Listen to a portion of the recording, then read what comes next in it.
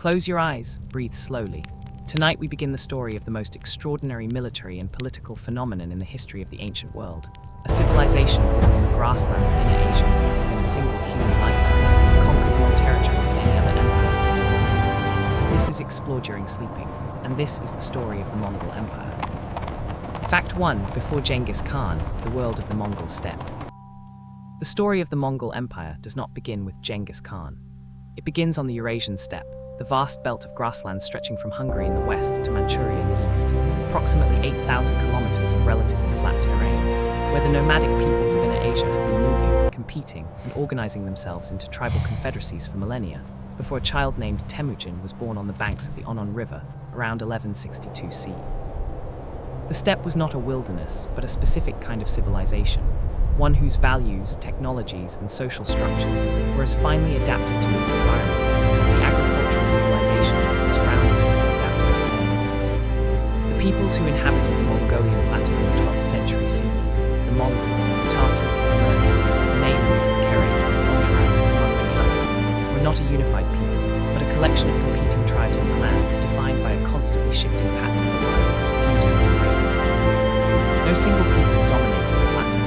Power was dispersed among relatively small units whose leadership was personal, and whose authority depended on the continued willingness of followers to follow. The great steppe empires, the Xiongnu, the Gokturks, the Uyghurs, had come and gone, each demonstrating the possibility of unification under a sufficiently compelling leader, and each collapsing when that leader's successors failed to maintain the coalition. The economy of the Mongolian plateau was based primarily on pastoralism, the herding of horses, cattle, sheep, goats, and camels across the seasonal pastures of the steppe. The horse was the central technology of steppe life. It provided transport, military power, and prestige, and the ability to ride and fight from horseback was the most valued skill of the steppe aristocracy. The composite bow made from layers of bone, sinew, and wood laminated together under enormous tension was the primary weapon of the steppe warrior, and the combination of horse and bow gave the nomadic peoples of Inner Asia a military capability that the settled agricultural civilizations of the Mongols found extremely difficult to counter. The 12th century was a period of extraordinary violence on the plateau of constant intertribal warfare, in which the basic conditions of safety and social trust were absent. It was into this world that Temujin was born, and from it that he would emerge as Genghis Khan, the universal ruler whose empire would change the world. Fact 2. Temujin, the child who would become Genghis Khan. Temujin, the man who would later take the title Genghis Khan, and go on to found the largest contiguous land empire in the history of the world, was born into circumstances that gave no obvious indication of his future greatness. A minor clan chieftain's son in the most turbulent and fragmented period of Mongolian steppe history, whose early life was marked by poverty, captivity, betrayal, and the kind of desperate personal struggle that characterized the lives of countless other steppe warriors who lived and died, without leaving any trace in the historical record. The story of Temujin's rise from obscure, imperiled youth to universal conqueror is one of the most extraordinary personal transformation narratives in the history of the world, and its details, preserved in the secret history of the Mongols, the earliest literary monument of Mongolian civilization, are as vivid and as humanly compelling as anything in the historical record of any civilization.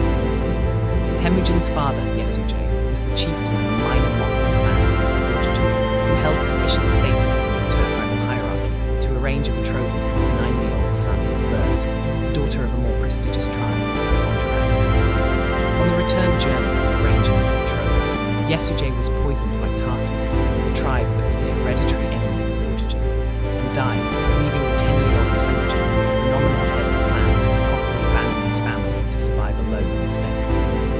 The years that followed were years of poverty and danger, in which Temujin's family survived by eating roots, fish, and game, and in which the young Temujin was forced to develop the practical skills of survival and the leadership qualities that would eventually enable him to rebuild his clan's power. The defining trauma of Temujin's youth was his capture by the Taiji and his imprisonment in a wooden collar, a humiliation from which he escaped through personal courage and the assistance of a sympathetic captor's family. Shortly after his escape, he recovered Bert from the Merkits who had kidnapped him, an act of personal loyalty that was one of the first demonstrations of his emerging leadership ability. The alliances Temujin built with the Keret leader Tolgor, his father's sworn companion, and with his childhood friend Jamal, were the political and military foundations on which his early power rested, and the eventual rupture of these alliances would define the final phase of his rise to power and limiting the tribes. The process by which Temujin united the fractious and mutually hostile peoples of the Mongolian plateau under his authority, accomplished between approximately 1185 and 1206 CE through a combination of military victory, strategic alliance, political innovation, and the ruthless elimination of rival leaders, was one of the most remarkable feats of political organization in the history of the pre-modern world. The creation, from a starting point of near-total personal and political insignificance, of a unified political entity that commanded the loyalty of every major group on the Mongolian plateau, and that provided the military and organizational foundation for the conquests that followed. Temujin's military campaigns in the 1190s and early 1200s were distinguished from the typical intertribal warfare of the steppe by a consistent pattern of innovation and ruthlessness that his contemporaries found both admirable and terrifying. His treatment of defeated enemies broke sharply with the steppe tradition. Rather than the standard practice of looting and enslaving the defeated, and leaving their tribal organization intact to rebuild and raid again, Temujin systematically reorganized the peoples he defeated, breaking up their existing tribal structures, redistributing their people among units whose loyalty was to him, personally rather than to their former chiefs, and executing the leaders who had opposed him, while incorporating the rank and file into his expanding force. The decimal system of military organization that Temujin imposed on his growing army, organizing it into units of 10, 100, 1,000, and 10,000 warriors, commanded by officers appointed by him, rather than drawn from the hereditary tribal leadership, was one of the most consequential administrative innovations in the history of warfare, creating a force whose discipline, coordination, and responsiveness to central command far exceeded anything the steppe had previously produced. The great Kurultai held at the source of the Onon River in 1206 CE formally proclaimed Temujin as Genghis Khan, the universal ruler, and marked the completion of the unification of the Mongolian plateau. The white felt throne on which he was raised by the assembled nobility was the physical expression of political achievement that had no precedent in the history of the steppe. It would take the assembled armies of dozens of civilizations more than a century to fully stop what Genghis Khan set in motion on that day on the banks of the Onon. Fact 4. The Mongol army, the most feared force in history. The Mongol army that Genghis Khan led out of the Mongolian plateau and into the surrounding world was, at the moment of its greatest effectiveness, the most formidable military instrument that had yet existed in the history of the ancient world. A force that combined the traditional advantages of steppe cavalry, speed, endurance, tactical flexibility, and the devastating range and accuracy of the composite bow, with a level of strategic sophistication, logistical capability, and adaptability to unfamiliar conditions that no previous nomadic army had possessed. The Mongol military system was not merely better than its contemporaries, it was qualitatively different. Capable of learning and adapting in ways that made it progressively more effective with each new campaign. The core of the Mongol military system was the relationship between the horse archer and the composite bow. A trained Mongol warrior typically maintained a string of 3 to 5 horses, allowing him to rotate mounts throughout a day's march of battle and maintaining the freshness of horsepower that gave Mongol forces an effective range of movement, routinely 80 to 100 kilometers per day in campaign conditions. That was 2 to 3 times greater than the movement rates achievable by the armies they faced. This speed advantage was not merely tactical but strategic. It allowed Mongol forces to appear before enemies who believed themselves to be safely distant, to concentrate forces faster than opponents could respond, and to exploit the paralysis and panic that their seemingly impossible speed of arrival induced in unprepared defenders. The Mongol use of coordinated psychological warfare, the deliberate cultivation of a reputation for absolute terror against those who resisted, combined with offers of mercy to those who submitted, was one of the most effective strategic tools in the Mongol arsenal. Cities that submitted received protection, cities that resisted were destroyed and their populations massacred. The policy was calculated to minimize costly sieges and maximize the submission of subsequent targets.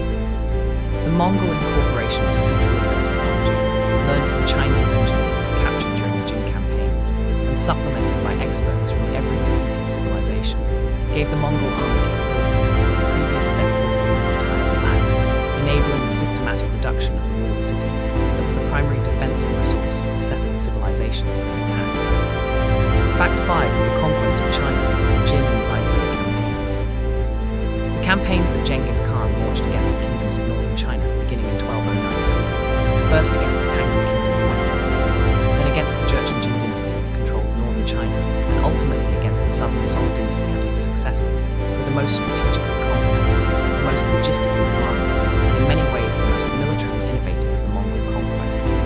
inspiring the development of new military technologies. New administrative systems and new tactical approaches would ultimately transform the Mongol army from a steppe cavalry force into a combined arms military system capable of reducing the most heavily defended urban civilizations in the world.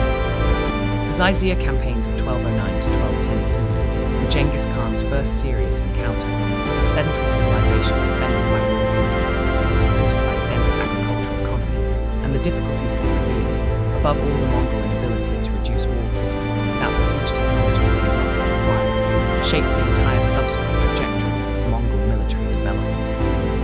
The Zaizia capitulated under pressure without complete conquest, and the partial nature of this resolution would later have fatal consequences for Zaizia itself, whose ultimate destruction in 1227 CE was partly motivated by the Tangu ruler's refusal to provide troops for the Khwarezmian campaign. The campaigns against the Jin dynasty, the Jurchen conquerors who governed northern China from their capital, Zhongli, modern Beijing, began in 1211 CE and continued intermittently for more than 2 decades, far longer than any of the Mongols' subsequent conquests. The Jin were a formidable military power with a sophisticated defensive system, a large professional army, and access to the full range of Chinese military technology, and the campaigns against them forced the Mongols to develop their siege capabilities, to incorporate Chinese engineers and administrators into their service, and to learn the administrative techniques that would be necessary to govern the dense agricultural populations of China. The capture and sack of Zhongli in 1215 CE, which reportedly burned for a month, and whose ruins were visited by travelers years later who described the bones bleaching in the sun, was the most spectacular single event of the Jin campaigns, but the complete conquest of northern China was not accomplished until 1234 CE, 7 years after Genghis Khan's death, when his successor Adriatic completed the destruction of the Jin state. Fact 6. The Khwarezmian campaign, the world shattered. The Mongol campaign against the Khwarezmian Empire, a powerful Turkic state that controlled Persia, Central Asia, and Afghanistan under Shah Muhammad II, launched by Genghis Khan in 1219 CE and completed by 1221 CE, represents perhaps the most catastrophic military event in the history of the ancient Near East and Central Asia. A campaign of destruction so comprehensive and so violent that it fundamentally and permanently altered the demographic, agricultural, and cultural landscape of one of the most densely populated and most historically productive regions in the world. The cities of Samarkand, Bokhara, Merv, Nishapur, Herat, and Urgench, some of the most populous and most culturally significant urban centers in the medieval world, were sacked, burned, and in many cases entirely depopulated in the space of approximately 2 years. The immediate cause of the Khwarezmian campaign was the decision of the governor of Otrar to massacre a Mongol trade caravan of approximately 450 merchants, and to execute the ambassador Genghis Khan, subsequently sent to demand reparations. This combination of economic provocation and diplomatic insult was, for Genghis Khan, an intolerable challenge to his authority, and a violation of the code of diplomatic conduct he took extremely seriously, and his response was the dispatch of a force estimated at between 100,000 and 150,000 warriors against a state whose population and territory dwarfed anything the Mongols had previously attempted to conquer. The campaign's distinctive feature was not merely its violence, but its strategic sophistication. Rather than concentrating his forces for a single frontal assault, Genghis Khan divided his army into multiple columns that attacked from different directions simultaneously, denying Shah Muhammad the ability to concentrate his own forces and inducing a paralysis that prevented effective resistance. Muhammad's response, dispersing his forces to garrison individual cities, rather than meeting the Mongols in open battle, played directly into Mongol hands. The demographic consequences were catastrophic and long-lasting. Modern estimates suggest the population of Khorasan in Central Asia may have declined by 50% or more as a direct result of the conquest, and the destruction of the canal irrigation systems caused agricultural collapses whose effects persisted for generations. The medieval Islamic world never fully recovered the urban density it had before 1219. Fact 7. The Secret History of the Mongols, the Voice of the Conquerors. The Secret History of the Mongols, a remarkable document composed in Mongolian sometime in the 13th century CE, probably in the 1220s to 1240s, that is simultaneously the oldest surviving literary work in the Mongolian language, the primary source for the early life of Genghis Khan and the rise of the Mongol Empire, and one of the most vivid and most humanly compelling historical narratives produced by any civilization in the history of the world. His is not the kind of document that empires typically produce about themselves. It is raw, intimate, morally complex, and occasionally unflattering to its subject, in ways that the court-sponsored histories of most civilizations carefully avoided. The secret history's narrative of Temujin's early life, the poverty following his father's murder, the abandonment of his family by his father's followers, the captivity and escape, the gradual rebuilding of his power through alliance and military success, reads less like the legitimizing mythology of imperial power and like a genuine attempt to record the actual experience of a specific human life in all its complexity. The secret history shows Temujin weeping for his abducted wife Bernd, shows him bound in a wooden collar by a Tachiot, shows him executing his half-brother in a quarrel over the division of game, and it does not attempt to explain away or elevate these experiences into the conventional triumphal narrative of imperial legitimacy. The document's survival is itself remarkable. It was preserved not in Mongolian script, but in a Chinese phonetic transcription discovered in the 14th century, suggesting that the original Mongolian text had been sufficiently sensitive to be considered unsuitable for wide circulation, hence the title of the sequel. The first scholarly translation into a modern Western language was made by the Russian sinologist Palladius in the 1860s, and subsequent translations and scholarly commentaries made the secret history one of the most studied texts in the history of Inner Asian studies. The secret history's account of the political and military events of Genghis Khan's rise, the alliance with Mongol, the campaigns against the Tartars and the Merkids, the final consolidation of power, the Great Kurultai of 1206, provides the foundation for all modern historical understanding of the Mongol Empire's origins. And its combination of precise narrative detail with evident personal investment in its subject makes it an irreplaceable window into the world that produced the most transformative conqueror in the history of the ancient world. Fact 8. Genghis Khan's death and legacy, the world divided. The death of Genghis Khan in August 1227 CE, occurring during the final campaign against the Zaizia, in circumstances that ancient sources describe variously as the result of a fall from a horse, an arrow wound, or illness contracted during the campaign, and that modern scholars have been unable to resolve with certainty, was one of the most consequential deaths in the history of the world. The ending of a single human life, whose extraordinary energy and organizational genius had been the driving force behind the transformation of the Eurasian world, and whose succession arrangements would shape the subsequent history of the Mongol Empire in ways that Genghis Khan himself had carefully and not entirely successfully planned for. The Mongol system of succession, which Genghis Khan had attempted to regularize through the Yasa, the code of laws he promulgated during his reign, was based on the principle that the empire was the collective patrimony of the Genghisic family rather than the property of a single successor, to be divided among the male line descendants of Genghis Khan and governed by a great Khan elected by Kurultai of Genghisic princes and the most senior commanders. This system, which reflected the Mongolian tradition of collective family ownership of pastoral territory, was simultaneously the source of the Mongol Empire's remarkable administrative energy. Each Genghisic prince had every incentive to maximize the productivity of his appanage and of its eventual fragmentation into competing successor states. Genghis Khan divided his empire among his 4 sons by his primary wife Bernd. Jochai received the westernmost territories, Chagatai received Central Asia, Urjadej received Mongolia proper, who was designated as the next great Khan, and Tolui, the youngest, received the Mongol heartland by the traditional Mongolian custom of the youngest son inheriting the family path. This 4-way division created the structural framework within which the empire would expand to its maximum extent under Urjadej, and then gradually fragment into the 4 successor Khanates. Yasa that Genghis Khan promulgated, the code of laws whose content is known primarily from fragmentary references in Persian, Chinese, and Armenian sources, established the legal and administrative foundations of the Mongol state, mandating religious tolerance, protecting ambassadors and merchants, requiring military service, and establishing the administrative structure of the empire. It became one of the most widely referenced legal codes in the medieval Islamic and Central Asian world. Fact 9. Urjadej Khan, the empire at its height. Urjadej Khan, the 3rd son of Genghis Khan, who was elected as the 2nd great Khan of the Mongol Empire at the Kurultai of 1229 CE, and who ruled until his death in 1241 CE, was the ruler under whom the Mongol Empire achieved its greatest extent and its most impressive administrative consolidation.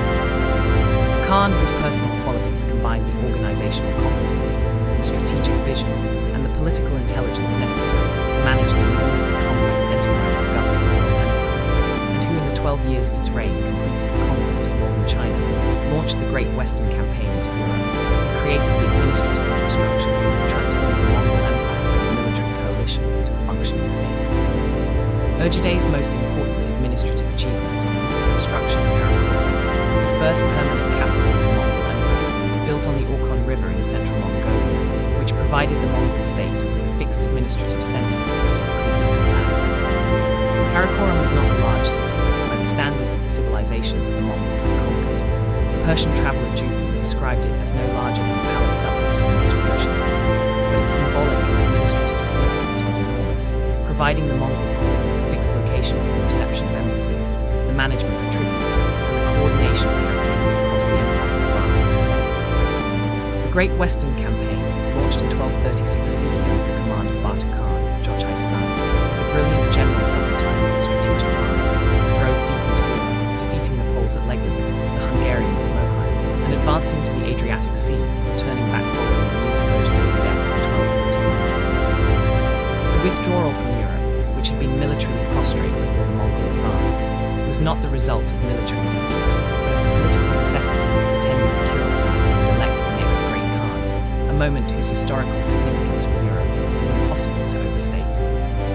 Ögedei's administrative reforms, the establishment of the Yam postal relay system across the empire, the regularization of tribute collection, the construction of granaries and way station facilities, created the logistical infrastructure without which the empire's vast geographical extent could not have been managed. Fact 10. The Mongol invasion of Europe, the edge of the world. The Mongol invasion of Europe between 1241 and 1242 CE, the massive military operation launched by Batu Khan and Subutai, defeated the armies of Poland, Silesia and Hungary in the matter of weeks, and that brought Mongol forces to the shores of the Adriatic Sea, was one of the most traumatic and most historically consequential military events in the history of medieval Europe. A demonstration that the most sophisticated military forces of the Christian West were entirely unable to resist the Mongol military system, and a warning of what the future might hold was rendered moot by the Mongol withdrawal that followed Ögedei Khan's death in December 1241 CE.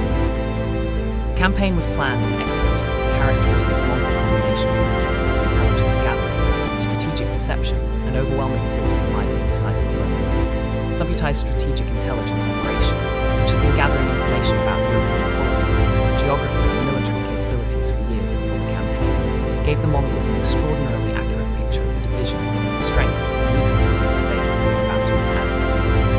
The simultaneous three-pronged advance into Poland, Silesia, and Hungary, coordinated across hundreds of kilometers, divided and overwhelmed the defenders before they could concentrate to mount effective resistance.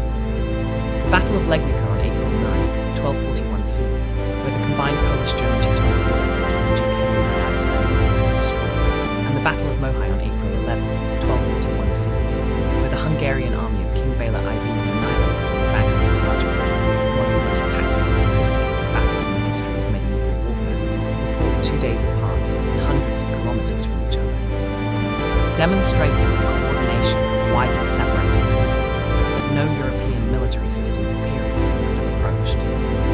The withdrawal following Ögedei's death left European Christendom shaken and attacked. Pope Innocent IV convened the Council of Lyon in 1245 CE partly to address the Mongol threat, dispatching the Franciscan Friar John of Plano Carpini to the Mongol court with a letter demanding an end to the attacks on Christian peoples. Carpini returned with a reply from the great Khan Gunu that was remarkable in its brevity and its contempt. He demanded the Pope that all Western rulers come in person to submit to Mongol authority. The conversation between Europe and the Mongol world had begun, and it would reshape both. Fact 11. Subutai, the greatest general we've never heard of. Subutai, the Mongolian general who served Genghis Khan and his successors for over 4 decades, who commanded or co-commanded more than 20 major campaigns across the length and breadth of the Eurasian continent, who never lost a battle, and who is considered by military historians to be one of the 2 or 3 greatest operational commanders in the history of warfare, is almost entirely unknown in the Western world despite having shaped the history of Europe, China, Persia, and the Caucasus more decisively than any other individual of the century. His obscurity in Western historical memory is partly a product of the Mongol indifference to personal glorification. The secret history and the Persian chronicles record his campaigns, but not his biography, and partly a product of the simple fact that he fought mostly against peoples whose subsequent historical traditions had every reason to minimize the scale of their defeat. Subutai was born around 1175 CE into a clan closely associated with Temujin's family and joined his service as a young man, rapidly distinguishing himself as a commander of extraordinary intelligence, flexibility, and operational range. His earliest independent command, the pursuit of Merkit remnants across the Siberian steppe, demonstrated the characteristic qualities that would define his career: the willingness to operate at extreme distances from any supply base, the ability to coordinate multiple columns of cavalry across enormous geographical separations, and the tactical resourcefulness to adapt to whatever defensive system his opponents deployed. The most celebrated of Subutai's campaigns is the Great Western Expedition of 1236 to 1242 CE, a campaign that devastated Kievan Rus, defeated the Poles and Germans at Legnica, annihilated the Hungarian army at Mohyne, and drove to the Adriatic. The planning of this campaign, the years of intelligence gathering about European political structures, the coordination of 3 simultaneous advances into Poland and Hungary, prevented the Western powers from concentrating against any single Mongol force, represents operational planning with a sophistication not equaled in European warfare until Napoleon. Subutai's career demonstrates something important about the Mongol Empire. It was not merely a force of nature whose successes resulted from overwhelming numbers or merciless brutality.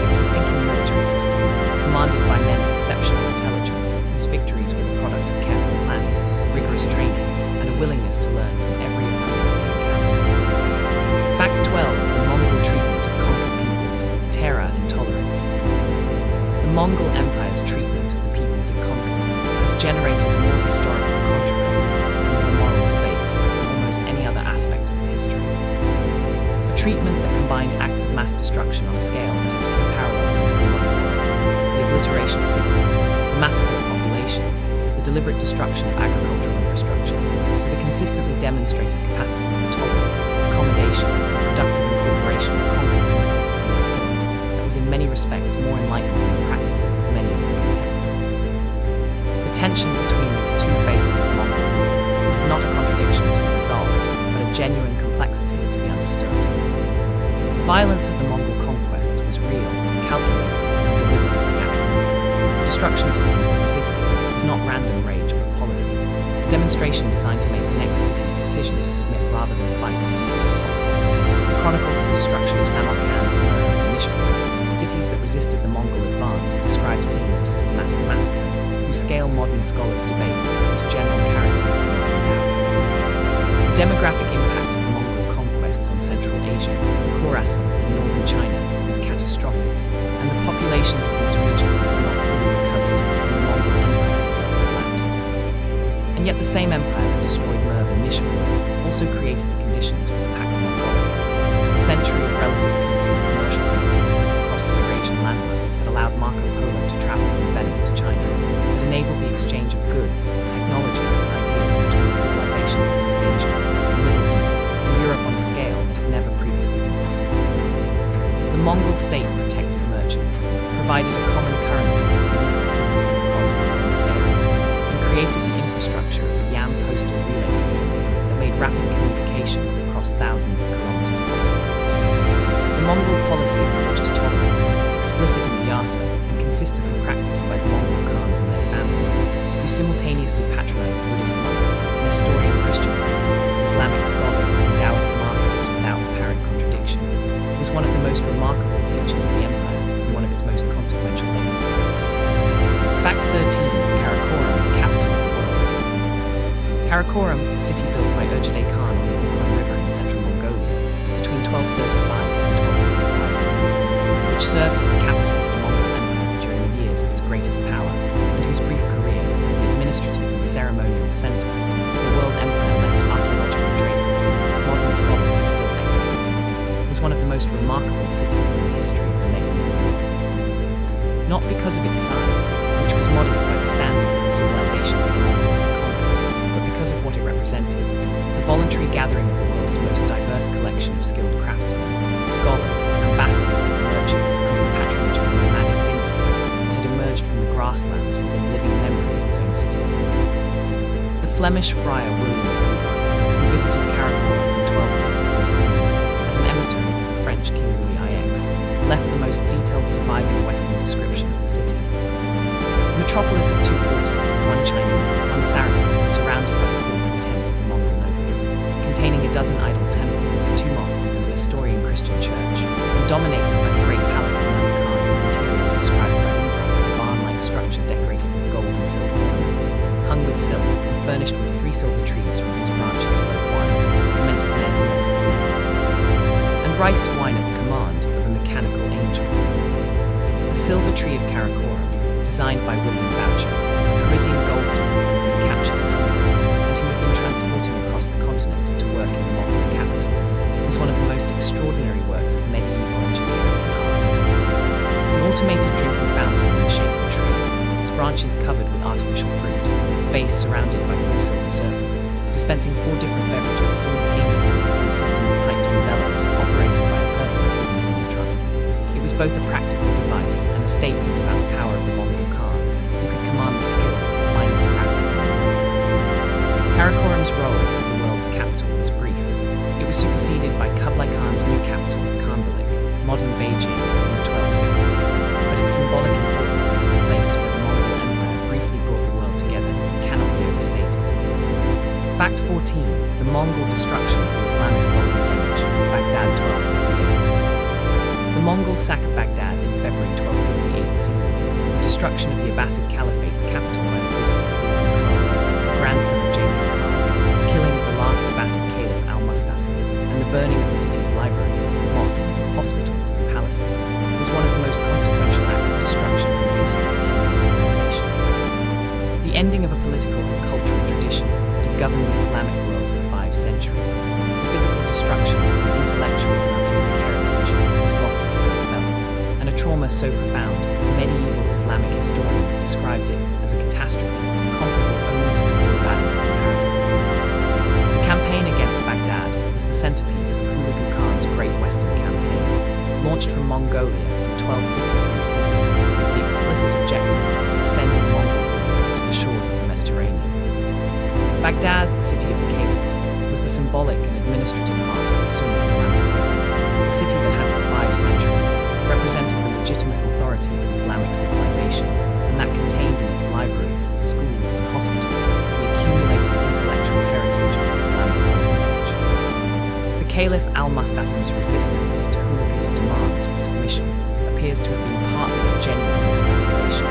He believed the Muslim world would rally to defend the caliphate. The siege lasted only 12 days before the city's defences were breached, and the subsequent sack lasted approximately a week, during which the population was massacred, the libraries were destroyed.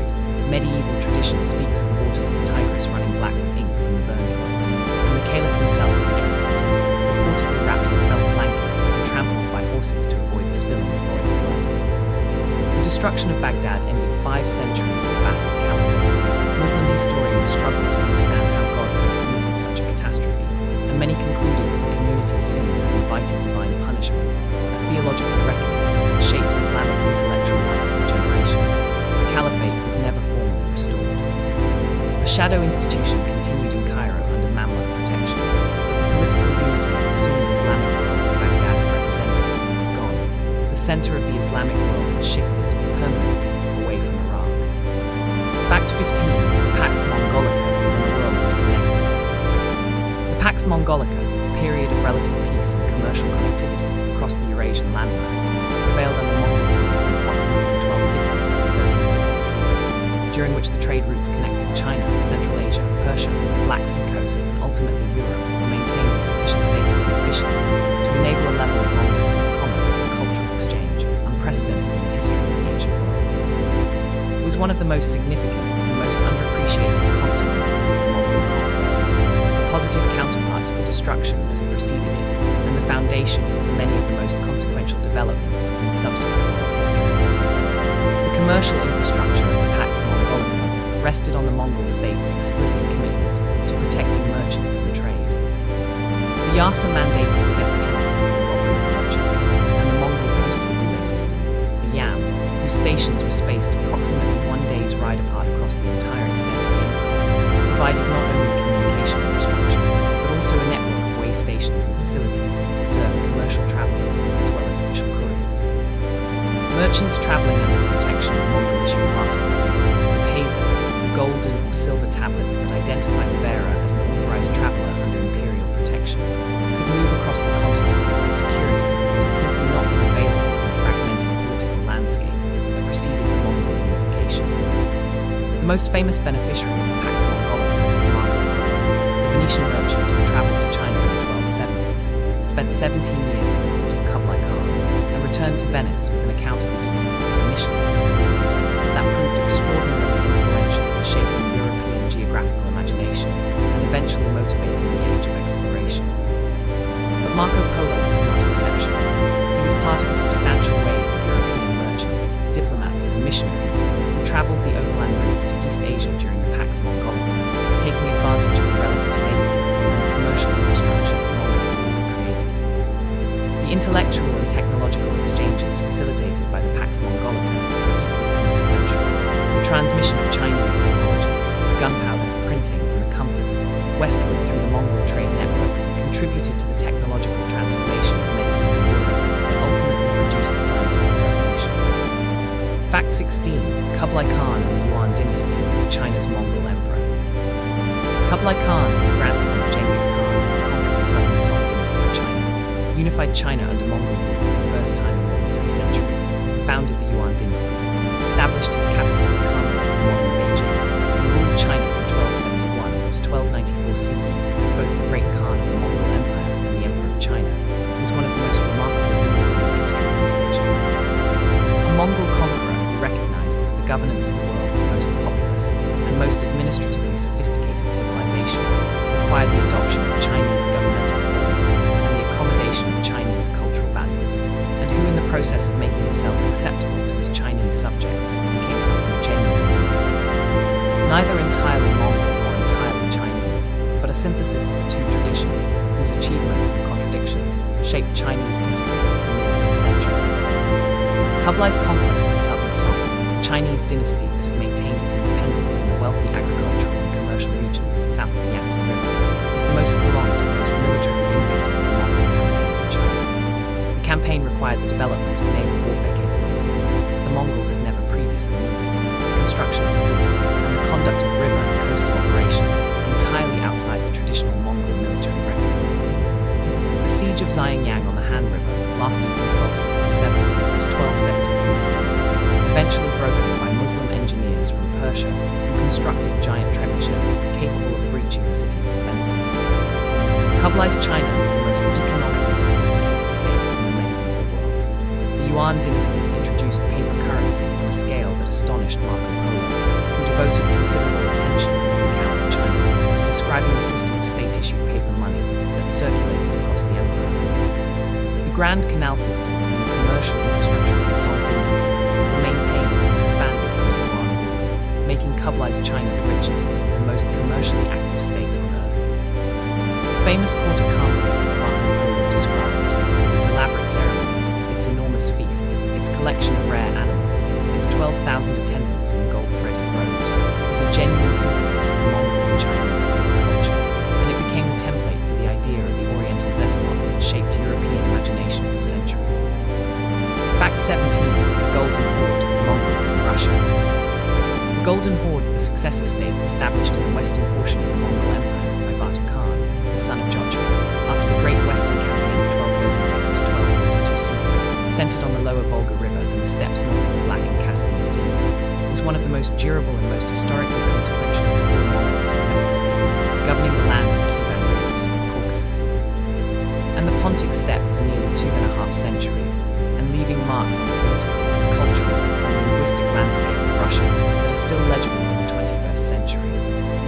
The Mongol conquest of Kievan Rus in 1237 to 1240 CE was one of the most devastating military events in Russian history. A campaign that destroyed the major principalities of Vladimir Suzdal and Kiev, killed a substantial fraction of the Russian population, and reduced the surviving princes to tributary status under Mongol overlordship. The city of Kiev, the most important city in Kievan Rus and the historic center of Russian Orthodox Christianity, was sacked and largely destroyed in 1240 CE, its population massacred and its famous churches burned. The trauma of the Mongol conquest, preserved in the religious and cultural memory of the Russian Orthodox Church, as a punishment sent by God for the Russian cultural self-consciousness for generations. The relationship between the Golden Horde and the Russian principalities was not simply one of conqueror and victim, however. The Russian princes who accepted Mongol overlordship and traveled to the Horde's capital at Saran to receive the army, a patent of authority that the Khan issued to recognize vassal rulers, were able to maintain their own governmental structures, their own Orthodox Christian religion, and their own cultural traditions in exchange for the payment of tribute and the provision of military service. The Mongol administrative and legal traditions, filtered into Russian practice during 2 centuries of Mongol overlordship, contributed elements to the Russian state's subsequent development that historians continue to debate. The Golden Horde converted to Islam under Khan Uzbek in the early 14th century CE, one of the most consequential religious transformations in the history of the steppe, and its subsequent history was shaped by the intersection of its Islamic identity with the persistent Mongol traditions of its ruling class. Fact 18. The Ilkhanate of Mongols in Persia. The Ilkhanate, the Mongol successor state established in Persia, Iraq, Anatolia, and the Caucasus by Hulagu Khan following his Great Western Campaign of 1253 to 1260 CE, and lasting in various forms until 1335 CE, was in many ways the most culturally productive and most historically significant of the 4 Mongol successor states. A state whose rulers, after a generation of violent conquest that included the destruction of Baghdad and the killing of the last Abbasid caliph, converted to Islam and became enthusiastic patrons of the Persian literary, artistic, and scientific traditions they had initially devastated, producing in the process some of the most magnificent artistic achievements in the history of Islamic civilization. The Ilkhanate's relationship with Islam was initially hostile. Hulagu's wife was a Nestorian Christian, and his campaign against Baghdad was supported by Christian allies in Armenia and the Crusader states, leading to hopes among Western Christians that the Mongol westward advance might be aligned with the Crusader enterprise. The Battle of Ain Jalut in September 1260 CE, where the Egyptian Mamluk army under Baybars defeated the Mongol forces in Palestine, ended the westward advance and established the Mamluks as the primary defenders of the Sunni Islamic world against the Mongol threat.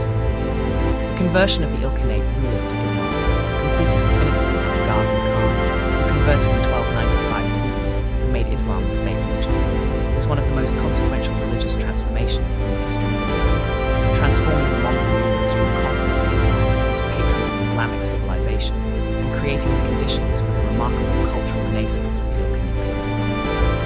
The great illustrated manuscripts of the Ilkhanate period, the magnificent Shahnameh manuscripts produced at the royal court, are among the most beautiful objects in the history of Persian art, testimony to the cultural synthesis achieved by Mongol patrons working with Persian artists in the ruins of the civilization their ancestors had destroyed.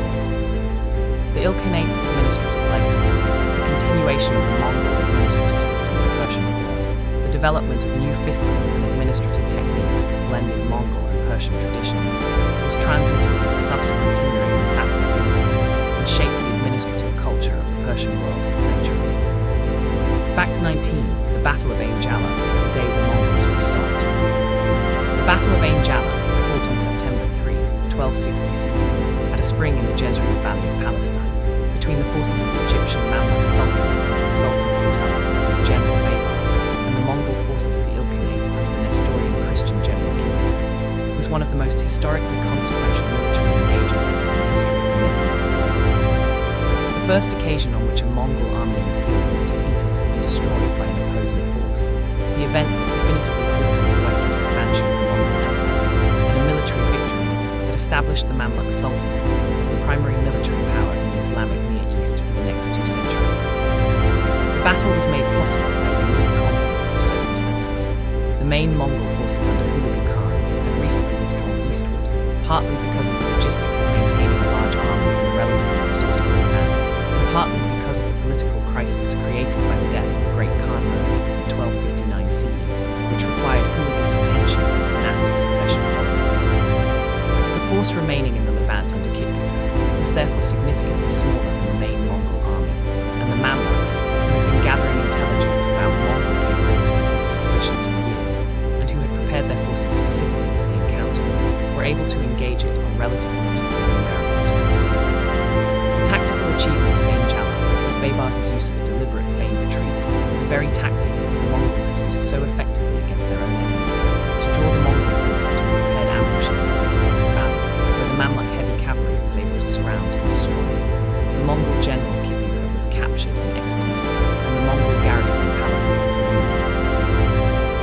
significance of Ain Jala was as important as its military consequences. The first Mongol defeat in open battle demonstrated that the Mongols were not invincible, shattered the psychological aura of inevitable conquest, and gave the Islamic world the confidence that resistance was possible. Baybars went on to become the Mamluk Sultan, and his subsequent decades of campaigns against both the remaining Crusader states and the Ilkhanate made him one of the most formidable rulers in the medieval East. Fact 20. Marco Polo, the world seen through Mongol eyes. Marco Polo, the Venetian merchant, travelled to China between 1271 and 1295 CE, who spent approximately 17 years at the court of Kublai Khan in Kameny, who served in various administrative roles in the Yuan dynasty, and who on his return to Venice dictated an account of his travels, a description of the world, known in English as the Travels of Marco Polo, that became the most influential geographical text in medieval Europe. He was not the first European to visit China, nor the most accurate reporter of what he saw there, but he was the individual whose account did more than any other single document to shape the European image of East Asia and to motivate the subsequent European drive to find a direct sea route to the wealth of the Orient. Marco Polo travelled to China as a teenager in the company of his father and uncle, Niccolo and Matthew Polo, who had already visited the Mongol court once before, and who had been personally asked by Kublai Khan to return with educated men capable of teaching the Christian faith and liberal arts. The Polo family arrived in China after a journey of approximately 3.5 years through Persia, Central Asia, and the Pampas, a route made possible by the Pax Mongolica and the infrastructure of the Mongol postal and commercial system. The description of the world that Marco Polo dictated to the writer Rostichello of Pisa, while both were prisoners of war in Genoa in 1298 CE, describes in sometimes bewildering detail the cities, peoples, products, and customs of China, Southeast Asia, India, and the Persian Gulf Coast. An account so comprehensive and so specific that it strained the credulity of European readers who had no independent means of verifying its claims. The work was initially greeted with widespread skepticism. Marco Polo was nicknamed Il Milione, the man of a million, for the apparently exaggerated scale of the numbers he described, but subsequent travellers to China consistently found that his descriptions, however incomplete, were fundamentally accurate. Christopher Columbus owned a heavily annotated copy of the description of the world. His marginal notes show him calculating distances between Asia and Europe as part of his planning for a westward voyage. Marco Polo, in the most consequential act of long-distance literary influence in the history of exploration, pointed Columbus west, and the Americas were the result. Fact 21. The Chagatai Khanate, the heart of Central Asia. The Chagatai Khanate, the successor state established in Central Asia by Chagatai, the second son of Genghis Khan, and centered on the ancient Silk Road cities of Transoxiana and the steppe grasslands of the Danube River Valley, was the most geographically central, and in some respects the most representative of the four Mongol successor states. A realm that straddled the great overland trade routes connecting China to Persia and the Mediterranean, that controlled the oasis cities of Samarkand and Bokhara, whose cultural wealth the Mongols had devastated, and whose recovery they now presided over, and whose turbulent internal politics, endless conflict between the nomadic Mongol tradition and the urban Turkic and Persian civilizations of the region, produced the conditions from which Timur the Great, history's most devastating conqueror after Genghis Khan himself, would eventually emerge. The Chagatai Khanate is divided almost from its founding by the tension between two visions of Mongol rule. The nomadic tradition, represented by the Mongol aristocracy of the steppe, favored the continuation of pastoral life, the exploitation of the sedentary population through taxation and requisition, and the maintenance of the Mongol cultural identity that Genghis Khan had forged. The urban tradition, represented by the Muslim, Turkish, and Persian populations of the Silk Road cities, favored centralization, the adoption of Islamic religious and cultural forms, and the development of the commercial and agricultural economy that had made the region wealthy before the Mongol conquest. This tension was eventually resolved, after considerable violence, in favor of the urban and Islamic tradition. The western portion of the Chagatai Khanate converted to Islam under Tamasherin Khan in the 1320s, and the subsequent history of the western Chagatai territories was shaped by their increasing integration into the broader world of Timurid Central Asian Islamic civilization. The eastern portion, the Moghulstan, whose Mongol ruling class resisted both sedentarization and Islamization, preserved something of the older nomadic Mongol identity into the 15th century. The Chagatai Khanate's most important historical legacy was providing the political and social environment from which Timur emerged in the 1360s, and from which the Mughal dynasty, founded by Timur's descendant Babur, would eventually emerge to conquer and rule India. Fact 22. The Mongol postal system, the Yam. The Yam, the Mongol Empire's extraordinary postal relay system, which at the height of the empire's power consisted of approximately 1,400 stations, spaced approximately 1 day's ride apart across the entire extent of the empire from China to the Black Sea coast, maintained at state expense with horses, provisions, and accommodation for authorized travelers, and capable of transmitting a message or a courier across the entire continent in a matter of days. It was one of the most impressive administrative achievements in the history of the modern world. The communication infrastructure, whose speed and reliability gave the Mongol state an unprecedented ability to coordinate military operations, manage administrative affairs, and maintain the personal authority of the Khan over territories of continental extent. The logistical demands of the Yam were enormous. Each station was required to maintain a specified number of horses, typically between 20 and 50, depending on the station's location and the volume of traffic, along with the personnel to care for them, food and lodging for travelers, and the administrative records documenting the pass-through and on what authority.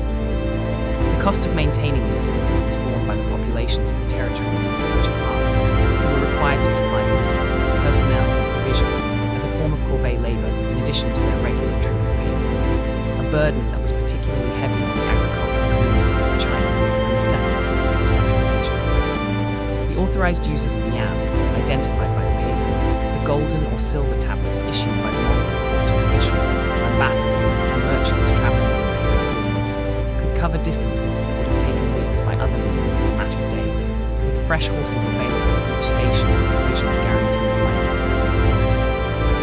William of Rubruck, a Flemish friar who travelled to Karakorum in 1253 to 1254 CE, used the Yam system for part of his journey and marvelled at the speed and efficiency with which it functioned. The Yam's influence extended beyond the Mongol period. The relay postal systems of subsequent states in China, Russia, and the Islamic world drew on the Mongol model, and the principle of state-maintained relay postal infrastructure that the Mongols developed would eventually evolve into the modern postal systems of the contemporary world. Fact 23. Mongol women, power on the steppe. The women of the Mongol Empire, the wives, mothers, and daughters of the Genghis dynasty and the Mongol aristocracy, whose political, economic, and administrative activities are documented in the Persian chronicles, the Chinese administrative records, and the accounts of Western travelers who visited the Mongol court, occupied a position of considerably greater power and autonomy than the women of most of the sedentary civilizations that the Mongols conquered. And their role in the governance of the empire during the frequent periods of regency that punctuated the Mongol succession crises was in some cases decisive for the empire's survival and continuity.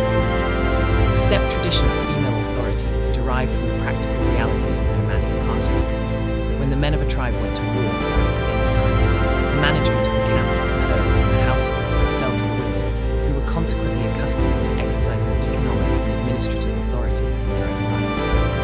The Mongol tradition of ruling, a household establishment of a great noble or royal personage, which could be an extremely large and complex economic enterprise, employing hundreds of servants and managing extensive herds, was typically managed by the wife or wives of the household's nominal head, who exercised genuine managerial authority over its resources.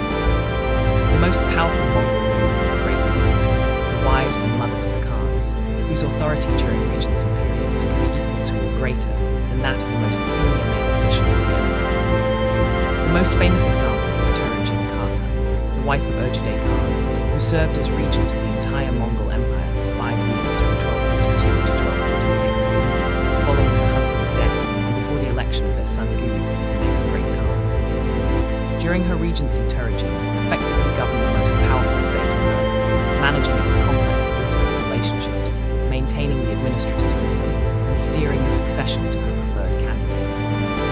The steppe tradition of female authority had no equivalent in Confucian, Islamic, or Christian societies the Mongols ruled, a fact Persian and Chinese chroniclers noted with mixed fascination and disapproval. The Christian travelers who visited the Mongol court described women directing enormous household establishments, attending public assemblies, and receiving foreign envoys, documenting a world whose assumptions about gender and authority were entirely different from their own. Fact 24. The Black Death, the Mongols and the Plague.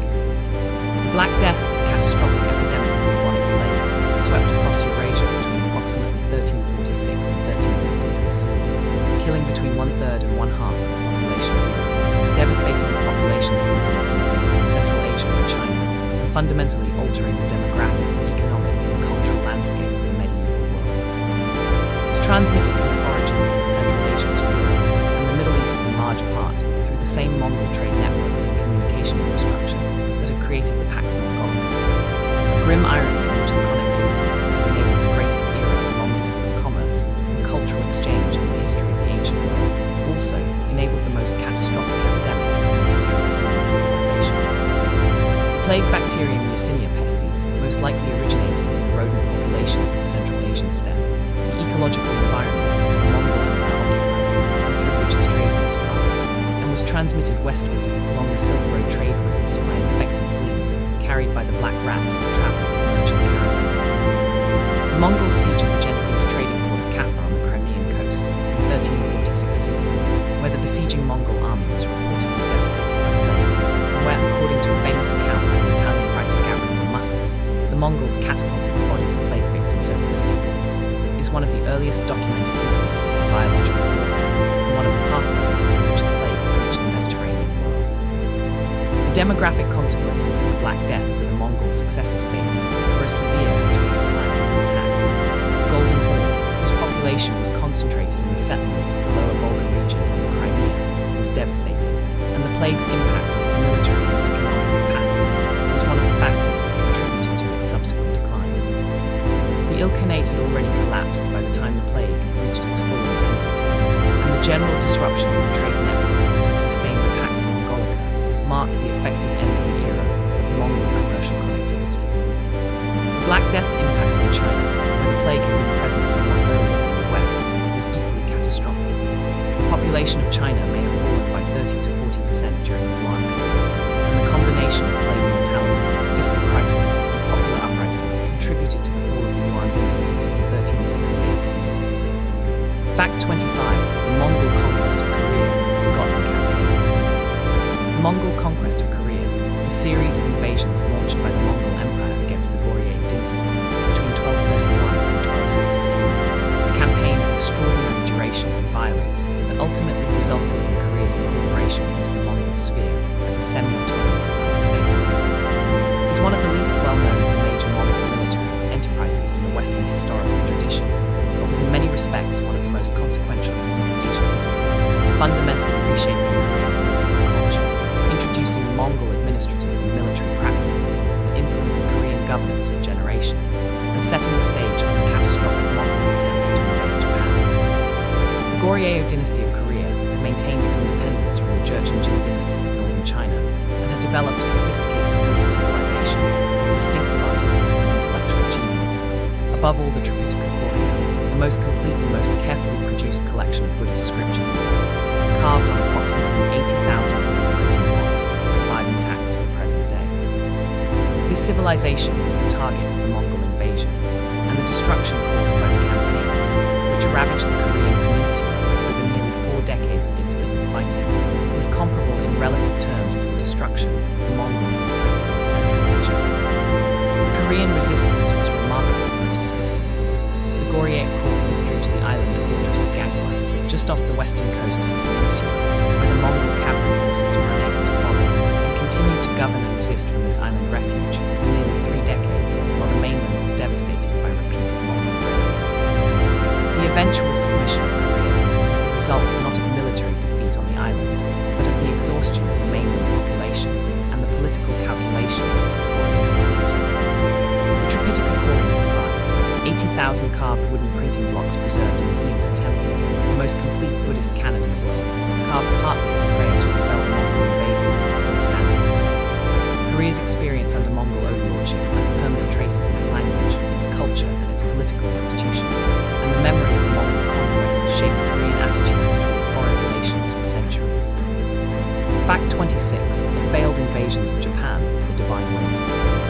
The 2 Mongol attempts to invade Japan, launched in 1274 and 1281 CE under the orders of Kublai Khan, using fleets assembled from Korean and Chinese shipyards and armies combining Mongol, Chinese, and Korean forces, with the most ambitious maritime operations in the history of the Mongol Empire, and among the most catastrophic military failures in the history of the empire. Expeditions that ended not in defeat on the battlefield, but in the destruction of the invading fleets by typhoons that the Japanese would remember as kamikaze, divine winds sent by the gods to protect the islands from foreign conquest. The first invasion of 1274 CE demonstrated the feasibility of the enterprise, but also revealed the limits of Mongol cavalry in unfamiliar maritime and terrain conditions. The Mongol and allied forces successfully landed in Kyushu, defeated the Japanese samurai forces they initially encountered, whose individual combat style was entirely unable to cope with coordinated Mongol combined arms tactics and advanced inland. The Japanese defenders were shocked by the Mongol use of explosive projectiles, coordinated archery, and disciplined unit tactics that bore no resemblance to the ritual single combat that Japanese warrior culture had elevated to an art. The invasion force withdrew to its ships following the first night's engagement, apparently intending to resupply and resume the attack, and was scattered by a storm. The second invasion of 1281 CE was far more ambitious. A force of approximately 140,000 men and nearly 4,000 vessels, the largest amphibious operation attempted anywhere in the world before the 20th century. The invasion was again delayed by the determined resistance of the Japanese defenders, who had used the 7 years since the first invasion to construct defensive walls along the most vulnerable stretches of coastline, and was ultimately destroyed by a massive typhoon in August 1281 CE that sank or scattered the fleet and killed a large fraction of the invasion force.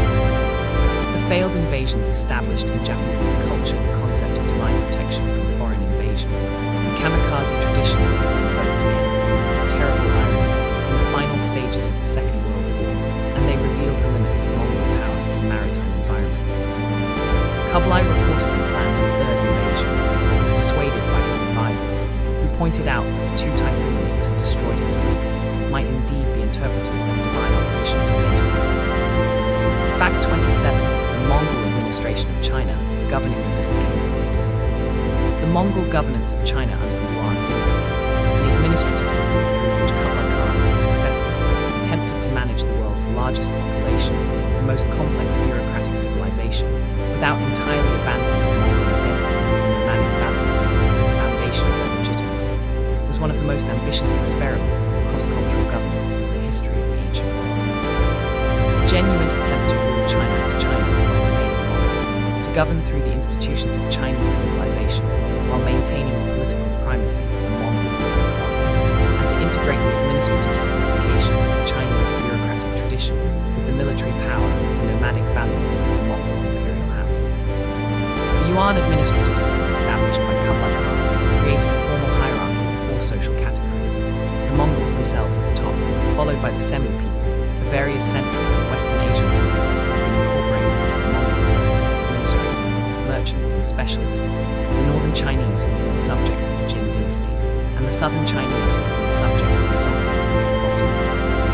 This categorization system, which restricted the access of Chinese, and particularly Southern Chinese, to the highest administrative positions, was one of the most resented features of Yuan rule, and one of the primary grievances that fueled the popular rebellions that eventually overthrew the dynasty.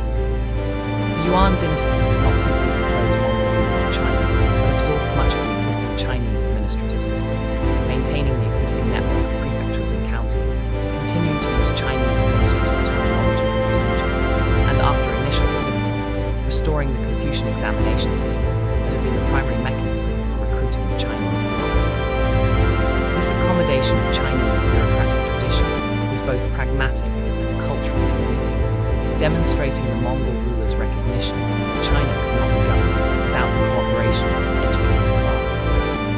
The Yuan period saw significant economic and cultural achievements alongside the political tensions of Mongolia. The extension of the Grand Canal to Beijing, the expansion of maritime trade, the flourishing of popular literature, including opera and the novel, and the production of the blue and white porcelain had become China's most famous export. Fact 28. Genghis Khan's religious policy, the God-tolerant Khan. The religious policy of Genghis Khan and the Mongol Empire, the explicit and consistently maintained commitment to religious tolerance that distinguished Mongol governance from the policies of most other pre-modern imperial systems, and that was codified in the Yasa as a foundational principle of the empire, was one of the most remarkable and most historically consequential aspects of the Mongol imperial ideology. The policy whose origins were partly pragmatic, partly philosophical, and partly grounded in the specific religious traditions of the Mongolian steppe, and whose effects on the religious landscape of Eurasia were visible from Korea to Hungary. The religious traditions of the Mongolian steppe before and during the time of Genghis Khan were primarily shamanistic, centered on the practice of communicating with spirits through specially trained religious practitioners called shamans, and on the veneration of the sky god Tengri, whose blue heaven arched over the steppe and whose power was invoked to legitimate the authority of great khans. Genghis Khan himself was deeply religious in this shamanistic tradition and understood his conquest of the world as the fulfillment of Tengri's will, a conviction that gave his campaigns a quasi-messianic character and that he communicated to his followers as the organizing ideology of the imperial enterprise. This shamanistic background predisposed the Mongols toward a kind of pragmatic religious pluralism.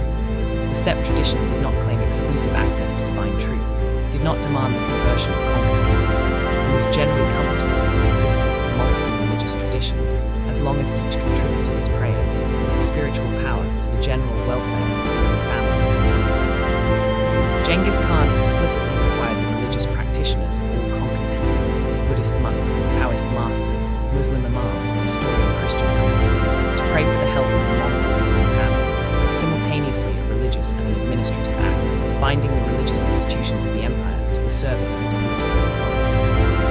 The practical consequences of this policy were enormous.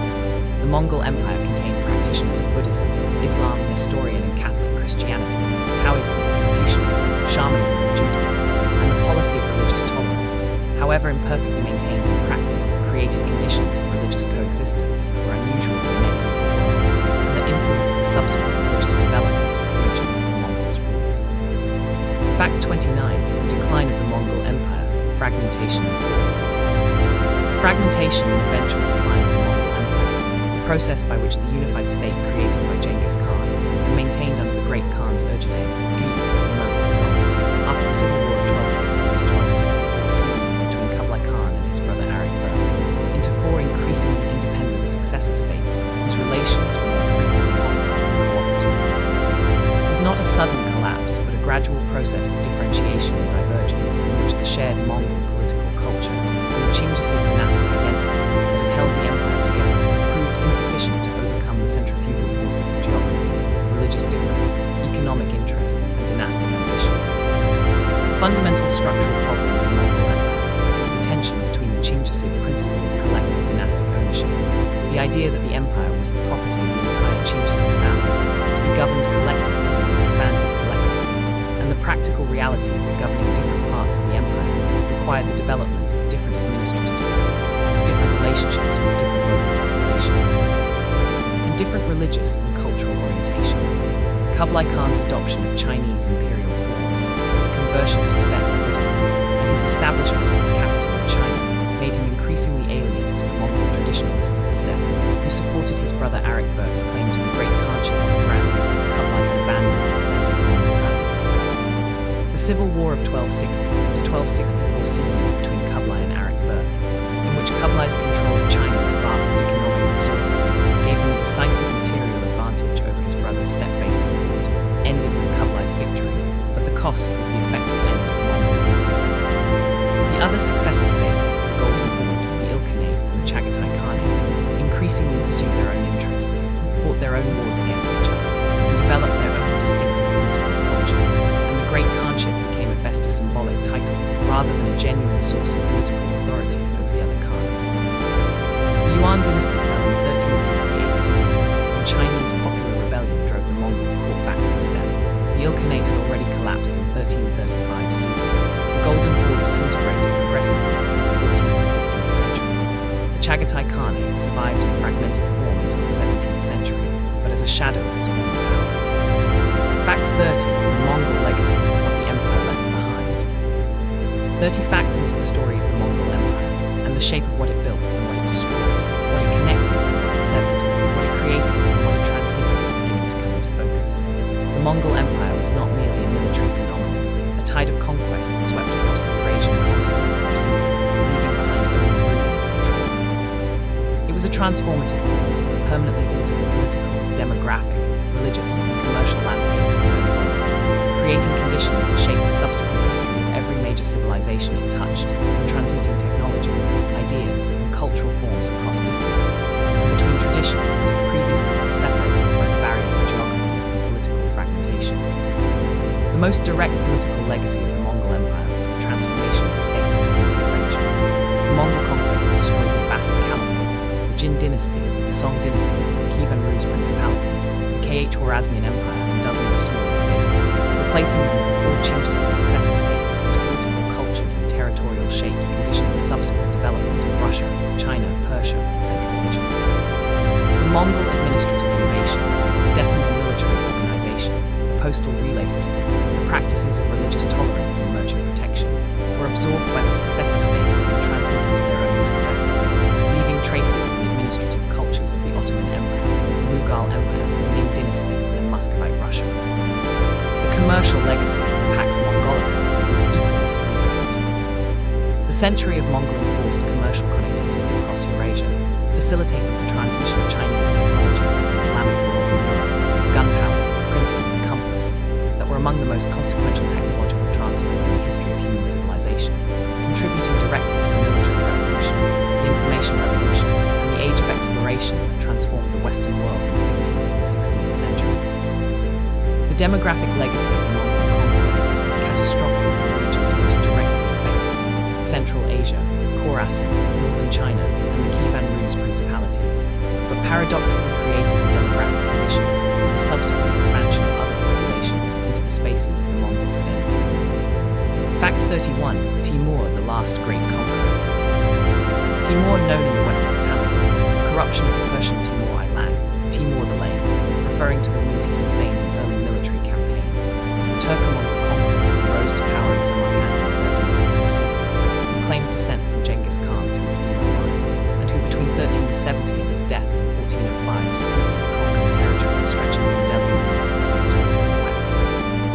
Defeating the Ottoman Sultan Bayezid I at the Battle of Ankara in 1402 CE, and the Delhi Sultan in 1398 CE, and inflicting destruction on Central Asia, Persia, the Caucasus, the Levant, and India that in its scale and systematic thoroughness rivaled even the conquests of Genghis Khan himself. Timur's relationship to the Mongol tradition was both genuine and deliberately constructed. He was a Turk by language and culture, but a Mongol by dynastic aspiration, claiming the authority of the Genghis tradition while being unable to take the title of Khan because he lacked direct male line Genghis descent. He solved this problem by ruling his emir commander, and by marrying Genghis princesses, taking the title Gurajan, son-in-law of the House of Genghis Khan, a designation that allowed him to claim proximity to Mongol legitimacy without the direct bloodline legitimacy technically required. The destruction wrought by Timur's campaigns was extraordinary even by the standards of Mongol conquests. The sack of Delhi in 1398 CE was followed by a massacre of the city's population. The campaign in the Caucasus devastated Georgia and Armenia. The sack of Baghdad in 1401 CE destroyed a city that had barely begun to recover from the Mongol sack of 1258 CE. The campaign against the Ottomans captured the Sultan Bayezid I and reportedly kept him in a cage, a humiliation of the most powerful Muslim ruler in the world that reverberated across the Islamic world. Timur died in 1405 CE while preparing the invasion of China. The empire he built dissolved almost immediately, but the cultural tradition he established at Samarkand endured, producing in his descendants a court civilization whose most brilliant expression came in 15th century Herat, and whose final flowering arrived in Mughal India, where Timur's descendant Babur founded a dynasty and governed South Asia for 3 centuries. The Mongol conquering tradition, refracted through the Timurid lens, reached further and lasted longer than Genghis Khan could have imagined. Fact 32. The Mongol impact on Russia, 2 centuries of the yoke. The period of Mongol overlordship over the Russian principalities, known in Russian historiography as the Tatar-Mongol Iga, or Tatar-Mongol yoke, conventionally dated from the Mongol conquest of 1237 to 1240 CE to the Battle of the Kulikovo Field in 1380 CE, or more precisely to 1480 CE, when Ivan III formally ended tribute payments to the Golden Horde, was one of the most consequential periods in Russian history. A period of enforced subordination that shaped Russian political culture, Russian state formation, Russian attitudes toward Asia and the East, and the specific institutional forms in which the Russian state would develop in the centuries that followed. The The debate among Russian historians about the nature and significance of the Mongol impact has never been fully resolved. The nationalist school, represented above all by the 19th century historian Nikolai Karamzin, argued that the Mongol period represented a catastrophic interruption of Russian development that set Russia behind Western Europe by centuries, and that explains many of the differences between Russian and Western European political culture. The revisionist school, represented in the 20th century by historians like George Vernadsky, argued that the Mongol period was not simply destructive, but provided the institutional foundations for the centralized Russian state that emerged from Moscow in the 15th and 16th centuries. The specific institutional legacies that historians have identified include the Russian postal system, which drew on the Mongol yam as its model, certain taxation and census practices, elements of military organization, and possibly the autocratic political traditions of the Muscovite state, which some historians have linked to the Mongol practice of absolute submission to the Khan's authority. The defeat of the Golden Horde forces at the Battle of Kulikovo Field in 1386, the first major Russian military victory over a Mongol force, became one of the founding myths of Russian national identity, celebrated in literature, icon painting, and eventually in film as the moment when Russia began to recover its dignity and its independence. The Russian word for money, dengi, derives from the Mongol tenge. 2 centuries of contact left permanent traces in the language. The memory of the conquest and its eventual defeat became central to the Russian historical imagination. Fact 33. The Mongol conquest of Persia, destruction and renaissance. The Mongol conquest of Persia, accomplished primarily during the Khwarezmian campaign of 1219 to 1221 CE, and consolidated under Kublai Khan's campaigns of the 1250s, was the most catastrophic event in the history of the Iranian plateau since the Arab conquest of the 7th century CE. The destruction was demographic and agricultural. And cultural consequences were so severe that the population of Khorasan in Central Asia may not have fully recovered to pre-conquest levels for 2 centuries. And yet the same Mongol dynasty that destroyed the cities of Nishapur, Merv, and Samarkand, killing populations that medieval sources estimated in the millions, also created the Ilkhanate, within whose patronage some of the most magnificent art in the history of Persian civilization was produced. The specific mechanism of this cultural renaissance was the Ilkhanate court's adoption of Persian as its administrative and literary language, and the patronage of Persian poets, historians, and artists by the Mongol rulers who had converted to Islam and who needed the legitimizing framework that Persian court culture provided. The historian Rashid al-Din, a physician and polymath who served as vizier to the Ilkhanate court in the late 13th and early 14th centuries CE, produced in his Compendium of Chronicles the most comprehensive world history written in the medieval Islamic world, a work whose Persian text was accompanied by illustrated versions, whose miniature paintings are among the most important documents in the history of Persian visual art. The architectural achievements of the Ilkhanate period, above all the great funerary and religious complexes built at Tabriz, Sultaniya, and other centers, introduced new architectural forms, new construction techniques, and a new integration of tile decoration with architectural structure that profoundly influenced the subsequent development of Iranian and Islamic architecture.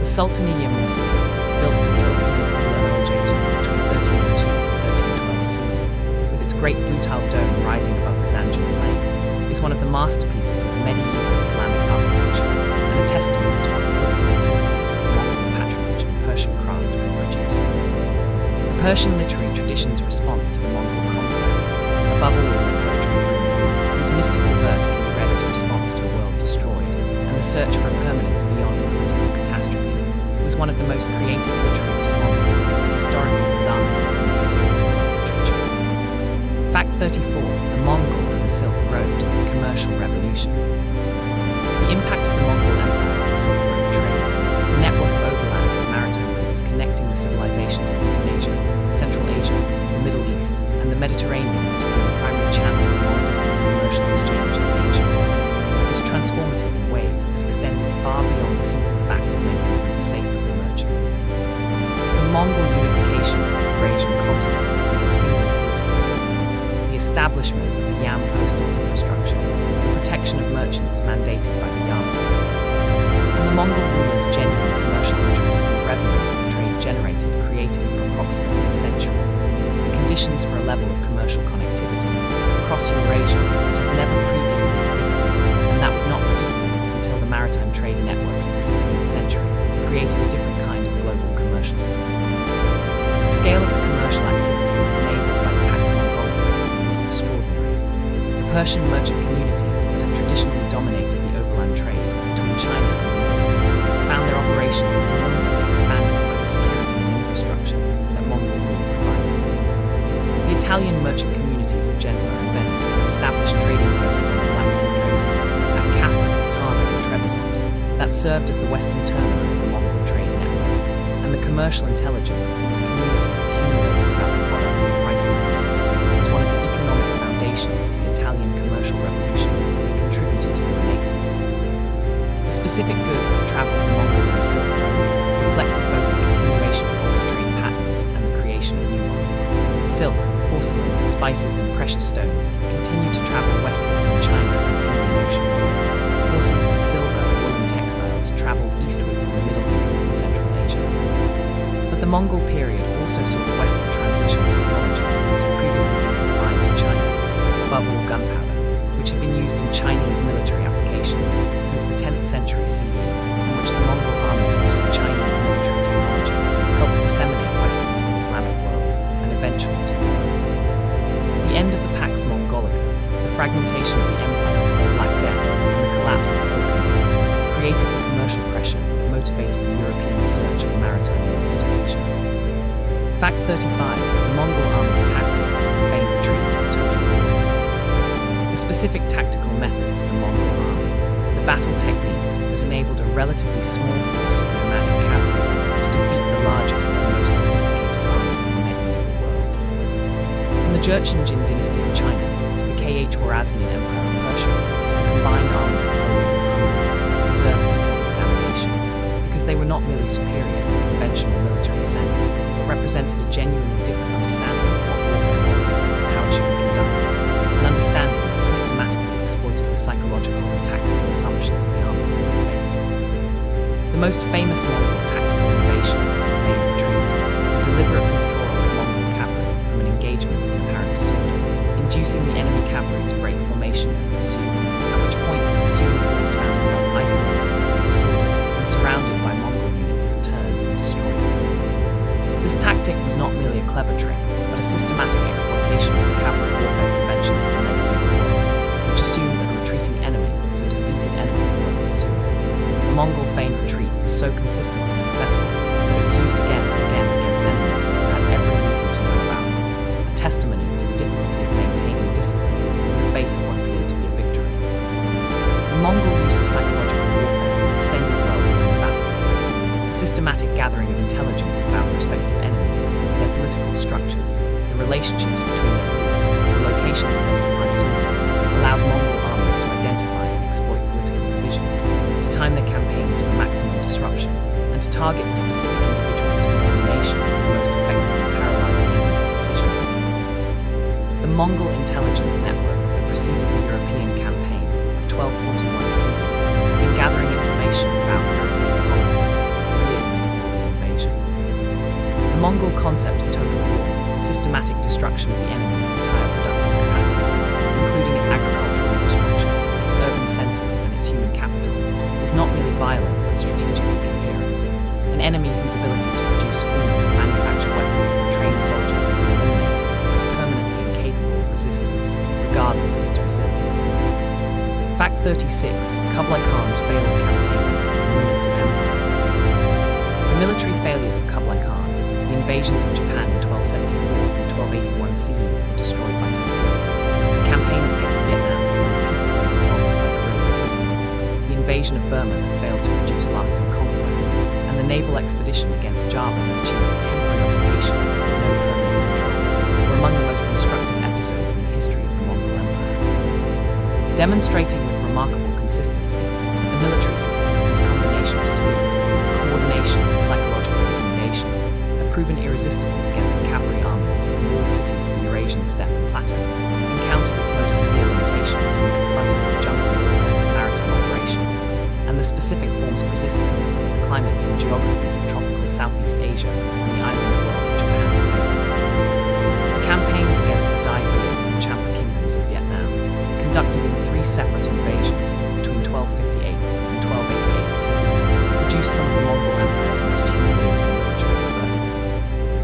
The Vietnamese commander TR-1A7N Hung D-Letter-1A1 O developed a strategy of strategic withdrawal combined with guerrilla harassment, dennied the Mongol forces the pitched battle they needed to be decisive, while the tropical climate, disease, heat, and the unfamiliar jungle terrain steadily eroded the effectiveness of the Mongol cavalry forces with the primary instrument of Mongol military power. The Vietnamese naval victory, the Battle of the B-Letter-1A1CH D-Letter-1A1 River in 1288 CE, where a Vietnamese fleet destroyed the Mongol naval force by driving it onto stakes hidden beneath the water at low tide, was one of the most ingenious defensive victories in the history of medieval warfare. The Burma campaigns of 1277 to 1287 CE encountered similar difficulties. The pagan kingdom was eventually forced to acknowledge Mongol suzerainty, but the campaigns were more successful in demonstrating the difficulties of operating in tropical environments than in producing lasting political control. The pattern of Kublai's failed campaigns reveals a systematic limitation. The Mongol military system was extraordinary in the open steppe, where speed and the composite bow were decisive. Water, jungle, and disease were obstacles that the Mongol genius for adaptation could not overcome. Nature, in the end, was an adversary that no amount of tactical brilliance could fully defeat. Fact 37. The Mongol impact on Islam, catastrophe, and conversion. The relationship between the Mongol Empire and the Islamic world was the most consequential and most paradoxical of all the empire's relationships with the civilizations it encountered. A relationship that began with the most catastrophic series of destructions ever inflicted on the Muslim world. The Khwarazmian campaign, the sack of Baghdad, the destruction of the cities of Khorasan in Central Asia, and that ended within 2 generations of the conquests, with the wholesale conversion of the major Mongol successor states to Islam, the incorporation of the Mongol rulers into the Islamic political tradition, and the emergence of a new synthesis of Mongol political power and Islamic cultural forms that shaped the subsequent history of the Near East, Central Asia, and South Asia for centuries. The initial impact of the Mongol conquests on the Islamic world was catastrophic in a way that went beyond the physical destruction of cities and the killing of populations. The Abbasid Caliphate, the institution that had for 5 centuries provided the symbolic center and the political legitimacy of the Sunni Islamic world, was destroyed when the last caliph was executed in 1258 CE, leaving the Islamic world without the political framework that had organized it since the 7th century CE. The Mamluk Shadow Caliphate, established in Cairo, gave the institution a nominal continuation, but the genuine authority of the Abbasid Caliphate was gone, and the subsequent history of Islamic political thought reflects the need to reconstruct political legitimacy in the absence of the caliphal institution. The conversion of the Ilkhanate, the Golden Horde, and eventually the Chagatai Khanate to Islam, accomplished within roughly a century of the initial conquests, was one of the most remarkable instances of the conquered culture assimilating its conquerors in the history of world religion. The Mongol rulers who adopted Islam did not merely convert personally, they became patrons and champions of Islamic civilization, funding the construction of mosques and madrasas, supporting Islamic scholarship, and presenting themselves as protectors of the Muslim community. The Mongol contribution to Islamic civilization after conversion was substantial. The administrative techniques, the artistic traditions, and the political models that the Mongol rulers brought to their patronage of Islamic culture created new syntheses that enriched the tradition they enjoyed. Fact 38. The Yuan dynasty's fall, the Red Turbans, and the name. The fall of the Yuan dynasty, the collapse of Mongol rule in China in 1368 CE, accomplished through a popular uprising that drove the last Yuan Emperor Toghon Temür from his capital, Kangoo, and established in its place the native Chinese Ming dynasty, was one of the most consequential political events in the history of East Asia. The end of nearly a century of Mongol rule, the restoration of Chinese imperial governance under a native dynasty, and the beginning of the Ming period, whose specific political culture, foreign policy, and cultural orientation were shaped in large part by the experience of Mongol rule and the determination of the Ming founders to prevent its recurrence. The immediate causes of the Yuan dynasty's fall were multiple and mutually reinforcing. The catastrophic demographic decline caused by the Black Death, combined with severe floods on the Yellow River in the 1340s and 1350s, destroyed agricultural production across a large part of northern China, produced the conditions of famine, displacement, and social breakdown, generated the popular rebellions whose leader, the former Buddhist monk Hezhi Junlunja, eventually united into the force that overthrew the dynasty. The Yuan government's fiscal and administrative failure the reckless issue of paper currency that induced hyperinflation, the inability to manage the flood control systems that Chinese imperial governance had maintained for centuries, delegitimized the Mongol period in the eyes of the Chinese population. The Red Turban Movement, the millenarian Buddhist Manichaean religious rebellion, whose networks provided the organizational framework for the anti-Yuan uprising, was both a genuine popular revolution and a sophisticated political enterprise, and its transformation under Zhu Yunzhang's leadership from a religious movement into a military force founded in the Ming Dynasty was one of the most remarkable personal political journeys in the history of Chinese imperial succession. The Ming Dynasty that emerged from the Yuan's fall was explicitly and programmatically anti-Mongol in its cultural orientation. The Confucian examination system was restored and expanded, the capital was moved south into Nanjing, and the Mongol cultural practices that had been introduced into Chinese court life were systematically eliminated. The Great Wall was extended and reinforced, the permanent physical expression of the Ming determination that no nomadic power would ever again breach the northern frontier of Chinese civilization. Fact 39. The Mongol legacy in Central Asia, Timurids and beyond. The Central Asian world that emerged from the Mongol period, the cultural, political and demographic landscape of the region stretching from the Caspian Sea to the borders of China, was permanently transformed by the Mongol experience, and the successor states and cultural traditions that developed in this region in the centuries following the Mongol conquest were the marks of that experience in ways that were simultaneously destructive and creative.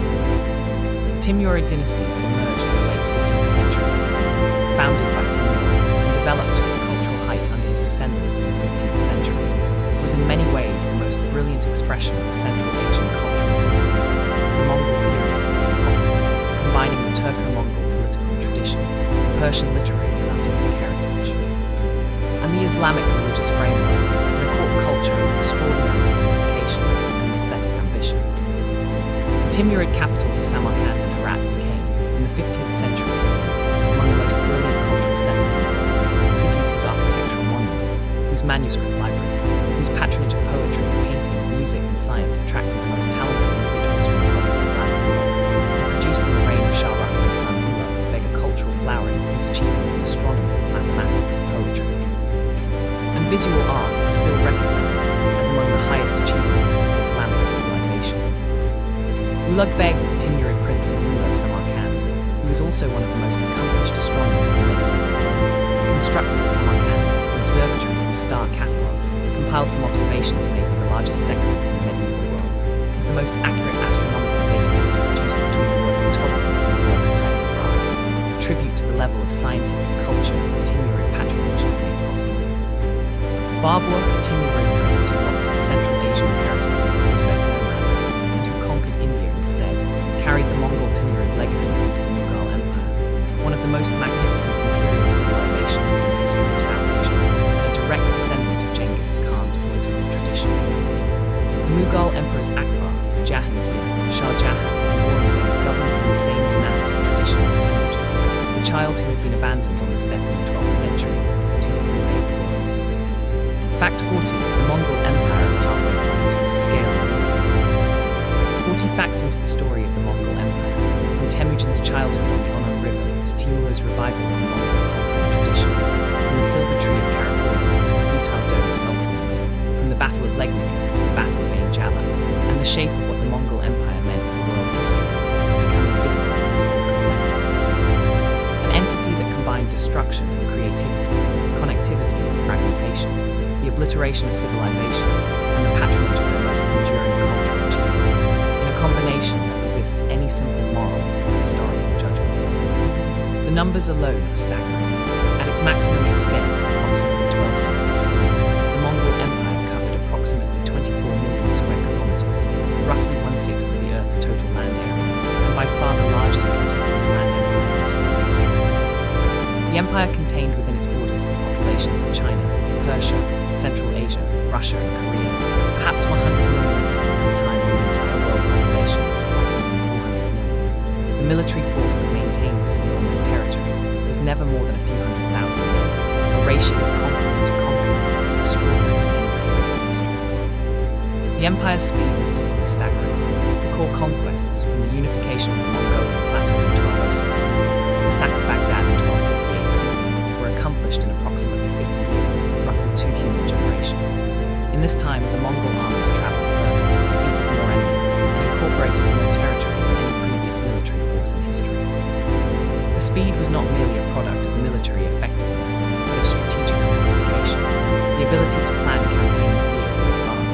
gather intelligence across continental distances, and to coordinate multiple forces operating thousands of kilometers apart. 60 facts remain with stories of specific individuals, specific moments, and specific legacies that will illuminate the character of a civilization that, for better and for worse, helped make the modern world.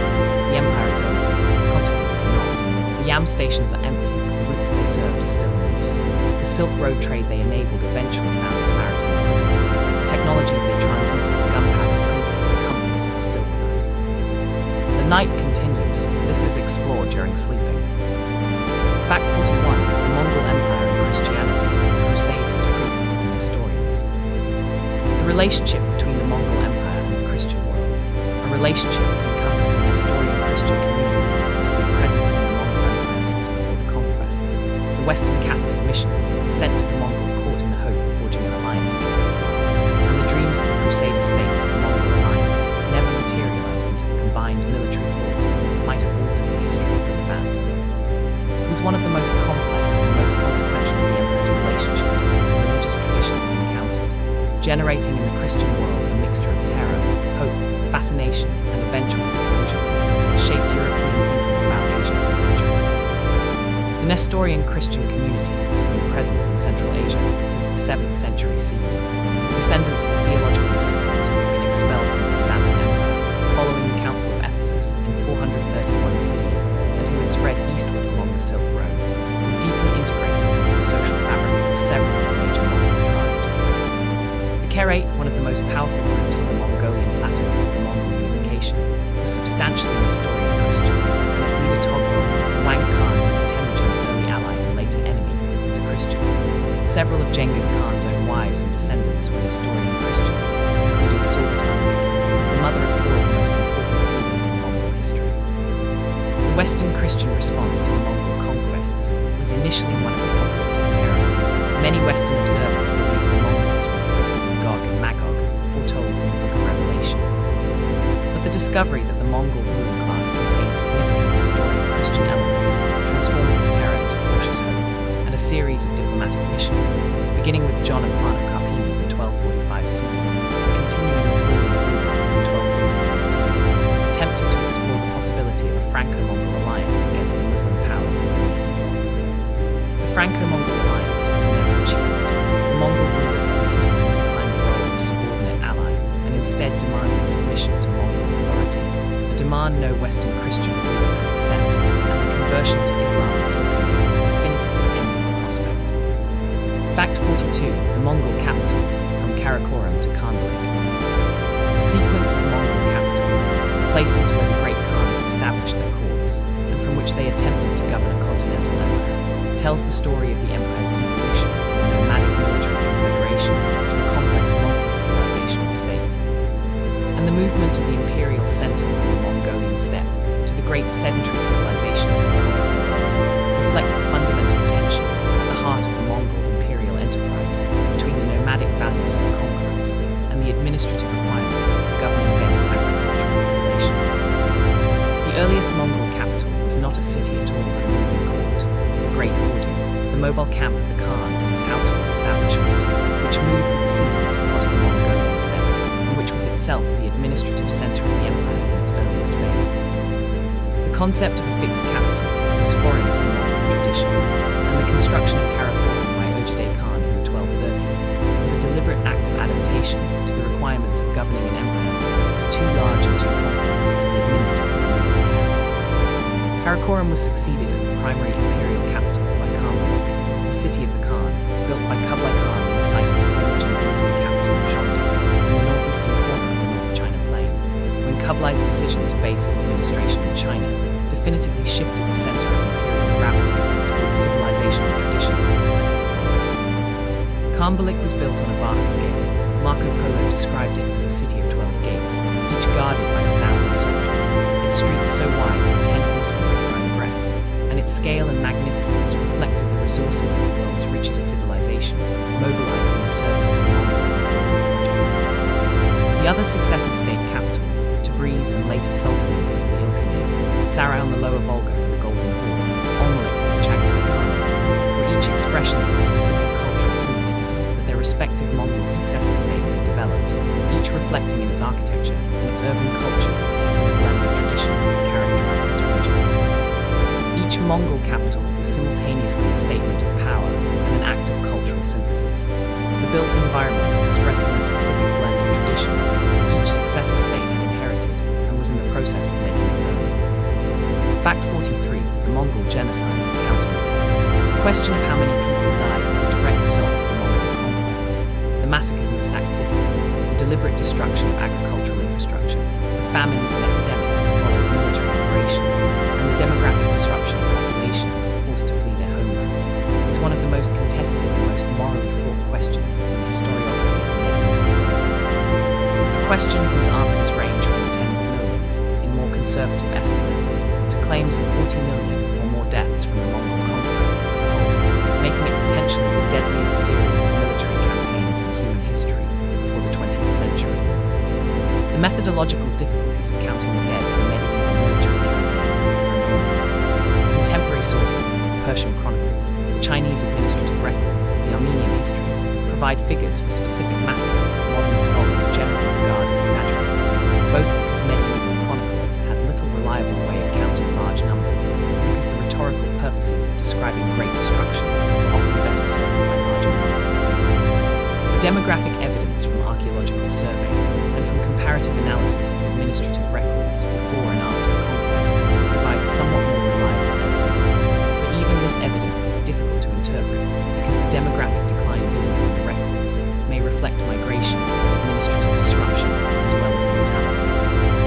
What the evidence supports beyond reasonable doubt is that the Mongol conquests produced demographic catastrophes of extraordinary scale in Central Asia, Khorasan, northern China, and the Kievan Rus principalities, regions whose populations did not recover to pre-conquest levels for generations, or in some cases for centuries. The Persian historian Juvenal, writing in the mid-13th century CE from direct personal experience of the Mongol court and administration, described the cities of Khorasan as so thoroughly depopulated that a person could travel for days without seeing a living human being. The moral evaluation of this destruction, the question of whether the Mongol conquests constitute a genocide in a modern legal or moral sense, remains deeply contested, not because the scale of the destruction is in doubt, but because the intentional structure of the killings, the diversity of the groups targeted, and the applicability of modern moral and legal categories to medieval military campaigns are each genuinely difficult questions. Fact 44. The Mongol and the horse, the foundation of power. The horse, the animal whose domestication on the Eurasian steppe approximately 5,000 years ago transformed human warfare, commerce, and communication across the entire continent, and whose specific relationship with the nomadic peoples of the Mongolian plateau created the military foundation on which the Mongol Empire was built, was not merely a tool or weapon for the Mongols, but the central element of their material culture, their economic system, their military power, and their social identity, an animal whose qualities and capabilities were so deeply integrated into every aspect of Mongol life that it is impossible to understand the Mongol Empire without understanding the centrality of the horse to the civilization it created.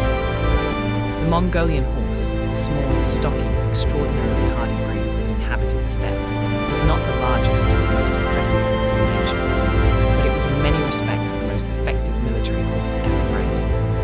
An animal capable of surviving the brutal winters of the Mongolian plateau, on nothing but the sparse grass and the snow, that required no grain supplementation in the field, that could cover remarkable distances at sustained speeds, and that maintained its physical condition under campaign conditions that would have rapidly exhausted the larger grain-fed war horses of the settled agricultural civilizations. The Mongol warrior's requirement for a string of 3 to 5 horses was not a luxury but a military necessity. The ability to switch mounts throughout a day of campaigning gave the Mongol forces their characteristic speed advantage over enemies limited to a single horse per rider. The Mongol relationship with the horse began in childhood. Mongolian children were placed on horseback before they could walk, and horsemanship was the fundamental physical skill around which all other Mongol martial arts were organized. The composite bow was shot from horseback, the feigned retreat was executed on horseback, the rapid redeployment of tactical units that made Mongol battlefield coordination so difficult for enemies to counter was accomplished on horseback. The horse was the enabling technology of every major Mongol military and commercial achievement. The demographic collapse of horse populations in the conquered territories, consumed for food during famine, disrupted from the breeding sustained the cavalry forces of the Jin and Kh-Khwarezmian empires. It was one of the most effective ways in which Mongol conquests permanently reduced the military capacity of the civilizations they defeated. Fact 45. Mongolian shamanism and Tengri, the spiritual world of the steppe. The religious and spiritual world of the Mongolian steppe, a complex of beliefs, practices, and cosmological understandings, the Mongolian peoples had developed over millennia of nomadic life in the great grasslands of Inner Asia. It was not a simple or primitive system, but a sophisticated engagement with the specific spiritual dimensions of the steppe environment. A world in which the vast sky above the endless grassland was experienced as a divine presence, in which the spirits inhabiting mountains, rivers, trees, and specific places on the landscape required constant attention and appreciation, and in which specially trained individuals, the shamans or buro in Mongolia, could mediate between the human and the spirit worlds through trance states induced by drumming, dancing, and the consumption of specific substances. The supreme divine being of the Mongolian steppe was Tengri, the eternal blue sky whose vault arched over the entire steppe world, and whose power was so far above that of all other spiritual beings that it was effectively equivalent to the monotheistic divine powers of the neighboring Islamic and Christian traditions, though its character was more impersonal and more natural than the personal gods of the Abrahamic religions. The Mongol understanding of Tengris was expressed in political success, the identification of Genghis Khan's conquest of the world as the fulfillment of Tengri's cosmic plan for the Mongols, was the organizing ideology of the early Mongol Empire, the spiritual framework within which the conquests were understood, and the authority of the great Khan was legitimated. The shamanic tradition that coexisted with Tengri worship was the practical, operational dimension of the Mongolian religion, the tradition through which the everyday problems of nomadic life, the illnesses of people and animals, the prediction of weather and the outcome of campaigns, and the communication with the spirits of the dead were managed. Shamans were among the most influential individuals in Mongolian society, and their role as advisors to the Khan on matters requiring spiritual discernment was taken with complete seriousness. The tension between traditional shamanism and the Buddhism, Islam, and Christianity that the Mongol conquests brought into contact with the steppe world was eventually resolved in different successor states through the conversion of the ruling classes to each of these traditions, while the underlying shamanistic practices persisted in various syncretistic forms. Fact 46. The Mongol Empire and the arts, patronage across cultures. The artistic production of the Mongol Empire and its successor states, the range of visual arts, literary arts, and performing arts created under Mongol patronage or in the cultural environment that Mongol rule created, was considerably richer and more consequential in the reputation of the Mongols as destroyers of civilization might suggest. And the specific works of art and literature produced in the Mongol cultural sphere represent some of the most remarkable achievements in the history of several different artistic traditions. The paradox of a civilization, celebrated primarily for its military destructiveness, producing some of the most beautiful objects in the history of human art, is one of the defining features of the Mongol legacy. The most celebrated artistic tradition directly associated with the Mongol Empire is the Persian miniature painting tradition, which reached its greatest heights in the Ilkhanid and Timurid periods under Mongol and post-Mongol patronage. The great illustrated manuscripts of the Ilkhanid period, the Demot Shahnameh, the various illustrated versions of Rashid al-Din's compendium of chronicles, introduced into Persian literature painting a new interest in the representation of landscape, atmospheric effects, and physiognomic diversity that reflected the Mongol court's cosmopolitan cultural horizon, and that transformed the tradition in ways whose influence persisted through the Timurid and Safavid periods. The Chinese arts under Yuan patronage saw similarly consequential innovations. The blue and white porcelain that became China's most recognized export was developed during the Yuan period through the combination of Chinese ceramic technology with cobalt pigment imported from Persia on the Mongol trade networks, a hybrid technology whose products have been among the most admired and most widely copied ceramic works in the history of world art. The Yuan period also saw the flourishing of popular literature, including the Zaja drama and the vernacular novel, forms that had previously been considered too lowly for serious literary attention, but that under Yuan patronage became the foundation of the Chinese popular literary tradition. The Karakoram court's patronage of craftsmen from across the empire, the Parisian goldsmith William Boucher, the Chinese architects and craftsmen who built Carl's palaces, the Persian engineers who designed the great trebuchets used in the siege of Xianyang, was one of the most remarkable experiments in intercultural artistic collaboration in the history of the pre-modern world. Fact 47. The Mongol succession crisis. The fatal flaw. The recurring succession crises in the Mongol Empire, the series of contested elections, civil wars and palace coups punctuated the Mongol imperial history from the death of Genghis Khan in 1227 CE to the final fragmentation of the empire in the 1260s, were not accidental failures of governance, but the predictable consequences of a structural feature of the Mongol political system that was simultaneously its greatest strength and its most dangerous weakness. The principle of collective Chinggisid ownership of the empire, which ensured that every major political transition became an occasion for factional conflict among the extended royal family.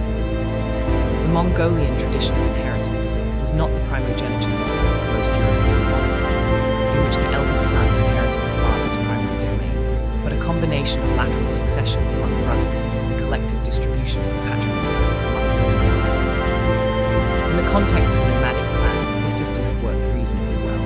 The clan's pasture lands were divided among the sons, the youngest received the family half, and the leadership of the clan passed to the most capable and most supported adult male. Applied to a world empire, however, the same system produced catastrophic results: contested successions, civil wars between cousins, and the progressive fragmentation of central authority into competing successor states. The regency of Turaj and Khartan after Urjaday's death in 1241 CE, the contested election of Hugh in 1246 CE, Hugh's premature death in 1248 CE, and the subsequent 5-year interregnum, the contested election of Monk in 1251 CE, Monk's death without a clear successor in 1259 CE, and the civil war between Kublai and Arakberg that followed. Each of these transitions consumed enormous political energy, created dangerous uncertainties in governance, and provided opportunities for the empire's enemies to recover and consolidate. The fundamental lesson of Mongol succession history is that political systems designed for one scale of governance are not automatically scalable to a larger one, a lesson that every subsequent empire governing continental territories had reason to remember. Genghis Khan designed the empire for his 4 sons. He could not design it for his 40 grandsons or for the 100 great-grandsons after him. The Mongol Empire did not fall to an external enemy. It fell to the mathematics of dynastic multiplication.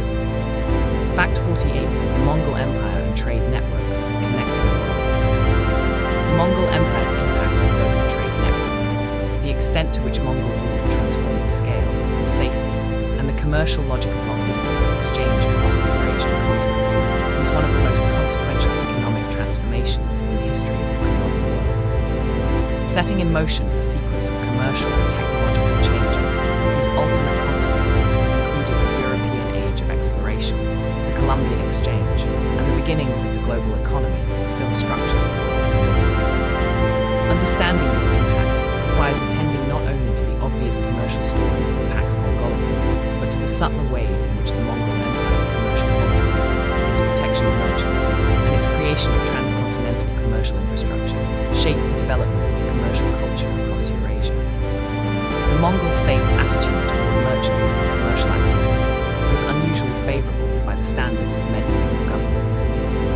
The Yasa's protection of merchants, the Pesa system that granted commercial travelers imperial protection, and the Mongol rulers' investment in commercial enterprises, including the Ortak partnership system, through which Mongol nobles invested their surplus wealth in commercial ventures managed by Muslim merchants, created a commercial environment in which long-distance trade was unusually secure and unusually profitable.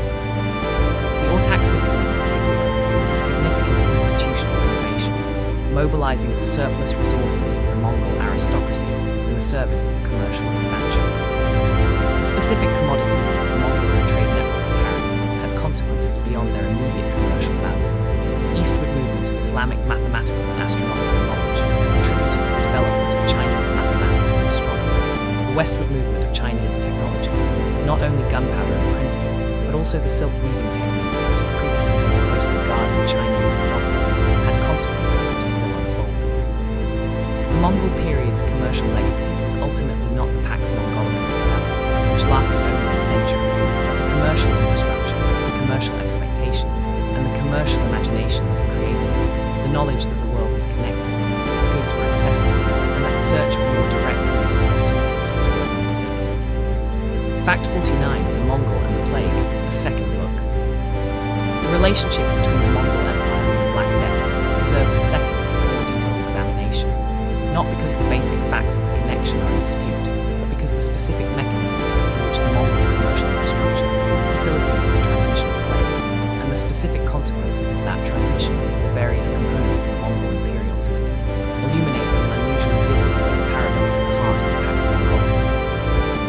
the same connectivity that created the conditions for unprecedented commercial and cultural exchange also created the conditions for unprecedented epidemiological catastrophe. The identification of the Central Asian steppe as the origin zone of the Black Death Plague pandemic is supported by multiple lines of evidence.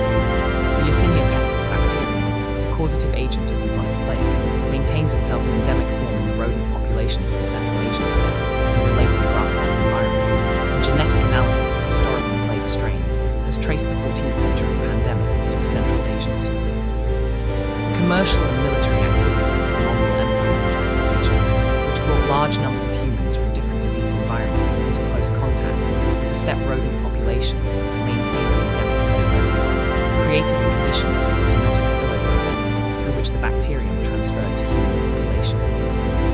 The specific route by which the plague reached Europe appears to have involved both the overland Silk Road and the maritime trade routes that connected the Black Sea coast to the Mediterranean. The siege of Kaffa in 1346 CE, where the Mongol forces reportedly catapulted plague-infected corpses over the city walls in one of the earliest documented instances of biological warfare, has already been described. The subsequent evacuation of the Genghis trading community from Kaffa, carrying the plague to Constantinople, Sicily, and the Italian peninsula, was one of the pivotal moments in the history of European civilization. The Black Death's impact on the Mongol successor states was itself catastrophic, contributing to the political instability that accelerated the collapse of the Onon and severely weakened the Golden River. The connectivity that the Mongols had created proved equally effective at transmitting catastrophe as at transmitting commerce. Fact 50, the Mongol Empire movement, what it all means so far.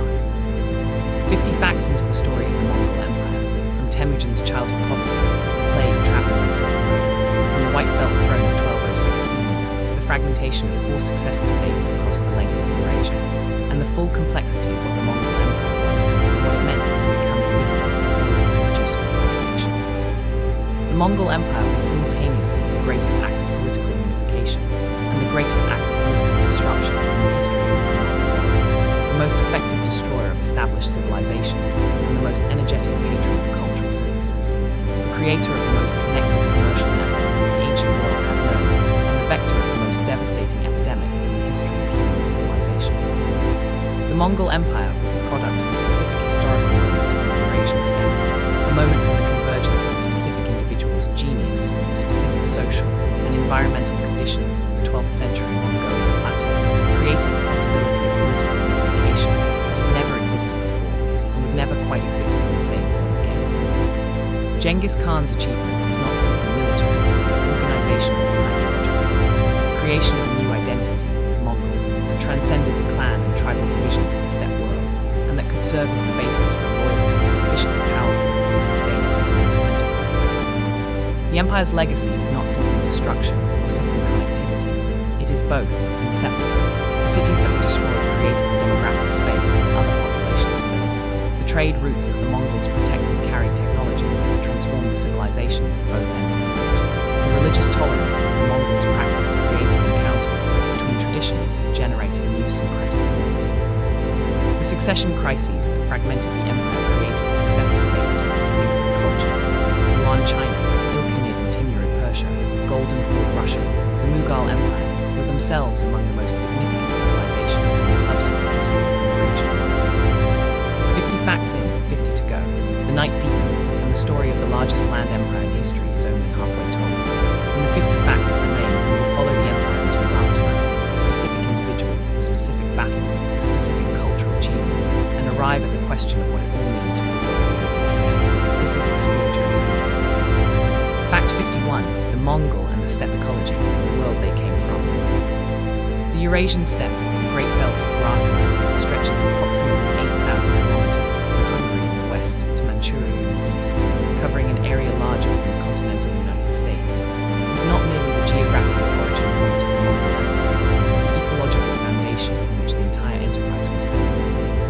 A specific type of landscape whose characteristics of vast open space, reliable grass cover, extreme seasonal temperature variation, and absence of natural barriers to movement created both the necessity and the possibility of the nomadic pastoral culture that produced the Mongol military system.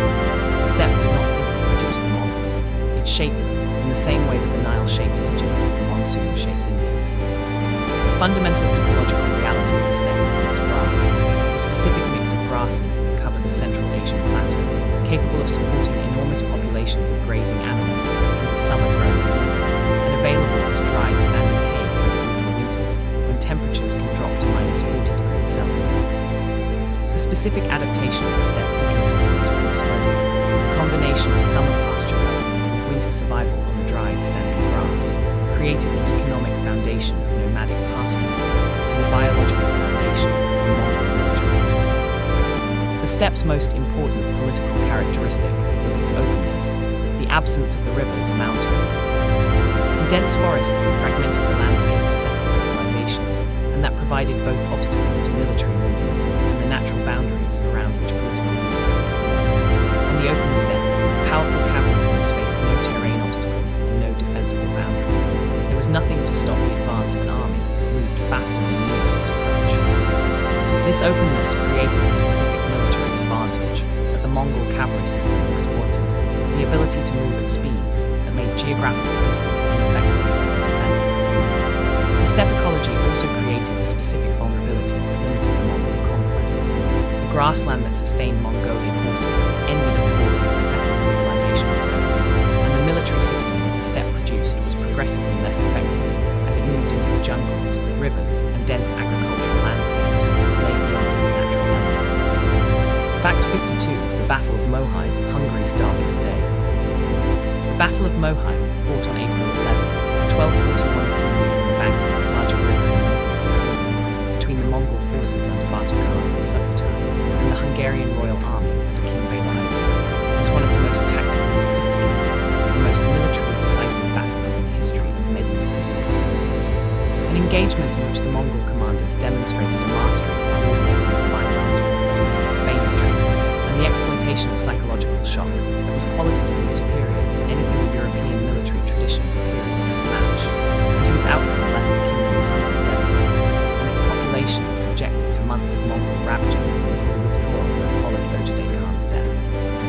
The Hungarian army that Bela IV assembled to face the Mongol invasion was not a negligible force. It numbered perhaps 60 to 70,000 men, including the Hungarian nobility and a significant contingent of knights, temple, and hospital, and it represented the full military mobilization of one of the most powerful kingdoms in Central Europe. Bela's strategic decision to concentrate his forces and seek a decisive battle rather than dispersing them in guerrilla defense was in principle sound. It was what the Mongols preferred to fight against, but his tactical execution was favorable. The Mongol operational design for the Battle of Mohyne was the product of Subutai's characteristic meticulous planning. Subutai had sent reconnaissance forces deep into Hungary weeks before the main army advanced, mapping the terrain, assessing the defensive options, and identifying the specific weaknesses of the Hungarian position. The battle itself was conducted in multiple phases. An initial feigned retreat that drew the Hungarians out of their defensive camp and across the Sarja River, a flanking movement by Batu across the river upstream in the darkness, and a final encirclement that trapped the Hungarian army in a position from which the only apparent escape route, deliberately left open by Subutai, funneled the fleeing army into a Mongol killing ground. The aftermath of Mohyne was catastrophic for Hungary. Bela IV fled to an Adriatic island, the Hungarian army was largely destroyed, and the Mongol forces spent the following months systematically ravaging the Hungarian plain, killing populations and burning settlements, before withdrawing in the spring of 1242 CE following the news of Genghis' death. Fact 53. The Mongol in literature, how the world processed the conquest. The literary response to the Mongol conquests, the body of texts produced in the various civilizations that experienced Mongol rule and the threat of Mongol, ranging from the Persian chronicles of the Ilkhanate court to the Chinese popular literature of the Yuan period to the Russian heroic tales of the Mongol yoke, constitutes one of the most extensive and most varied responses to historical catastrophe and historical transformation in the history of world literature. A body of writing whose diversity of form and perspective reflects the diversity of the civilizations the Mongols touched and the diversity of the experiences that contact with Mongol power produced. The Persian literary tradition produced the most extensive and the most sophisticated direct literary response to the Mongol conquests.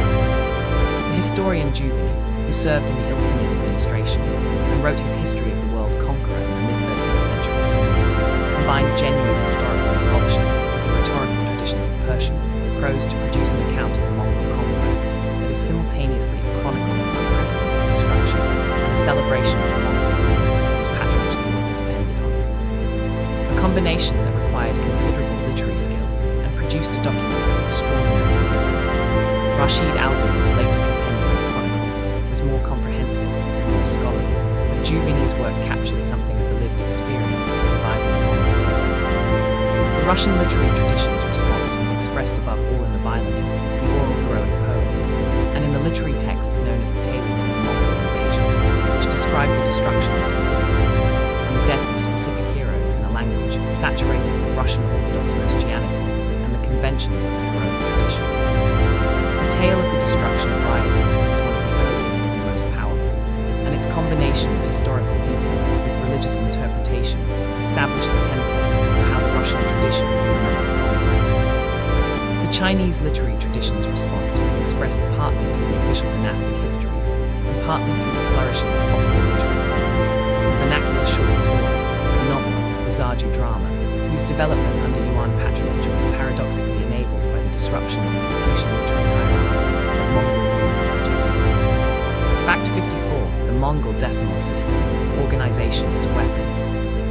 The decimal military organization that Genghis Khan imposed on the Mongol army, the Arban of 10 men, the Jagan of 100, the Mingan of 1,000, and the Tumen of 10,000, each commanded by an officer appointed by the Khan rather than drawn from the hereditary tribal leadership, was not merely an administrative convenience, but one of the most consequential organizational innovations in the history of warfare. A system that transformed the Mongol military force from a collection of tribal contingents, whose loyalty was to their clan leaders, into a unified military instrument, whose loyalty was directly to the Khan, and whose effectiveness depended not on the personal relationships of kinship and clan solidarity, but on the institutional structure of trained units operating within a disciplinary hierarchy. The decimal system's most important consequence was the destruction of the tribal social structure that had previously organized Mongolian political life.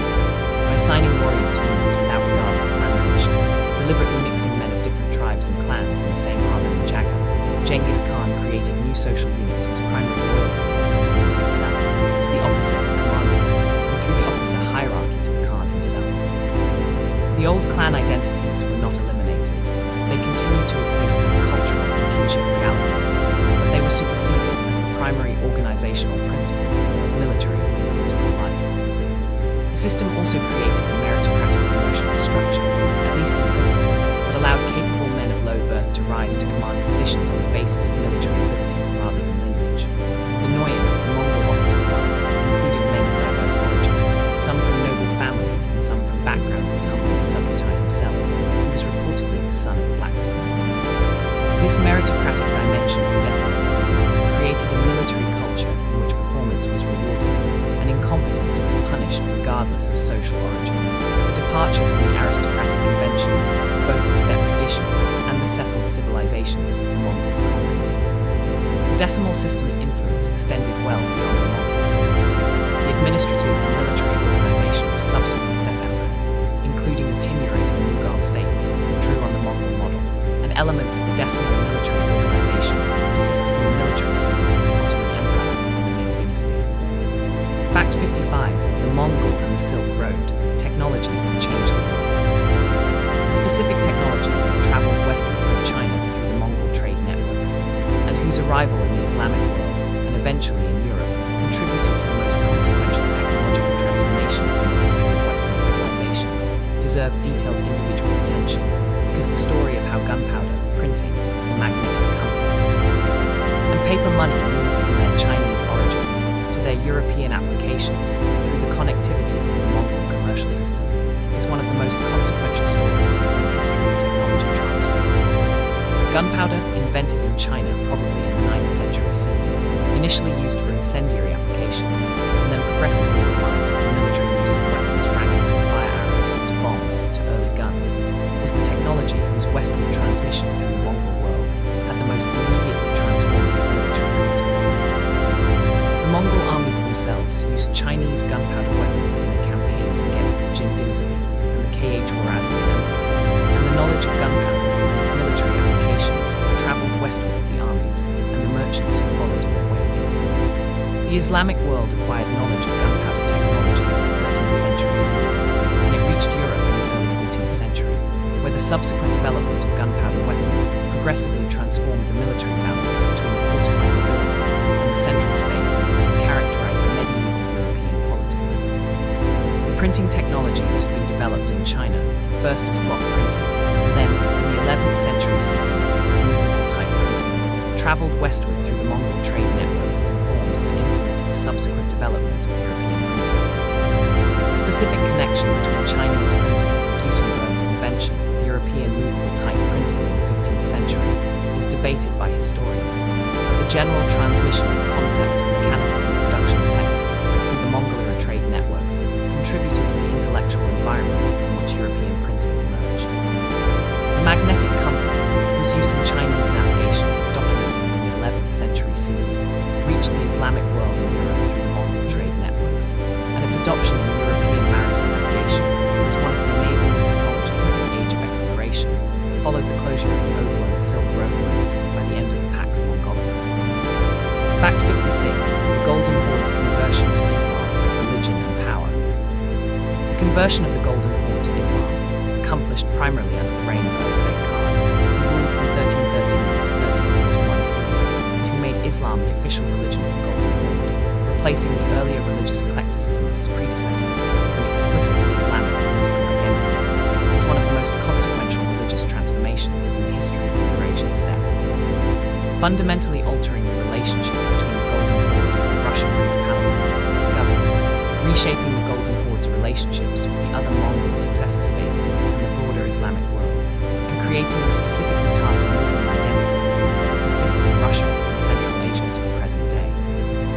The process of Islamization on the Western steppe had begun before Uzbek Khan, who ruled the Golden Horde from 1257 to 1266 CE, had already converted to Islam and conducted an alliance with the Mamluk Sultanate of Egypt against the Ilkhanate, making the Golden Horde the first Mongol state to formally adopt Islam. But it was under Uzbek that conversion became a systematic policy rather than a personal religious preference, with the enforcement of Islamic law, the construction of mosques and madrasas, and the replacement of the shamanistic and Christian elements that had characterized the earlier Horde court with explicitly Islamic forms. The implications of the Golden Horde's Islamization for its relationship with the Russian Orthodox principalities it governed were complex. The Russian princes were required to perform the act of submission to the Mongol Khan, and some were required to prostrate themselves before the sacred fire of the shamanic tradition, a requirement that the Orthodox Church characterized as idolatry. After the conversion to Islam, the religious distance between the rulers and the ruled became even more explicit, and the Russian Orthodox tradition increasingly framed the Mongol yoke as a confrontation not merely between political domination and political resistance, but between Islam and Christianity. The specifically Tatar Muslim identity that emerged from the Golden Horde's Islamization, combining the nomadic Mongolian Turkic cultural traditions of the steppe with the Islamic religious framework, has persisted as a living cultural tradition in Russia's Tatarstan Republic and in the diaspora communities of Tatar peoples spread across the former Soviet world.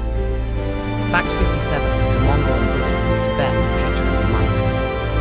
The relationship between the Mongol Khans and the Buddhist tradition of Tibet, a specific form of Vajrayana Buddhism that had developed in the high-altitude plateau of Central Asia, and that had become the dominant religious tradition of Tibet by the time of the Mongol conquests, was one of the most consequential and most enduring of the Mongol Empire's religious relationships.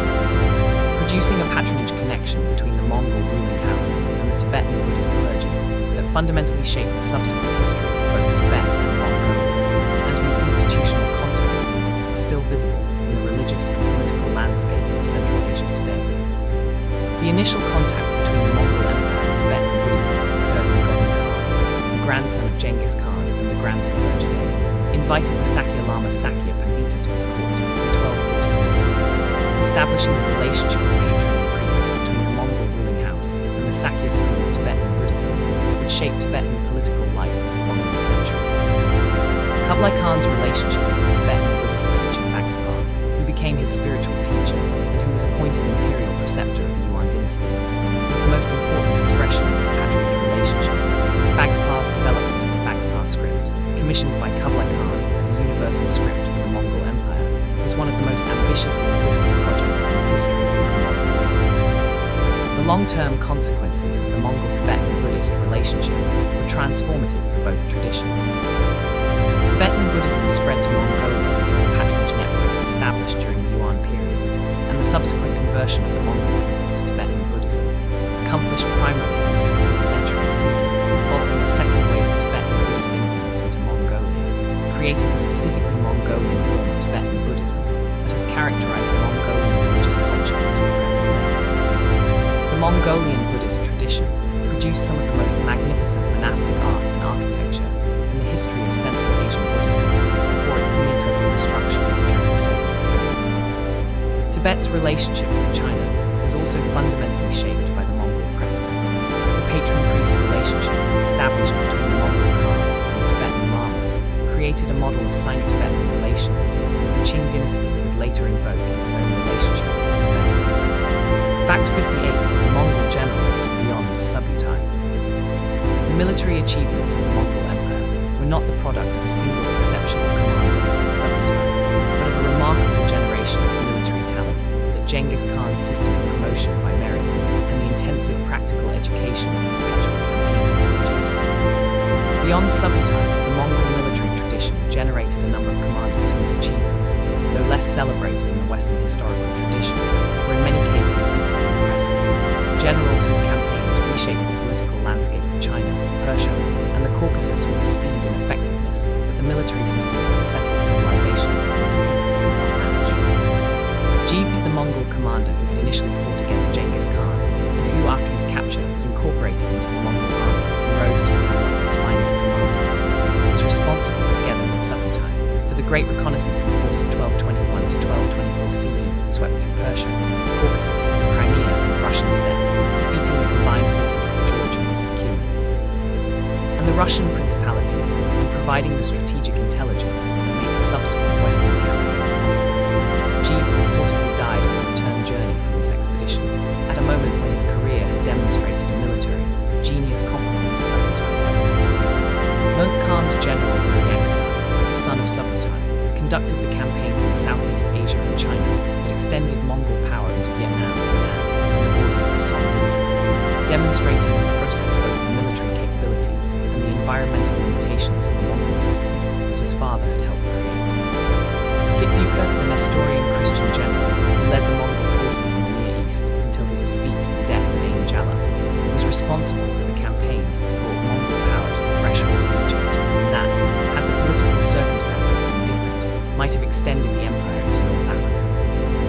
What these commanders shared was Genghis Khan's system, men selected for talent rather than lineage, trained through perpetual campaigning, operating within a military culture that rewarded performance regardless of social origin. The Mongol military tradition was, in this sense, a meritocracy of violence, brutal in its methods, but genuinely open to talent in a way that the hereditary military aristocracies of China, Persia, and Europe were not. That openness was one of the foundations of its extraordinary effectiveness.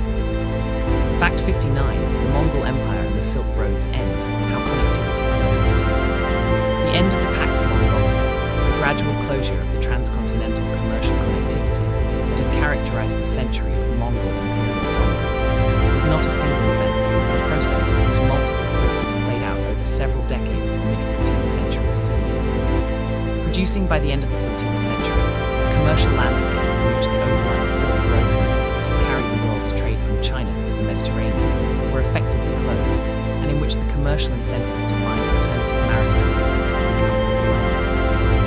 The immediate political cause of the Silk Road's closure was the fragmentation of the Mongol Empire and the progressive emergence of hostile political relationships between the successor states that controlled different sections of the overland routes.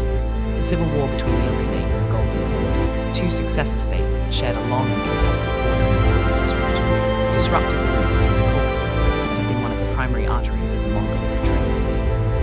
The collapse of the Ilkhanate in 1335 CE and the subsequent political fragmentation of the Iranian plateau left the central section of the overland route without the political infrastructure and the commercial security the Mongol state had provided. The demographic catastrophe of the Black Death, which devastated the populations of the Central Asian oasis cities that had served as nodes of the overland trade network, further reduced the commercial viability of the routes by destroying the population centers that had provided the services, the markets, and the financing that made long-distance long-distance overland trade economic.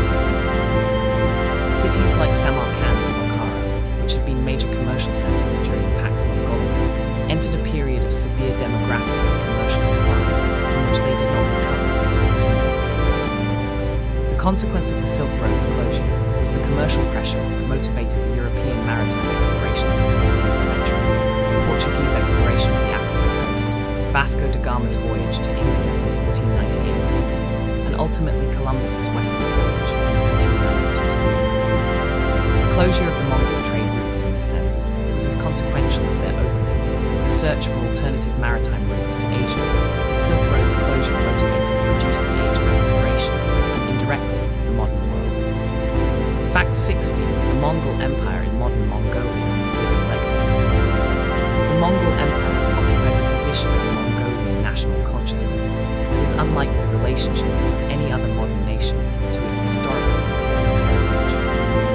A position of genuine pride in achievement so extraordinary that it has no parallel in the history of people of comparable size, combined with the recognition that the empire's methods were brutal, that its consequences for the peoples it conquered were often catastrophic, and that the modern nation-state of Mongolia, a country of approximately 3 million people between the vastly larger powers of Russia and China, is in every sense of the word a descendant of the civilization that once governed the world.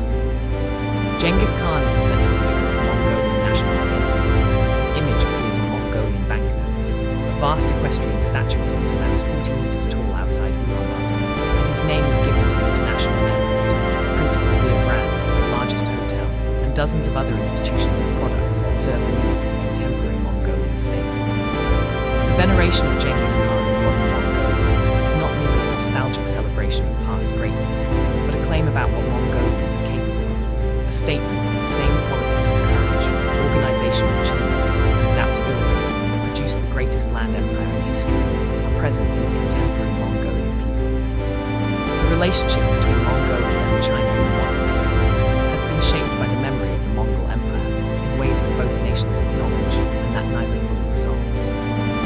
China's Inner Mongolia, the autonomous region that borders the Mongolian People's Republic, was the homeland of many of the peoples who participated in the Mongol Empire, and the cultural and linguistic affinities between Inner Mongolians and the citizens of the independent Mongolian state create a complicated cross-border identity. The political boundary between the two countries does not fully contain.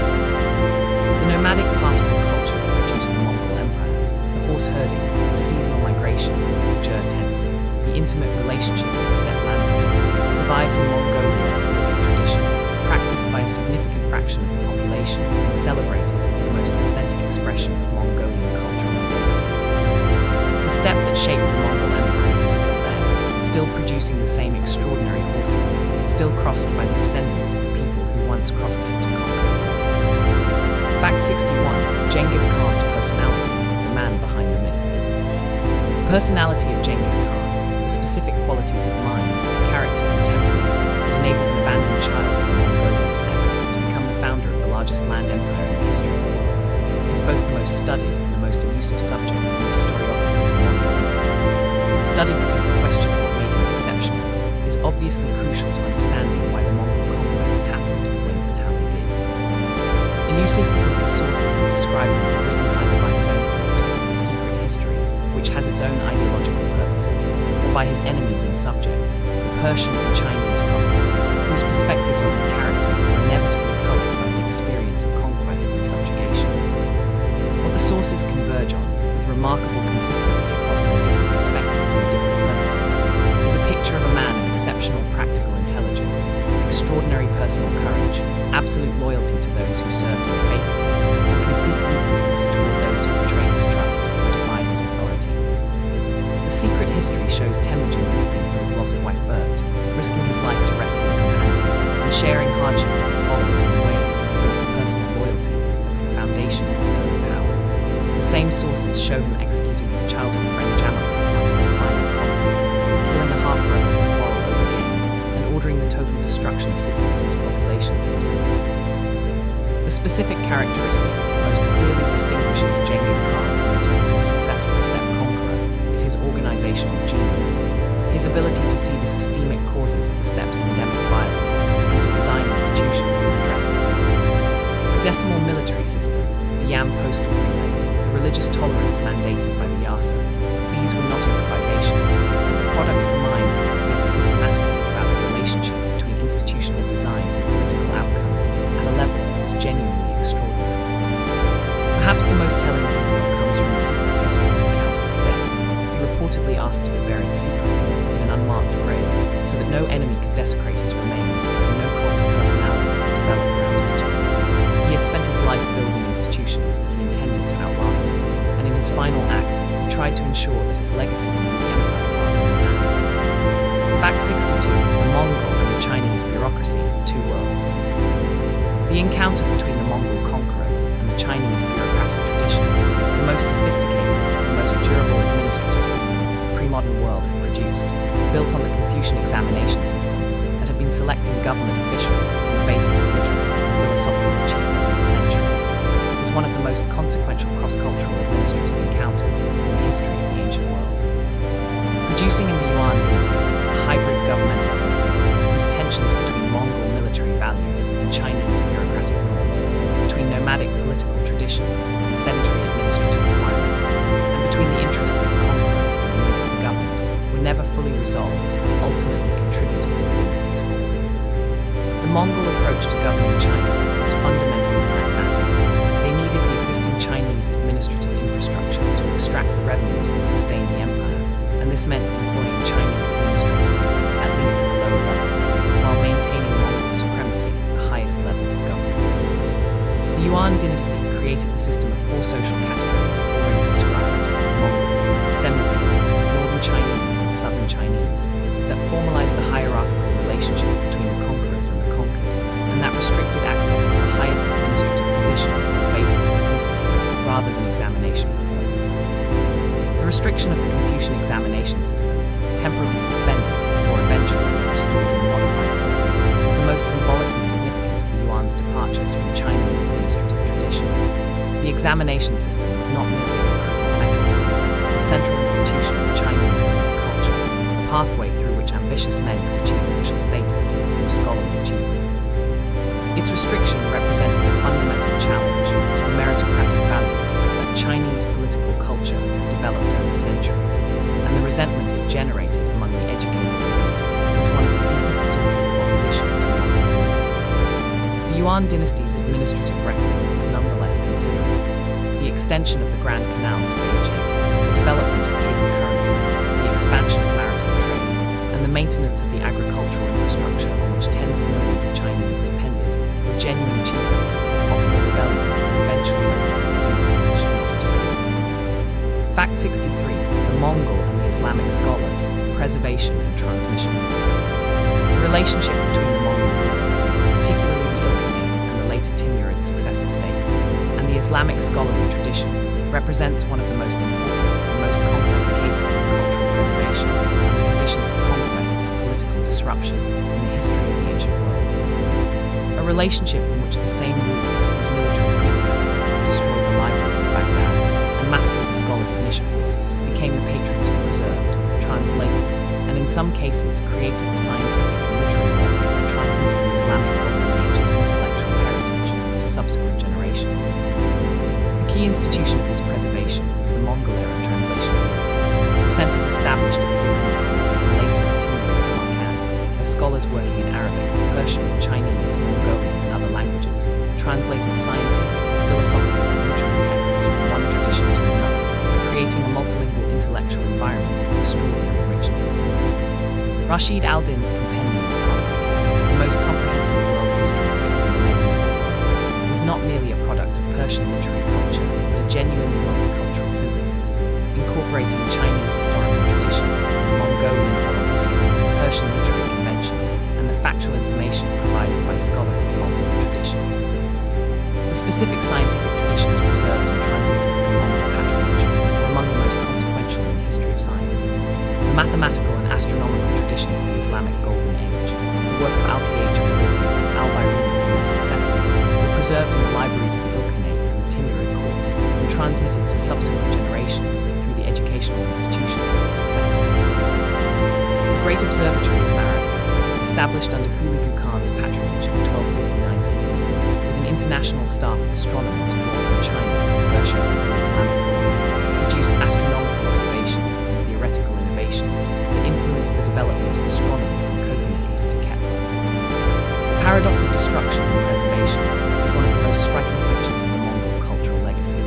The civilization that destroyed the House of Wisdom in Baghdad in 1258 CE also created the Maragha Observatory in 1259 CE, a sequence that captures in a single year the contradictory character of the Mongol relationship with the intellectual traditions they encountered. Fact 64.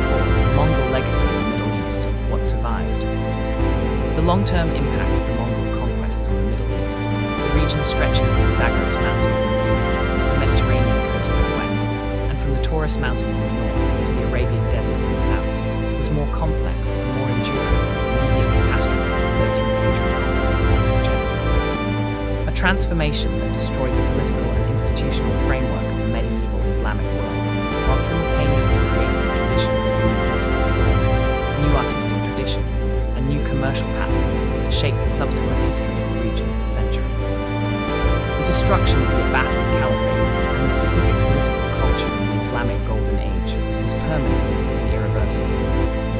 The institutional framework that organized the Sunni Islamic world, the Caliph in Baghdad as the symbolic head of the community, the network of madrasas and scholars that produced Islamic legal and intellectual culture, the commercial networks of the great Iraqi cities, was devastated in ways that took generations to repair, and in some respects were never repaired. The center of gravity of the Islamic world shifted permanently westward, to Egypt, to Anatolia, to the Maghreb, and the Iraqi heartland never regained the demographic and cultural centrality that it possessed before 1258 CE. And yet within the ruins of the old world, new institutions emerged. The Mamluk Sultanate of Egypt, which had stopped the Mongol advance of Ain Jalat, and which provided a refuge for the scholars, artists, and administrators who fled the Mongol conquest of the Eastern Islamic world, became the center of a new flowering of Islamic culture. Cairo in the late 13th and 14th centuries became the most important city in the Arab world, housing the restored caliphate, the great theological and legal schools that had been disrupted by the Mongol conquest, and the commercial networks that connected the Red Sea and trade to the Mediterranean world. The Ottoman Empire that emerged in Anatolia in the late 13th century, partly in the political vacuum created by the Mongol invasion that had devastated the existing Anatolian powers, became the ultimate successor of both the Byzantine and the Abbasid traditions, building on the administrative and military innovations of the Mongol and the Islamic scholarly tradition that the Mamluks had preserved to create the most powerful Islamic state of the early modern period. Fact 65. The Mongol and the nomadic tradition, heirs and successors. The Mongol Empire was not the last great nomadic empire, but the last of the truly universal nomadic empires, the final expression of the military and political potential of the steppe cavalry tradition before the gunpowder revolution and the development of standing infantry armies permanently shifted the military balance in favor of the settled agricultural states that surrounded the steppe. The nomadic empires that followed the Mongol, the Timurid Empire, the Uzbek Khanates, the Kazakh Confederation, the Dzunga Empire, each in various ways heirs of the Mongol tradition, drawing on the Genghis legitimizing ideology and the military practices that the Mongols had developed, but none achieved the continental scope or the institutional sophistication of the Mongol achievement. The most important of the Mongol successors was the Timurid Empire already described, which drew directly on the Mongol military tradition and the Genghis legitimizing ideology. But the most consequential long-term successor to the Mongol tradition in institutional terms was the Mughal Empire in India, founded by Babur, a Timurid prince, in 1526 CE, and developed by his successors into the most sophisticated and most durable of all the Mongol successor states, a civilization that was architectural and artistic. And administrative achievements represented the culmination of the Turco-Mongol-Persian synthesis that the Mongol period had initiated.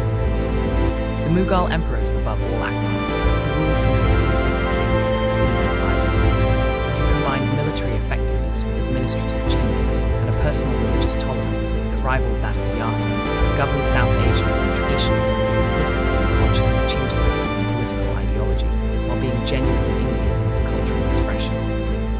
The Mughal administrative system, the Mughal artistic tradition, and the Mughal architectural legacy, the Taj Mahal, the Red Fort, the Lahore Fort, were the final flowering of a tradition that had begun on the banks of the Onon River with a child whose father had been poisoned by enemies and whose family had been abandoned in the steppe. The nomadic tradition itself persisted in the Central Asian steppe well into the modern period, with the last significant nomadic empire, the Dzunga Empire of the Western Mongolian steppes, surviving until its complete destruction by the Chinese Qing dynasty in the 1750s, in one of the most complete demographic catastrophes in the history of the steppe world. Fact 66. The Mongol Yasa, Law of the Conqueror.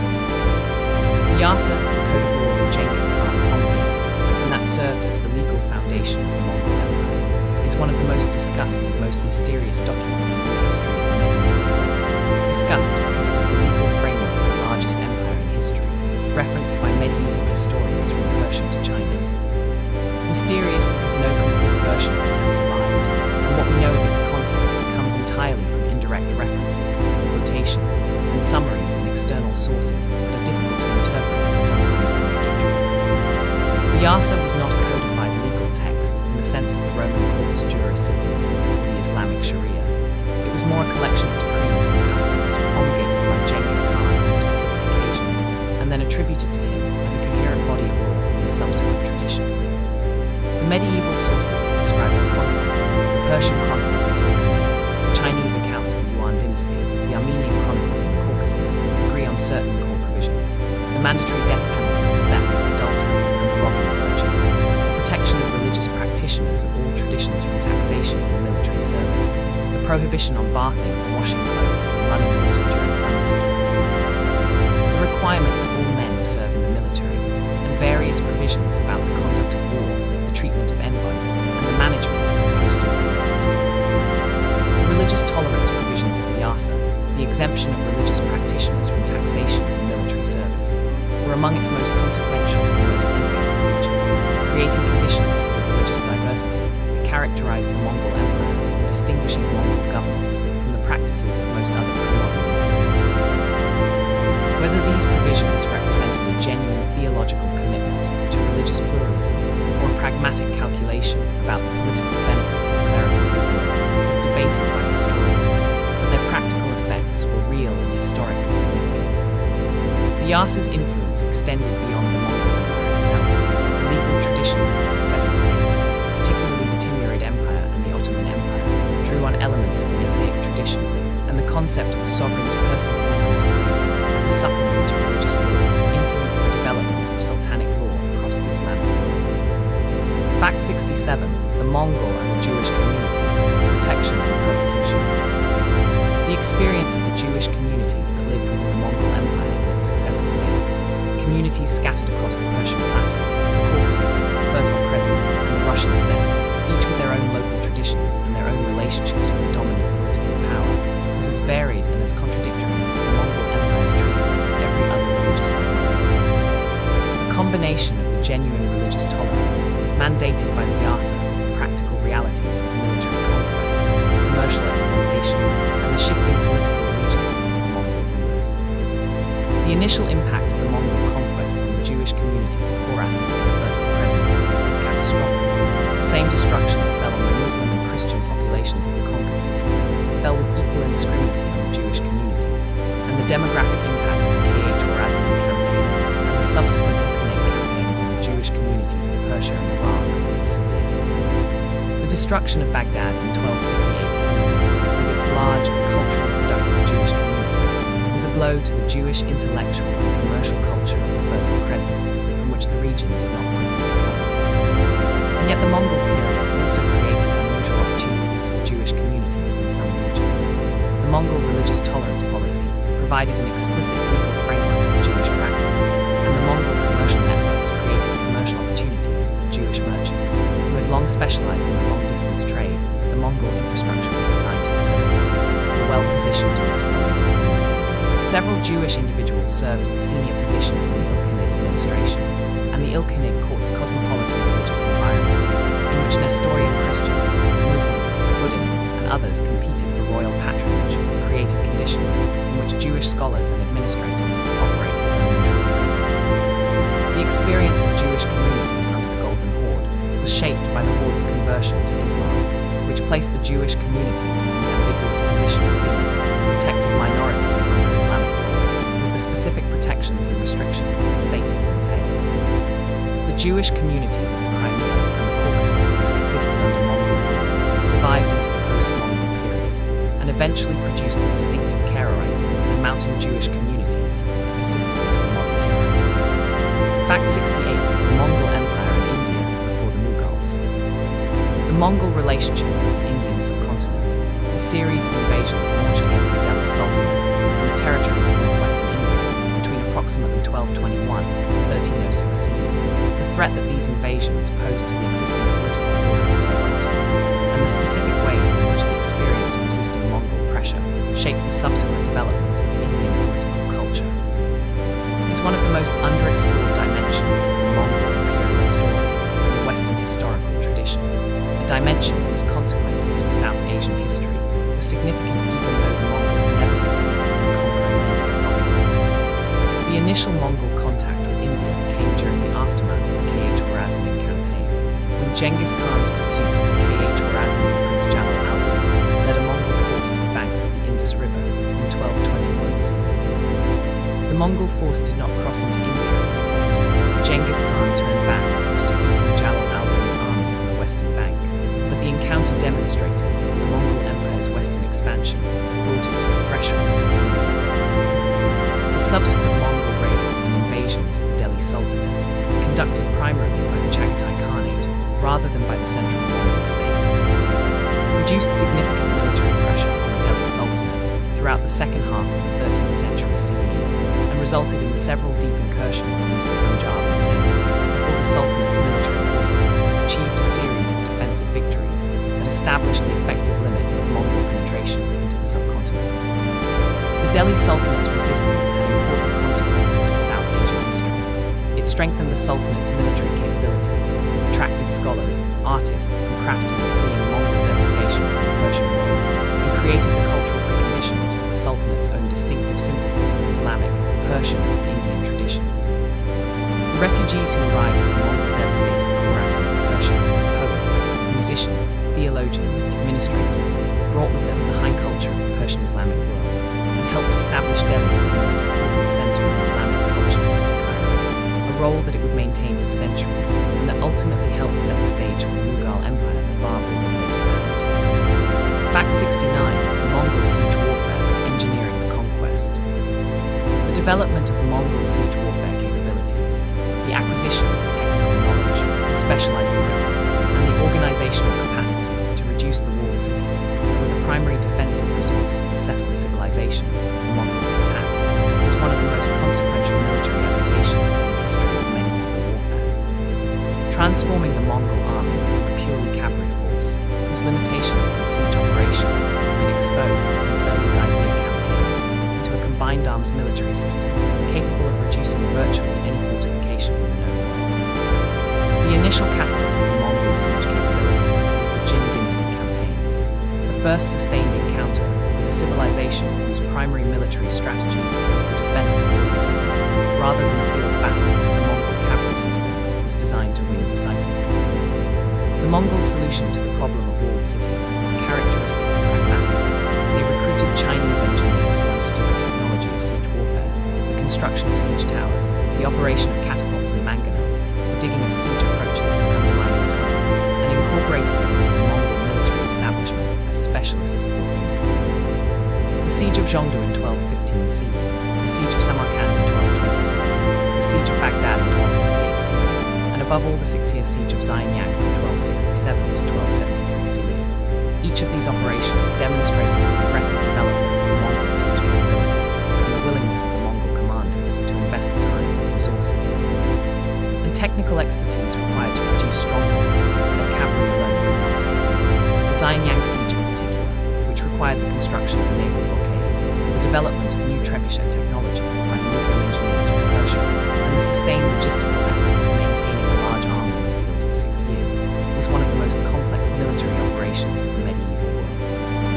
The Mongol siege engineers were a cosmopolitan force, Chinese, Persian, Arab, and European specialists working together in a collaborative technical environment, whose achievements were among the most impressive in the medieval military world.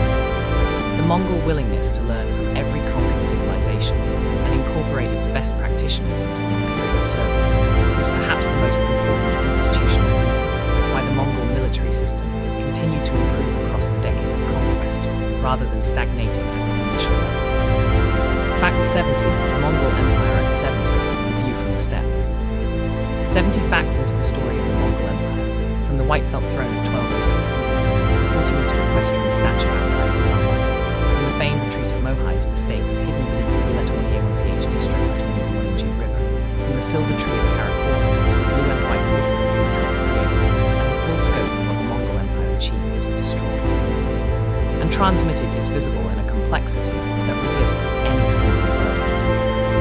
The Mongol Empire was the product of a specific ecology, a specific individual, and a specific historical moment that are unlikely to recur. The Eurasian steppe that produced the Mongol military system is still there, but the gunpowder revolution that followed the Pax Mongolica has permanently altered the military relationship between nomadic cavalry and settled agricultural states in favor of the latter. The organizational genius of Genghis Khan was a once-in-history phenomenon. The combination of military brilliance, administrative creativity, and personal charisma that he represented appears in the historical record approximately once per civilization of the millennium. What the Mongol Empire left behind was not primarily the ruins of the cities it destroyed. Those ruins have long since been built over or reclaimed by the desert. What it left behind was the world it created, the commercial connections that eventually produced the age of exploration, the technologies, gunpowder, printing, the compass that it transmitted across the continent, the religious syncretisms that its tolerance policy enabled, the administrative innovations that its successor states adopted and transmitted to the Ottoman, Mughal, and Russian empires that followed, and the continuing resonance of its achievement in the historical consciousness of every civilization it touched. 30 facts remain. They will carry us through the final chapters of the Mongol story, the specific individuals, the specific cultural achievements, and the specific questions about legacy, meaning that the most extraordinary political enterprise in the history of the modern world poses to anyone who takes it seriously. This is explored during sleeping. The steppe is still there, the horses are still there. The question of what Genghis Khan meant for the world he made and the world we live in today is still very much open, and it will occupy the final 30 facts of the story. Fact 71, the Mongol and the Armenian Kingdom, an unlikely alliance.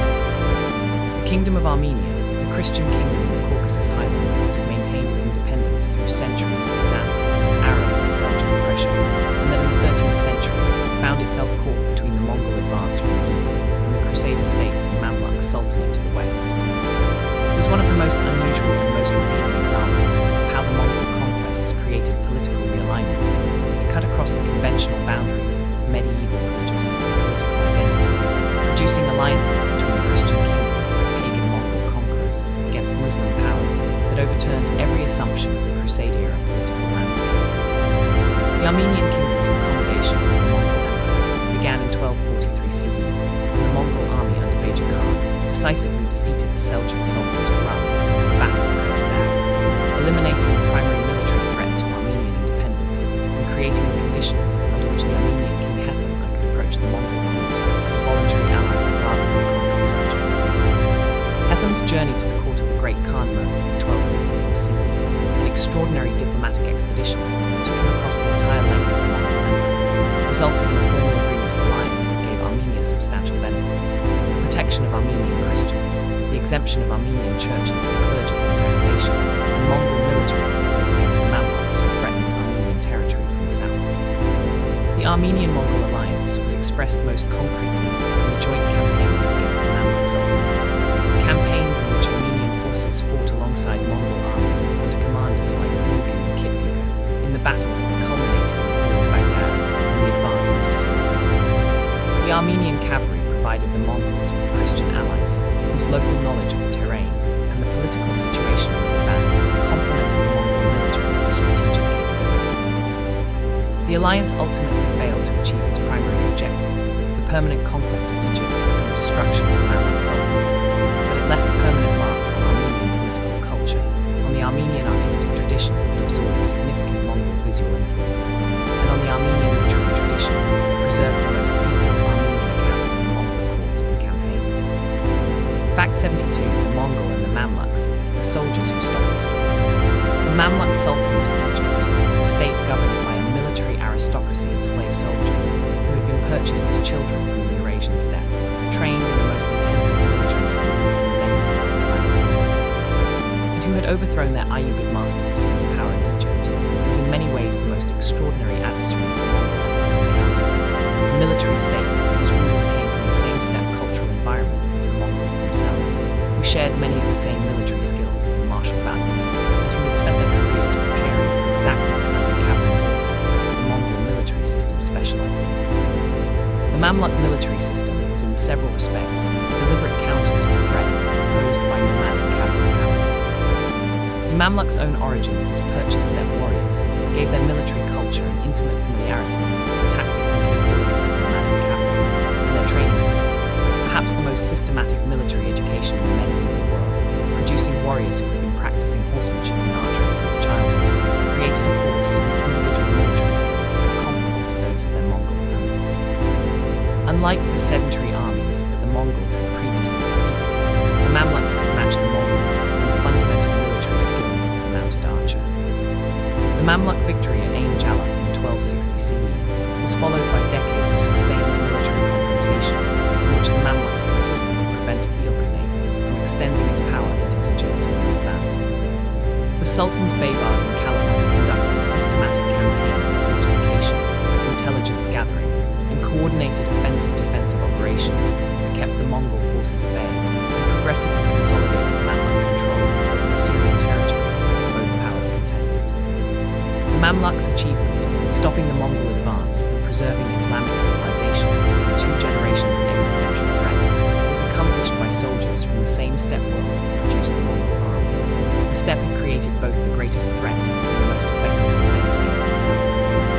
The Mamluks subsequently ruled Egypt and Syria for over 2 centuries, destroyed the last Crusader strongholds, and built the institutional framework within which the subsequent Ottoman conquest of Egypt would occur, a political legacy as consequential as their military one. Fact 73. The Mongol and the Georgian Kingdom, Conquest and Collaboration.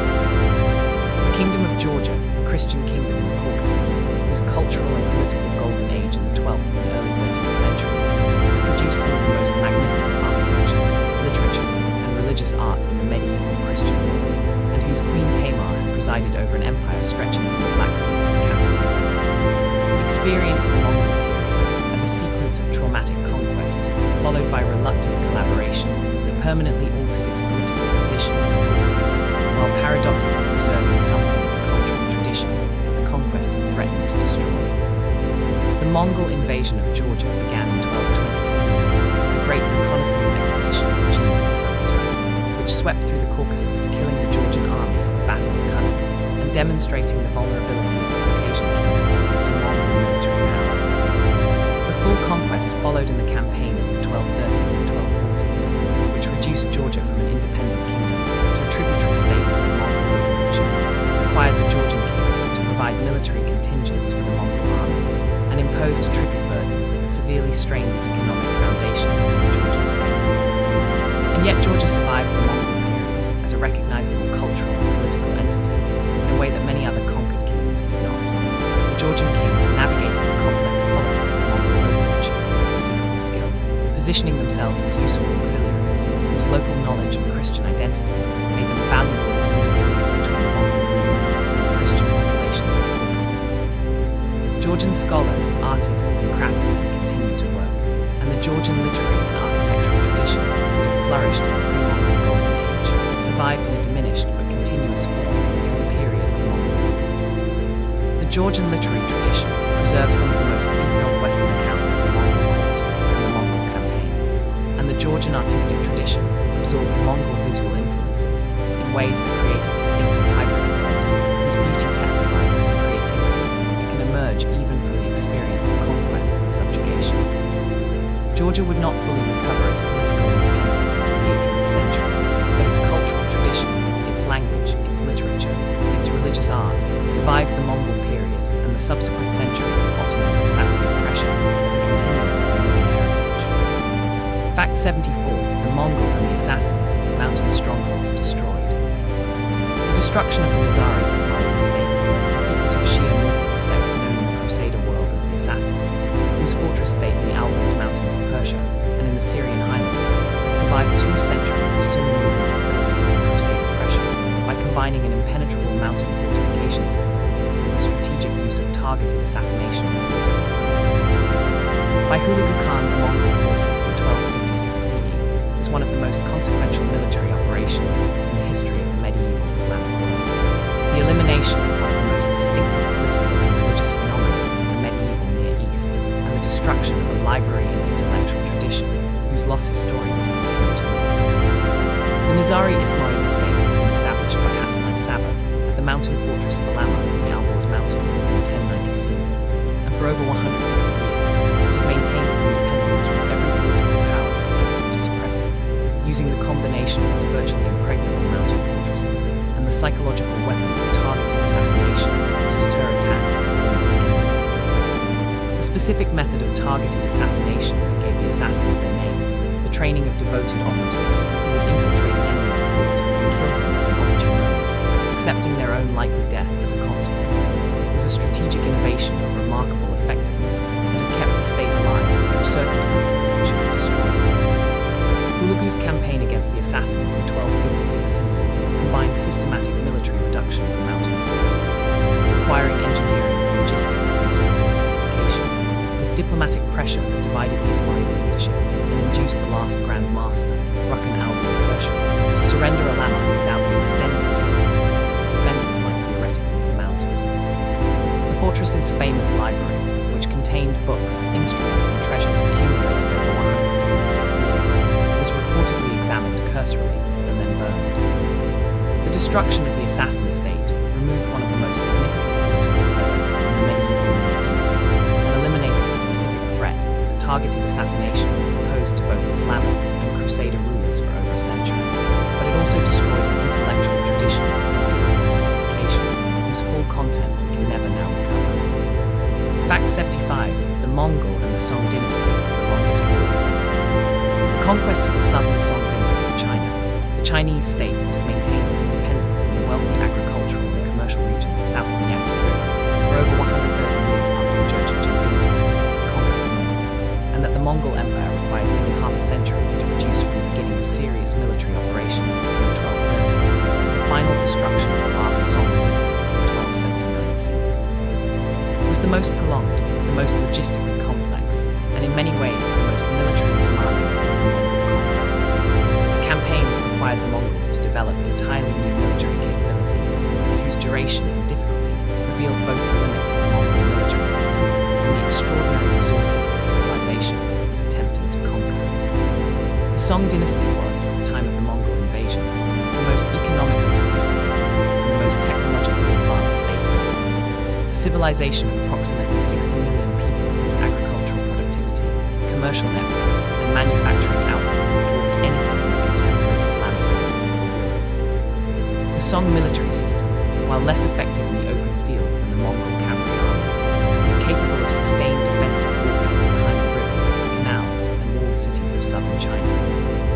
And the Song navy, perhaps the most capable naval force in the world at the time, made the rivers of southern China formidable obstacles to a primarily land-based invading army. The Mongol response to the challenges of the Song conquest was characteristically innovative.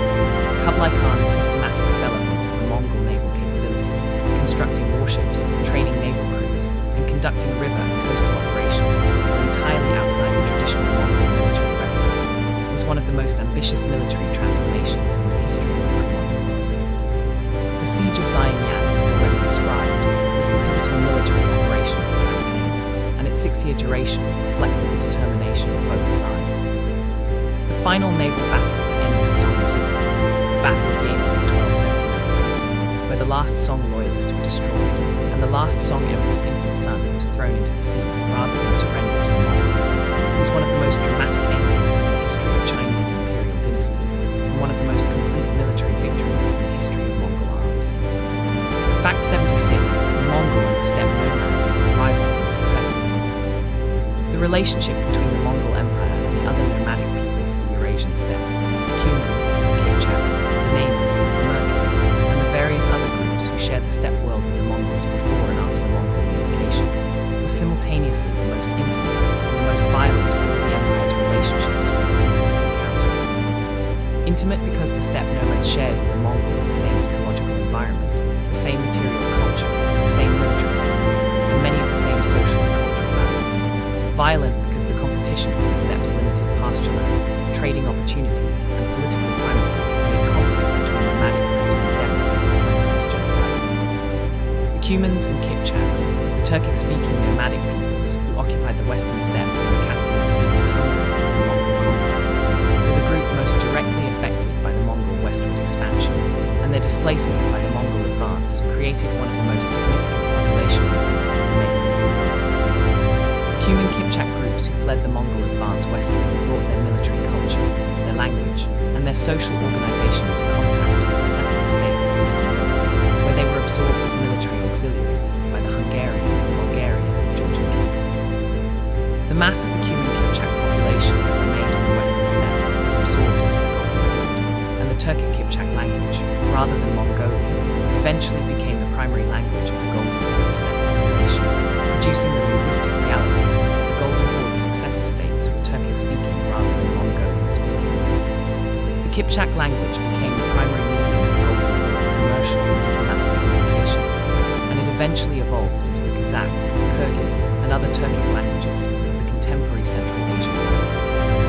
The Naimans and Merkins, the Mongolian-speaking groups who had been Genghis Khan's most formidable steppe rivals before the unification, were largely incorporated into the Mongol imperial structure, and their descendants served in the Mongol armies and administration with the same loyalty and effectiveness as members of the Orjigin and other tribes that had been earlier supporters of the unification. Fact 77, the Mongol and the Genoese, the Mediterranean connection. The relationship between the Mongol Empire and the Genoese merchant community, the commercial alliance that made the Genoese the primary Western commercial partners of the Mongol trading system, established Genoese trading colonies on the Black Sea coast in Kaffa, Tana, and Trebizond, and gave the Genoese privileged access to the most valuable trade routes in the medieval world. It was one of the most consequential commercial partnerships in the history of medieval Europe. Generating the capital accumulation, the geographical intelligence, and the commercial culture contributed significantly to the Italian Renaissance and the subsequent age of exploration. The Genoese presence on the Black Sea coast began in the 1260s CE, following the restoration of Byzantine control of Constantinople in 1261 CE, which the Genoese had supported in exchange for commercial privileges that gave them access to the Black Sea. The Black Sea coast was the western terminus of the Mongol trade network, the point where the overland silk and spice trade from China and Central Asia connected to the Mediterranean maritime trade, and the Genoese were ideally positioned to exploit this connection through their existing commercial and banking networks in the Mediterranean world. The Genoese trading colony at Kaffa, established on the Crimean Peninsula in the 1260s CE, became one of the most commercially active cities in the medieval world, handling the enormous volume of goods that flowed through the Golden Horde's territory from Central Asia to the Mediterranean. The Genoese bankers, merchants, and commercial agents who operated from Kaffa developed the commercial techniques, letters of credit, exchange contracts, insurance that became the foundations of the European commercial revolution. The commercial intelligence gathered, the banking techniques developed, the geographical knowledge accumulated during the Genoese century in the Black Sea. These were the intellectual foundations of the Italian commercial revolution that contributed to the Renaissance. The same routes that carried silk also carried gold. The Genoese ships that evacuated Kaffa in 1346 CE, carrying the Black Death to Constantinople, Sicily, and the Italian peninsula, brought with them the final terrible gift of the Mongol commercial network, the epidemic that would kill a third of Europe, and whose demographic consequences were among the most significant in the history of European civilization. Fact 78, the Mongol and the Persia of Hafez, culture after catastrophe. The Persia of Hafez, the 14th century literary culture of Shiraz, where the greatest lyric poet in the Persian language composed his immortal ghazals under the patronage of the Muzaffari dynasty, in a city that had survived the Mongol conquest of the 13th century, less completely devastated than the cities of Khorasan, and that had become the primary center of Persian literary culture in the aftermath of the Mongol destruction. Represents one of the most remarkable cultural recoveries in the history of world literature. The emergence from the ruins of the Mongol destruction of a poetic tradition of such extraordinary beauty and spiritual depth that it transformed the entire subsequent history of Persian, Urdu, Ottoman Turkish, and eventually Western literary culture.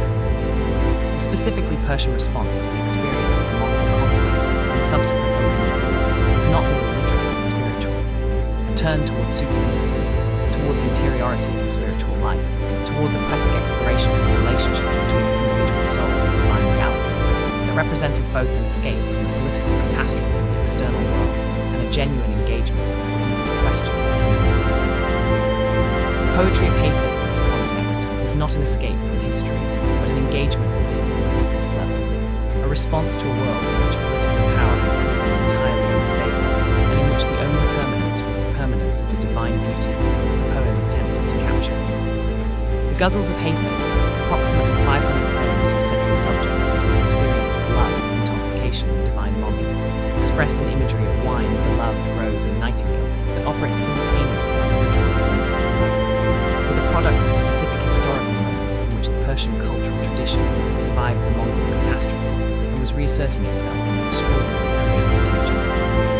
The culture that produced Hafiz was not the culture of the pre-Mongol Persian world. It was something new, shaped by the experience of catastrophe and survival, and its specific qualities of irony and ambiguity and the coexistence of spiritual depth with sensory pleasure reflect the historical conditions of its creation. The veneration of Hafiz in contemporary Iran, his tomb in Shiraz as a place of pilgrimage, his verses quoted daily, his divan used for divination, testifies to the permanent cultural significance of the literary tradition that emerged from the Mongol destruction.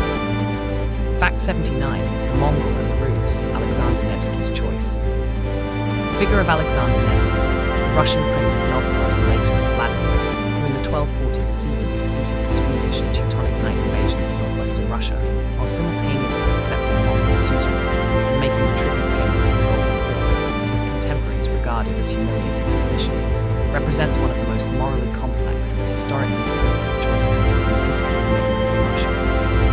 The calculated decision to resist the Western Christian adversaries who threatened Russian cultural and religious identity from the northwest, while accommodating the Mongol overlordship who threatened Russian political independence from the southeast, a choice whose long-term consequences for the development of the Russian state have been debated by historians from the medieval period to the present. Alexander Nevsky's victory over the Swedish army at the Battle of the River in 1240 CE, from which he took the surname Nevsky, and his even more celebrated victory over the Teutonic Knights at the Battle of the Ice on Lake Pelops in 1242 CE established him as the defender of Russian Orthodox Christianity against the Catholic West, and earned him the canonization by the Russian Orthodox Church that made him one of the most venerated saints in the Russian religious tradition. The combination of military prowess and religious piety that these victories represented was celebrated in Russian cultural memory as the model of the ideal Russian prince. At the same time, Alexander's relationship with the Golden Horde was one of active collaboration rather than passive submission. He traveled to the Mongol Horde 4 times, assisted the Mongols in conducting a census of the Russian population for tribute purposes, and reportedly supported the suppression of Russian popular resistance to Mongol authority. His calculation that resistance to the Mongols was militarily futile and would result in the total destruction of the Russian principalities, while accommodation left the institutions of the Orthodox Church and Russian cultural life intact, was pragmatically sound but morally controversial. The tension between Alexander Nevsky as national hero and as collaborator who enabled Mongol overlordship is one that the Russian historical tradition has never fully resolved, and the different ways his legacy has been appropriated by the medieval Orthodox Church, the Russian nationalist tradition, the Soviet state, and contemporary Russian political culture reflect the continuing relevance of the choices he made in the catastrophic 1240s. Fact 80, the Mongol Empire and the modern world, how the steppe shaped us. 80 facts into the story of the Mongol Empire, and the question of how this medieval nomadic civilization shaped the world we live in today deserves explicit attention, because the connection between the Mongol Empire and the contemporary world is both more direct and more pervasive than the typical treatment of the empire as a medieval historical episode would suggest. The Mongol Empire did not really happen in the medieval world. It created the conditions for the modern world through a chain of consequences whose final links include the global trading system, the gunpowder empires, the age of exploration, and the specific political landscapes of Russia, China, and the Islamic world that are still visible in the 21st century. The most direct political consequence of the Mongol Empire for the contemporary world four successor states that the Mongol Empire produced, the Yuan dynasty, the Golden Horde, the Ilkhanate, and the Chagatai Khanate, were the direct predecessors of the political entities that currently govern the territories they once controlled. China's political culture, its imperial tradition, and its understanding of its own historical boundaries were shaped by the Yuan dynasty's incorporation of the entire Chinese world into a single political unit. Russia's specific form of autocratic governance and its relationship to the steppe world were shaped by 2 centuries of Golden Horde overlordship. The political landscape of the modern Middle East was shaped by the Mongol destruction of the Abbasid Caliphate and the subsequent rise of the Ottoman Empire in the political vacuum the Mongols created. The technological consequences of the Mongol transmission of Chinese technologies to the West, gunpowder, printing, compass, are even more directly traceable in the contemporary world. Every gun, every printed book, every navigation instrument in the modern world is the descendant of the technologies that traveled westward through the Mongol trade networks in the 13th and 14th centuries. The gunpowder revolution that those technologies enabled was the foundation of the modern state system. The printing revolution enabled the Reformation, the scientific revolution, and eventually democracy. The navigational revolution enabled the age of exploration and the global economy. 20 facts remain, and the final 20 will ask the hardest questions about what it all meant, about how we should evaluate it, and about what it tells us about the human capacity for both creation and destruction. Fact 81. The Mongol and the Ottoman Empire, Tamerlane's victory. The confrontation between the Mongol successor tradition and the rising Ottoman Empire, culminating in Timur's devastating defeat of the Ottoman Sultan, Bayezid I at the Battle of Ankara in 1402 CE, the capture of the Sultan, and the temporary dismemberment of the Ottoman state, was one of the most consequential military events in the history of the late medieval Middle East. A collision between the last great representative of the Mongol conquering tradition and the most powerful emerging state of the Islamic world, whose outcome temporarily reversed what had seemed the inexorable Ottoman advance and provided the Christian states of Europe with a generation's respite from Ottoman pressure that changed the subsequent history of the Balkans and the Mediterranean. The Battle of Ankara in July 1402 CE was fought on the Anatolian plateau between Timur's enormous combined Mongol, Turk and Persian army, reportedly numbering in the hundreds of thousands, though actual numbers were certainly far smaller, and the Ottoman forces under Bayezid I, who had been besieging Constantinople when Timur's advance forced him to abandon the siege and turn east to face the new threat. The battle was decided partly by the tactical superiority of Timur's forces, and partly by the defection of the Anatolian Turkish vassals, who had been compelled to serve in the Ottoman army, and who, offered the opportunity by Timur's approach, deserted to the Mongol side. The aftermath of the Ottoman defeat was politically dramatic. Bayezid I died in Mongol captivity, reportedly kept in a cage, though some sources dispute this detail, and the Ottoman state temporarily fragmented as his sons fought each other for the succession. The Christian states of the Balkans that had been under Ottoman pressure, Serbia, Bulgaria, the remnants of the Byzantine Empire, gained a decade of relative security. Constantinople itself was given another 50 years of life before the Ottomans, reunited under Murad II and his son, named II, returned to complete the conquest that Bayezid had begun. The irony of Timur's intervention, the last great inheritor of the Mongol tradition preserving Christian Constantinople and the Christian Balkans from Muslim Ottoman conquest, is one of the most striking in the history of the medieval Middle East, and it demonstrates with unusual clarity how the Mongol legacy continued to shape political outcomes long after the empire itself had dissolved. Fact 82. The Mongol and the Plague, long-term consequences. The long-term demographic and social consequences of the Black Death, the plague pandemic, and Mongol commercial infrastructure transmitted across the Eurasian continent in the mid-14th century CE, and that killed between 1/3 and 1/2 of the population of Europe, devastated the populations of the Islamic world, and fundamentally altered the social, economic, and cultural landscape of the medieval world. Were among the most consequential of all the indirect effects of the Mongol Empire, shaping the subsequent development of European civilization in ways that are still visible in the cultural and institutional landscape of the contemporary Western world. Immediate demographic consequences of the Black Death were catastrophic. Europe's population fell from approximately 75 million in 1340 CE to approximately 50 million in 1400 CE, and did not recover to pre-plague levels until approximately 1500 CE. A century and a half of demographic deficit whose effects on the European economy, on European social structure, and on European cultural production were profound. The labor shortage created by the plague's mortality produced the conditions for the eventual collapse of serfdom in Western Europe, as the survivors of the plague found themselves in a seller's market for labor and used that economic leverage to extract better conditions from their landlords.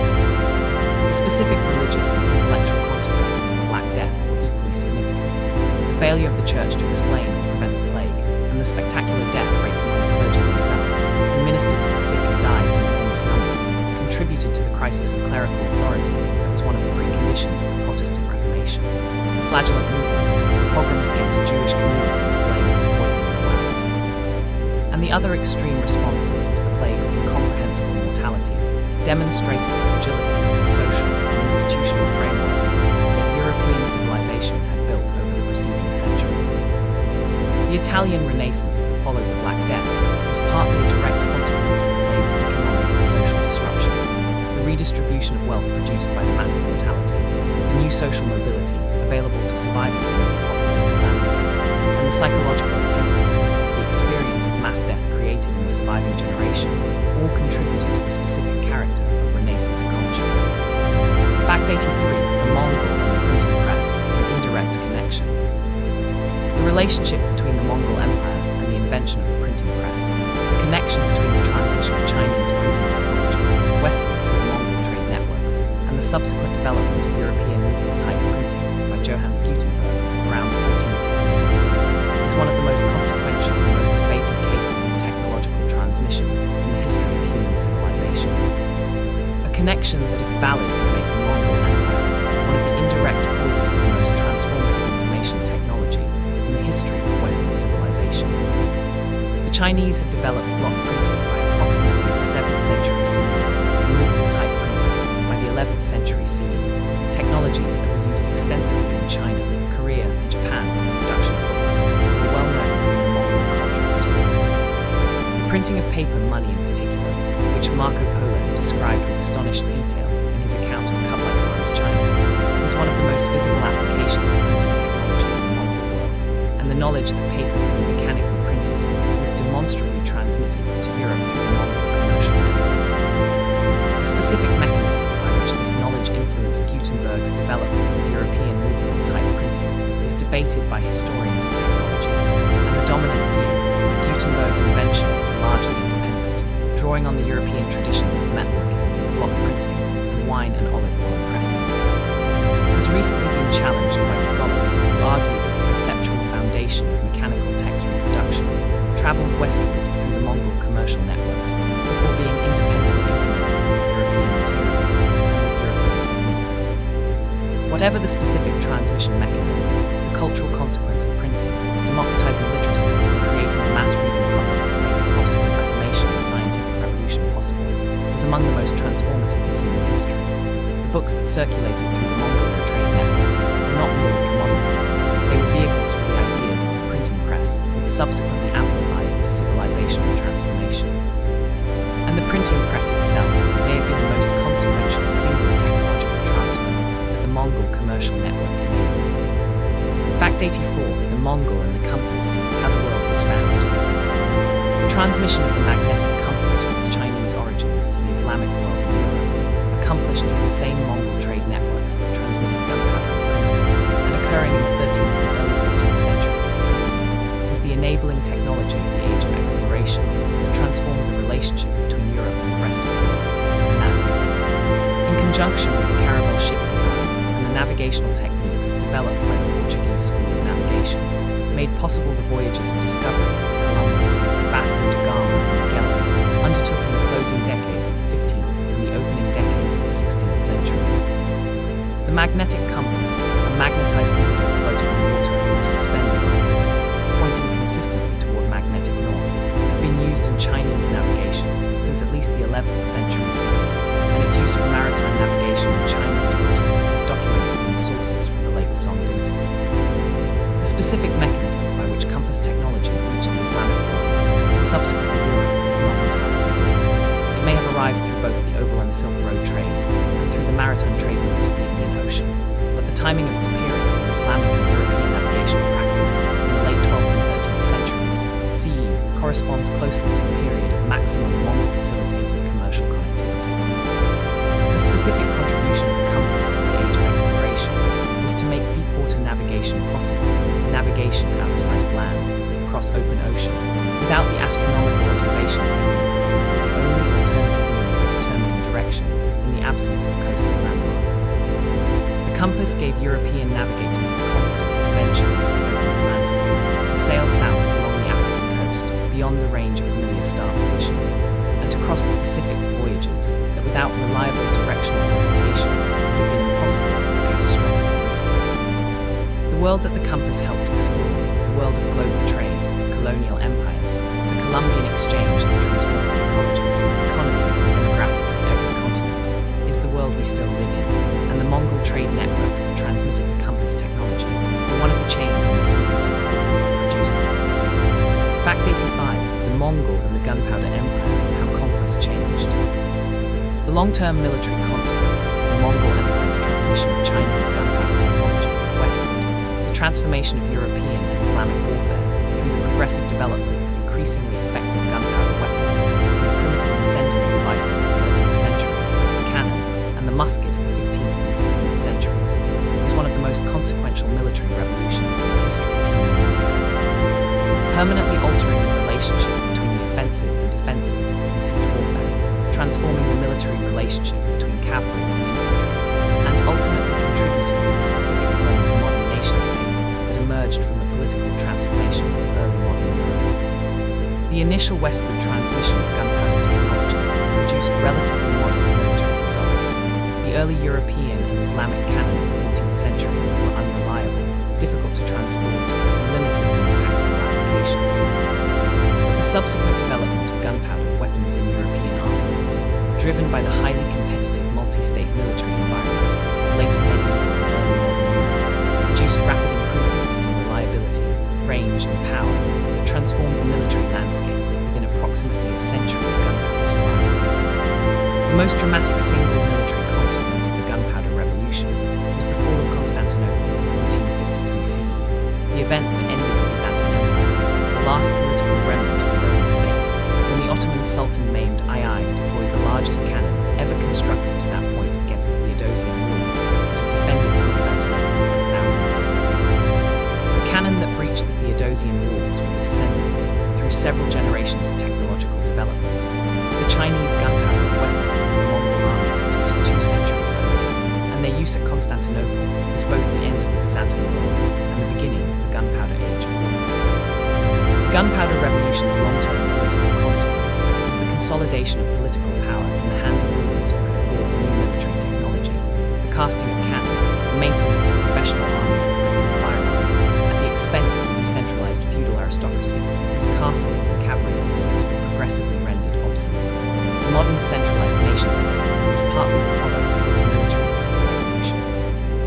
Fact 86. The Mongol and the demographic history of empty lands. The demographic consequences of the Mongol conquests, the massive population losses in Central Asia, Khorasan, northern China, and the Kievan Rus principalities that resulted from the direct violence of the campaigns, the subsequent famines and epidemics, and the disruption of the agricultural infrastructure that had sustained these populations.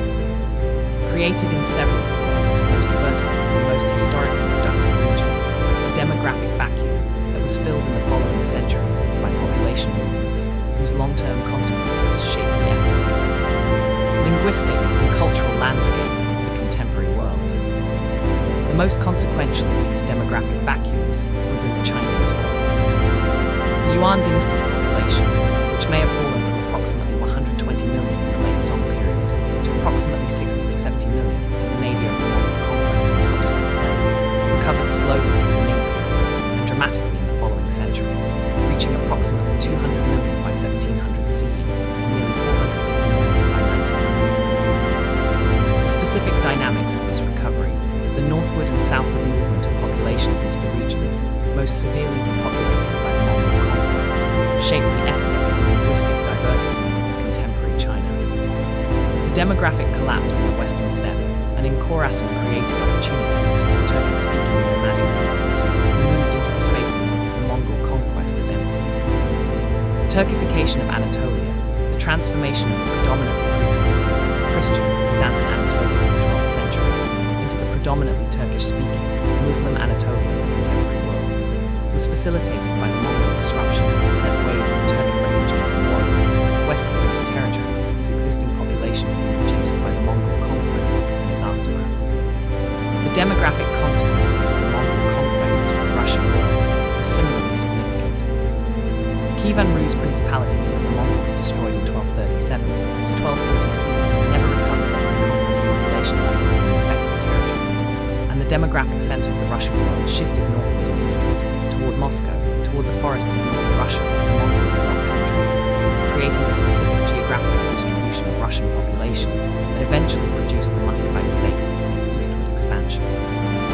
Fact 87. The Mongol and the question of genocide, moral reckoning. The moral evaluation of the Mongol Empire, the question of how to assess the enormous human costs of the Mongol conquests against the genuine civilizational contributions of the Pax Mongolica, the cultural patronage of the successor states, and the technological transmissions that helped create the modern world, is one of the most difficult moral questions in the history of the pre-modern world. A question that admits no single answer, and that requires a willingness to hold simultaneously in mind both the scale of the destruction and the genuine achievements of the civilization responsible for it. The case for a fundamentally negative moral evaluation of the Mongol Empire rests on the sheer scale of human suffering the conquests produced. The demographic estimates suggest that the Mongol campaigns may have killed between 30 and 40 million, a number that represents approximately 10% of the total world population at the time. The destruction of cities, the massacre of populations, the deliberate destruction of agricultural infrastructure. These were not accidental byproducts of military operations, but deliberate policy, calculated to maximize the submission of subsequent targets by demonstrating the consequences of resistance. The people of Merv, Nishapur, Samarkand, Baghdad, and dozens of other cities did not choose to resist and were not given meaningful opportunities to submit. They were destroyed as instruments of a policy of terror, whose primary beneficiaries were the Mongol ruling class and its commercial partners. The case for a more complex evaluation acknowledges all of this while noting the Mongol Empire's consequences for world history, including genuine goods that would not have existed without the conquests. The Pax Mongolica's commercial connectivity, the technological transmissions that produced the age of exploration and the information revolution, the cultural syntheses of continuing periods, and the specific political forms of the successor states that shaped the development of China, Russia, Persia, and India in subsequent centuries. None of this justifies the killing. Moral calculation does not work that way, but it insists on the complexity of a historical phenomenon that cannot be reduced to either celebration or simple condemnation. The historical consciousness that the Mongol Empire requires, the capacity to recognize both the extraordinary achievement and the extraordinary cost, is itself one of the most important things the study of history offers. Fact 88. The Mongol and the Eurasian languages, words that cross the world. The linguistic legacy of the Mongol Empire, the words that traveled from the Mongolian steppe into the languages of the civilizations the empire touched, and the words from those civilizations that entered the Mongolian language during the centuries of imperial contact, is one of the most pervasive and most invisible of the Mongol Empire's contributions to world cultural heritage. A legacy that is present in dozens of languages, spoken by hundreds of millions of people who are entirely unaware of the Mongol origin of the words they use daily. The most direct linguistic legacy of the Mongol Empire in Western languages is the set of words that entered English and other European languages through the Mongol commercial networks and the Western travelers who documented their experiences in the Mongol world. The word Khan, a Mongol title that designated a supreme ruler, entered English through the Ottoman and Mongol contact zones and survives in English in the word itself in derived forms. The word horde from the Mongol order, the camp of a great noble, entered English through the Mongol invasions and their Russian aftermath, and has come to mean any large and threatening massacre. The word assassin, already described as deriving from the Nizari Ismaili tradition that the Mongols destroyed, entered the European languages from the Arabic Hashashin, and eventually from the Persian and the Arabic that described the Nizari tradition. In the Russian language, which had 2 centuries of direct contact with the Golden Horde, the Mongol linguistic legacy is considerably more extensive.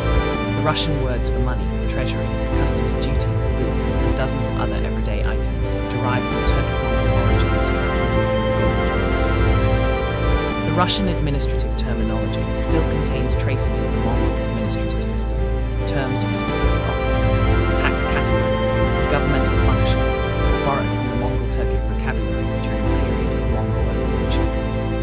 The Persian and Turkish languages absorbed even larger Mongol and Mongol-transmitted vocabulary during the Ilkhanate, Timurid, and subsequent periods, and the Chinese administrative and military vocabulary of the Yuan period. Terms that entered Chinese from the Mongolian administrative language cohort persisted in Chinese administrative usage long after the Yuan dynasty itself had been overthrown.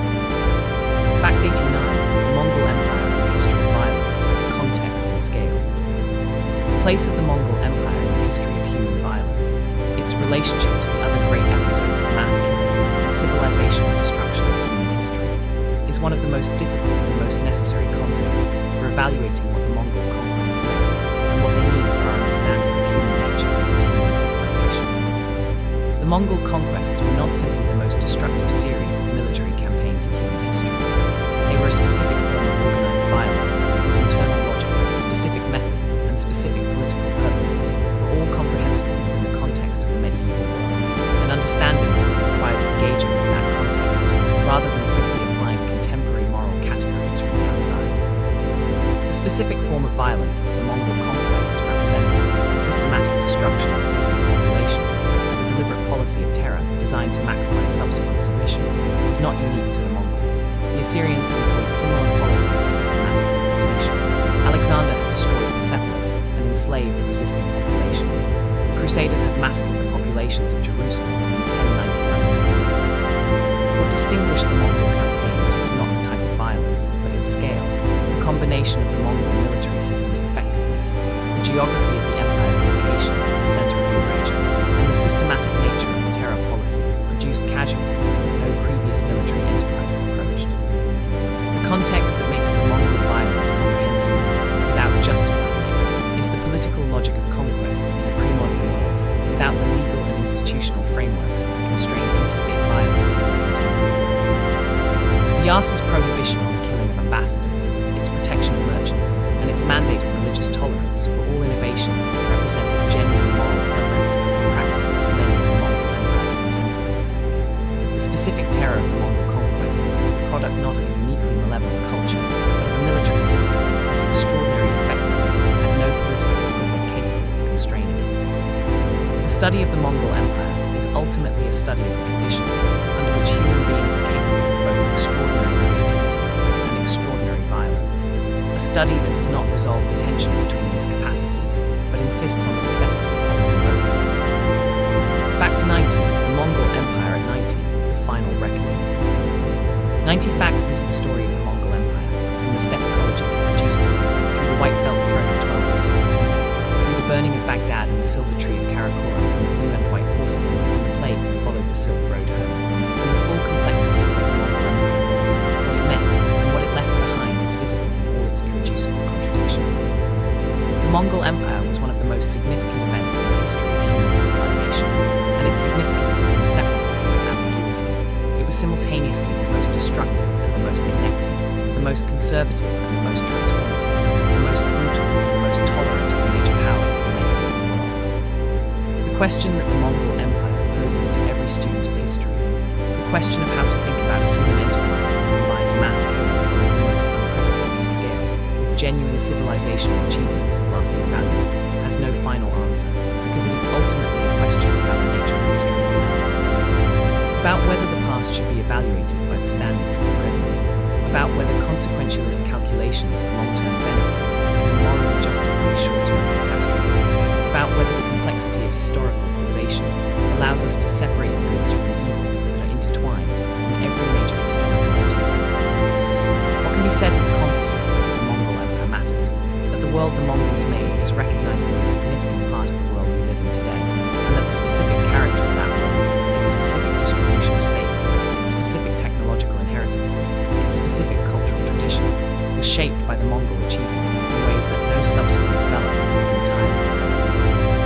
The gunpowder that created the modern state system traveled on Mongol trade routes. The printing press that created the modern information environment derived from technologies that traveled the same routes. The global commercial networks that sustain the contemporary economy were first sketched in the commercial geography of the Pax Mongolica. 10 facts remain, the final 10 threads of civilization civilization that ended 7 centuries ago and whose consequences are still with us.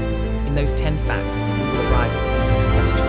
What does it mean that the largest land empire in history left behind not a political legacy, but a commercial and technological one? Fact 91. The Mongol and the Eurasian world order. What changed forever? The most fundamental change that the Mongol Empire produced in the history of the Eurasian world, more fundamental than the destruction of specific cities, the deaths of specific millions, the transmission of specific technologies, was the change in the political organization of the continent itself. The replacement of the fragmented, multipolar political landscape of the pre-Mongol world with the continental-scale political units that the Mongol conquest either directly created or whose creation it made possible by destroying the political structures that had previously made such units impossible. Before the Mongol conquest, Eurasia was organized into a large number of relatively independent political units. The Song dynasty, the Jin dynasty, Khwarezmian Empire, the Abbasid Caliphate, the various principalities of Kievan Rus, the Seljuk Sultanate, and dozens of smaller states, each pursuing its own political and economic interests in a multipolar environment where no single power could impose its will across the entire continent.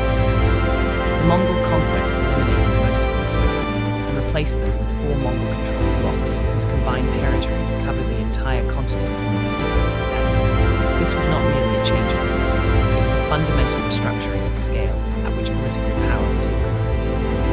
Subsequent fragmentation of these blocks into successor states did not restore the pre-Mongol political landscape, but produced a new one in which the successor states were each large by pre-Mongol standards. The Ming dynasty controlled the entire Chinese world, Muscovite Russia eventually controlled the entire Russian world, the Ottoman Empire eventually controlled most of the Islamic world from the Maghreb to the Persian Gulf, and the Mughal Empire controlled most of the Indian subcontinent. These large-scale successor states were the direct political descendants of the Mongol political reorganization, and their size and internal coherence reflected the organizational model, the large, centralized empire with a professional bureaucracy and a standing army that the Mongol period had demonstrated was achievable.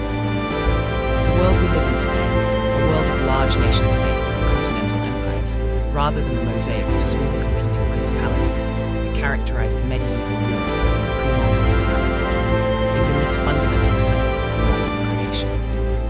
Fact 92. The Mongol and the steppes' last stand, the Dzunga genocide. The destruction of the Dzunga Khanate, the last significant nomadic empire of the Central Asian steppe, founded by the Warat Mongolian peoples of the Western Mongolian plateau in the 17th century CE, and finally eliminated by the Qing Chinese Empire in the 1750s CE, in a campaign of deliberate destruction that killed the overwhelming majority of the Dzunga population. It was the final chapter in the long history of the conflict between the nomadic steppe civilizations and the sedentary agricultural civilizations of East Asia, the moment at which the gunpowder on the standing armies of a settled empire permanently and definitively ended the era in which nomadic cavalry had been the dominant military force in the Central Asian steppe. The Dzunga Khanate had been founded in the early 17th century CE and had achieved at its height territories stretching from the Volga River in the west to the Gobi Desert in the east, encompassing modern Xinjiang, Kazakhstan, Kyrgyzstan, and large parts of Mongolia. The Dzungas were Tibetan Buddhists who maintained the Chingisid political tradition. Their Khans claimed Mongol legitimacy, and their state represented the last serious attempt to rebuild something of the Mongol imperial tradition on the steppe. The Qing Emperor Qianlong's campaigns against the Dzungas between 1755 and 1757 CE were conducted with an explicit policy of total elimination, not merely military defeat, but the physical annihilation of the Dzunga. Modern demographic estimates suggest that between 480,000 and 600,000 Dzungas, perhaps 80% of the total population, died in the wars, the subsequent famines, and the deliberate massacres that accompanied the Qing conquest. The survivors were scattered, enslaved, or assimilated, and the Dzunga identity as a distinct people effectively ceased to exist. The destruction of the Dzungas was final proof that the gunpowder revolution had permanently ended the era of nomadic military dominance. The steppe that had launched the greatest land empire in history had been mastered by the settled world that had terrorized for 3,000 years. The empty territories left by the Dzunga extermination were subsequently colonized by Han Chinese settlers and by Kazakh and other Turkic peoples. A demographic transformation whose consequences are still visible in the political tensions of the contemporary Xinjiang region, where the legacy of the Qing era colonization continues to shape the relationship between the Chinese state and the indigenous Uyghur and Kazakh populations. Fact 93. The Mongol and the contemporary world. Unexpected connections. The unexpected ways in which the Mongol Empire is present in the contemporary world, in political boundaries, in linguistic inheritances, in technological lineages, in the specific forms of cultural production that emerged from the Mongol period, are more numerous and more surprising than most people realize. And taking stock of them is one of the most effective ways of making visceral, really abstract claim that the Mongol Empire mattered for the world we live in today. The political boundaries of the contemporary world retain significant traces of the Mongol Empire.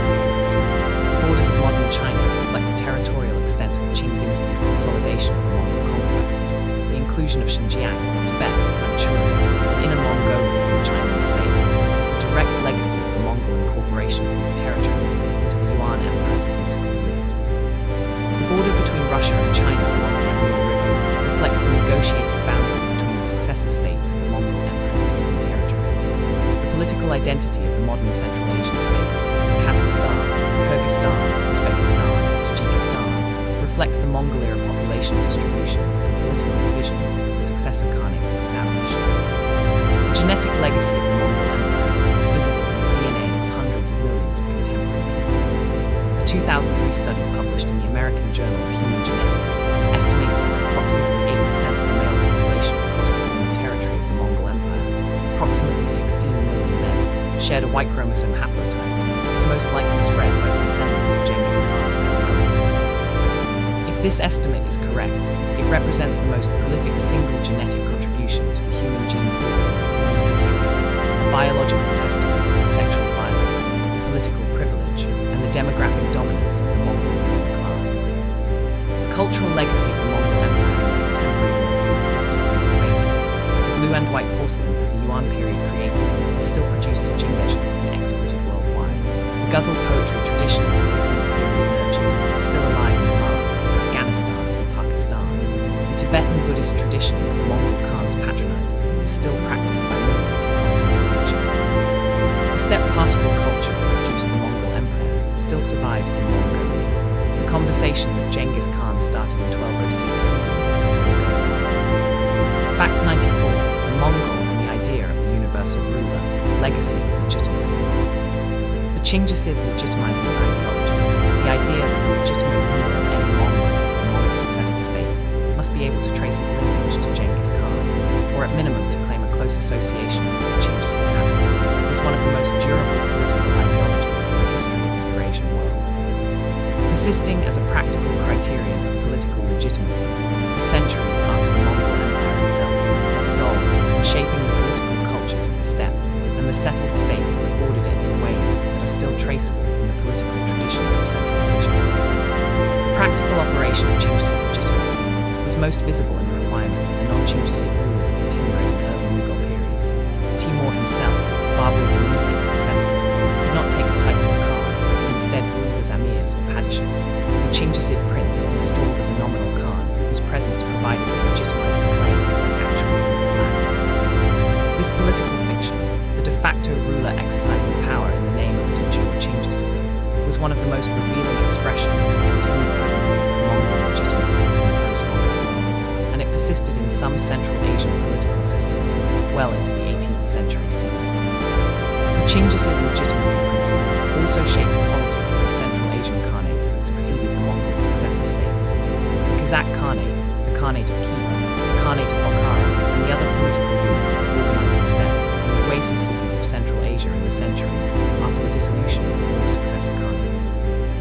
In each of these states, Chinggisid descent was either a requirement for rulership or a significant source of political prestige, and the genealogical claims of competing dynasties were one of the primary weapons in the political conflicts that determined who ruled. The ultimate fate of the Chinggisid legitimizing ideology was absorption into the Ottoman dynastic tradition, into the Mughal imperial ideology, into the political cultures of the successor Khanates, rather than elimination.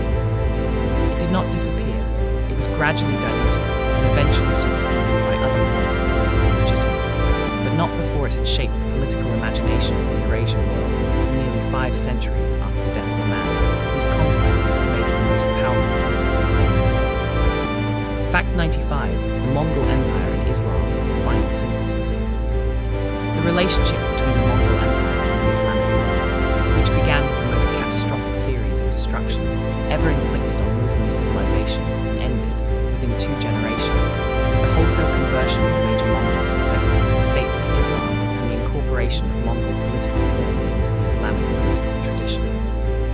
Represents in some ways the most consequential and the most complete of all the civilizational syntheses that the Mongol period produced. A synthesis whose products, the Ottoman Empire, the Mughal Empire, and the Timurid cultural tradition, were among the most magnificent civilizational achievements of the post-medieval world, and whose specific character reflected the unprecedented combination of the Mongol military power, Persian cultural sophistication, and Islamic religious legitimacy that the Mongol period made possible. The Ottoman Empire, which emerged in Anatolia in the late 13th century, seemed from a political vacuum created by the Mongol destruction of the existing Anatolian powers, and which went on to govern the Islamic world from the Danube River to the Indian Ocean for over 6 centuries, was in many of its most fundamental characteristics a Mongol successor state in Islamic dress. A centralized military empire governed by a professional bureaucracy and a slave soldier army whose administrative techniques, whose architectural traditions, and whose political ideology all bore the marks of the Mongol legacy, filtered through the Persian and Islamic cultural traditions that the Mongol period had synthesized. The Mughal Empire, founded by Babur in 1526 CE, was the most explicitly Mongol successor of the Islamic empires, maintaining the Genghis genealogical claim and the Turco-Mongol Persian administrative traditions of the Timurid. The Mughal synthesis of the Mongol political tradition, Persian cultural forms, and Indian artistic traditions created in the Taj Mahal, the Agra Fort, the Fateh Mosque, and dozens of other architectural monuments, a visual tradition of extraordinary beauty that is one of the supreme achievements of world architecture. The final synthesis that the Mongol Islamic encounter produced was something genuinely new, a political and cultural form that could not have existed without either the Mongol military tradition that created the political space for its emergence, or the Islamic cultural and religious tradition that gave it its moral framework and its spiritual depth. Fact 96. The Mongol and the global history, writing the largest story. The challenge of writing the global history of the Mongol Empire, the challenge of telling a story that encompasses China and Persia, Russia and Hungary, Korea and Vietnam, Tibet and India, in a single coherent narrative that does justice to the specific experiences of each of the civilizations involved, is one of the most difficult historiographical problems in the history of scholarship, a problem whose solution requires not merely the mastery of multiple languages, multiple archival traditions, and multiple historiographical conventions, but a capacity for the kind of synthetic vision that can see the connections between events separated by thousands of kilometers without losing sight of the specific human reality of each individual experience. The scholars who have done most to create the global history of the Mongol Empire in the modern period, above all David Moore, whose The Mongols remains the most accessible introduction to the empire, Timothy May, whose comprehensive surveys of the Mongol military and administrative systems have transformed scholarly understanding, and above all Jack Weatherford, whose Genghis Khan and the Making of the Modern World brought the Mongol story to a mass audience with a combination of narrative power and scholarly rigor that is rarely achieved in popular historical writing, have worked within traditions that were shaped by the specific linguistic and archival competencies of their training, and their syntheses reflect both the achievements and the limitations of working within those traditions. The most comprehensive scholarly treatment of the Mongol Empire remains a collective achievement rather than the work of any single historian. The accumulated scholarship of generations of specialists in Chinese history, Persian history, Russian history, Central Asian history, and the history of the steppe cultures whose combined expertise is required to understand the empire in all its dimensions. The fact that no single historian can master all the relevant languages and all the relevant archival traditions means that the global history of the Mongol Empire will always be a collaborative achievement. What is not in doubt is the importance of the enterprise. The Mongol Empire was the largest land empire in the history of the world, and its consequences for the development of human civilization were among the most significant of any single political entity in history. Understanding it fully in all its complexity, in all its contradiction, in all its human particularity, is one of the most important tasks that historians face. Fact 97. The Mongol and the steppe today, what remains? The Eurasian steppe that produced the Mongol Empire, the great belt of grassland that stretches from Hungary to Manchuria, covering an area larger than the continental United States, is still there, still inhabited by the descendants of the nomadic peoples who crossed it in every direction over the past 3 millennia, still shaped by the same ecology of grass and horse and seasonal migration that produced the Mongol military system. The steppe has changed profoundly in the modern period. The Soviet collectivization of the Central Asian nomads, the incorporation of the steppe into the national territories of Russia, Kazakhstan, Mongolia, and China, and the penetration of modern transportation and communication infrastructure. But it has not been erased, and the nomadic pastoral culture that produced the Mongol Empire survives as a living tradition in Mongolia and in the consciousness of the Central Asian peoples. The contemporary Mongolian state, approximately 3 million people between Russia and China, is the most direct political descendant of the Mongol Empire, and its national consciousness reflects this heritage in ways that range from the straightforwardly celebratory to the genuinely complex. The Mongolian National Museum in Ulaanbaatar chronicles the entire sweep of Mongolian history from the prehistoric steppe, cultures through the Mongol Empire, and its legacy to the present day. And the pride with which Mongolian guides present these exhibits reflects a genuine and deeply felt national identification with this heritage. The steppe ecology that produced the Mongol Empire has been significantly transformed by the warming and drying trends associated with climate change, reducing the productivity of the steppe grasslands. The Dzud, the catastrophic winter event in which summer drought is followed by a killing winter, has increased in frequency, driving a massive urbanization of the Mongolian population and threatening the nomadic pastoral tradition that is the living link between the contemporary Mongolian people and the civilization that once ruled the world. The story of the Mongol Empire is not a story that ended in the 14th century. It is still being written in the struggles of the Mongolian nomads to maintain their way of life, in the political relationships between Mongolia and its enormous neighbors, and in the continuing resonance of the Mongol heritage across the Eurasian continent. Fact 98: the Mongol Empire and the question of progress, what history teaches. The Mongol Empire confronts us with one of the most uncomfortable questions in the philosophy of history.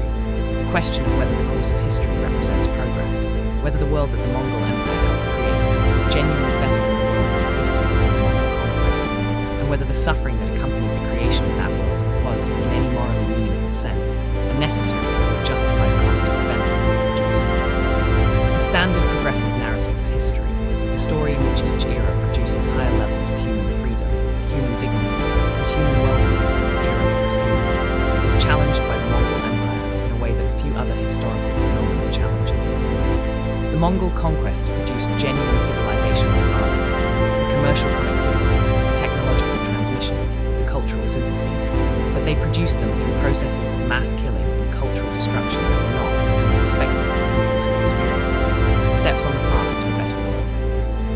The people of Merv and Nishapur and Baghdad did not die in order to make the Renaissance possible.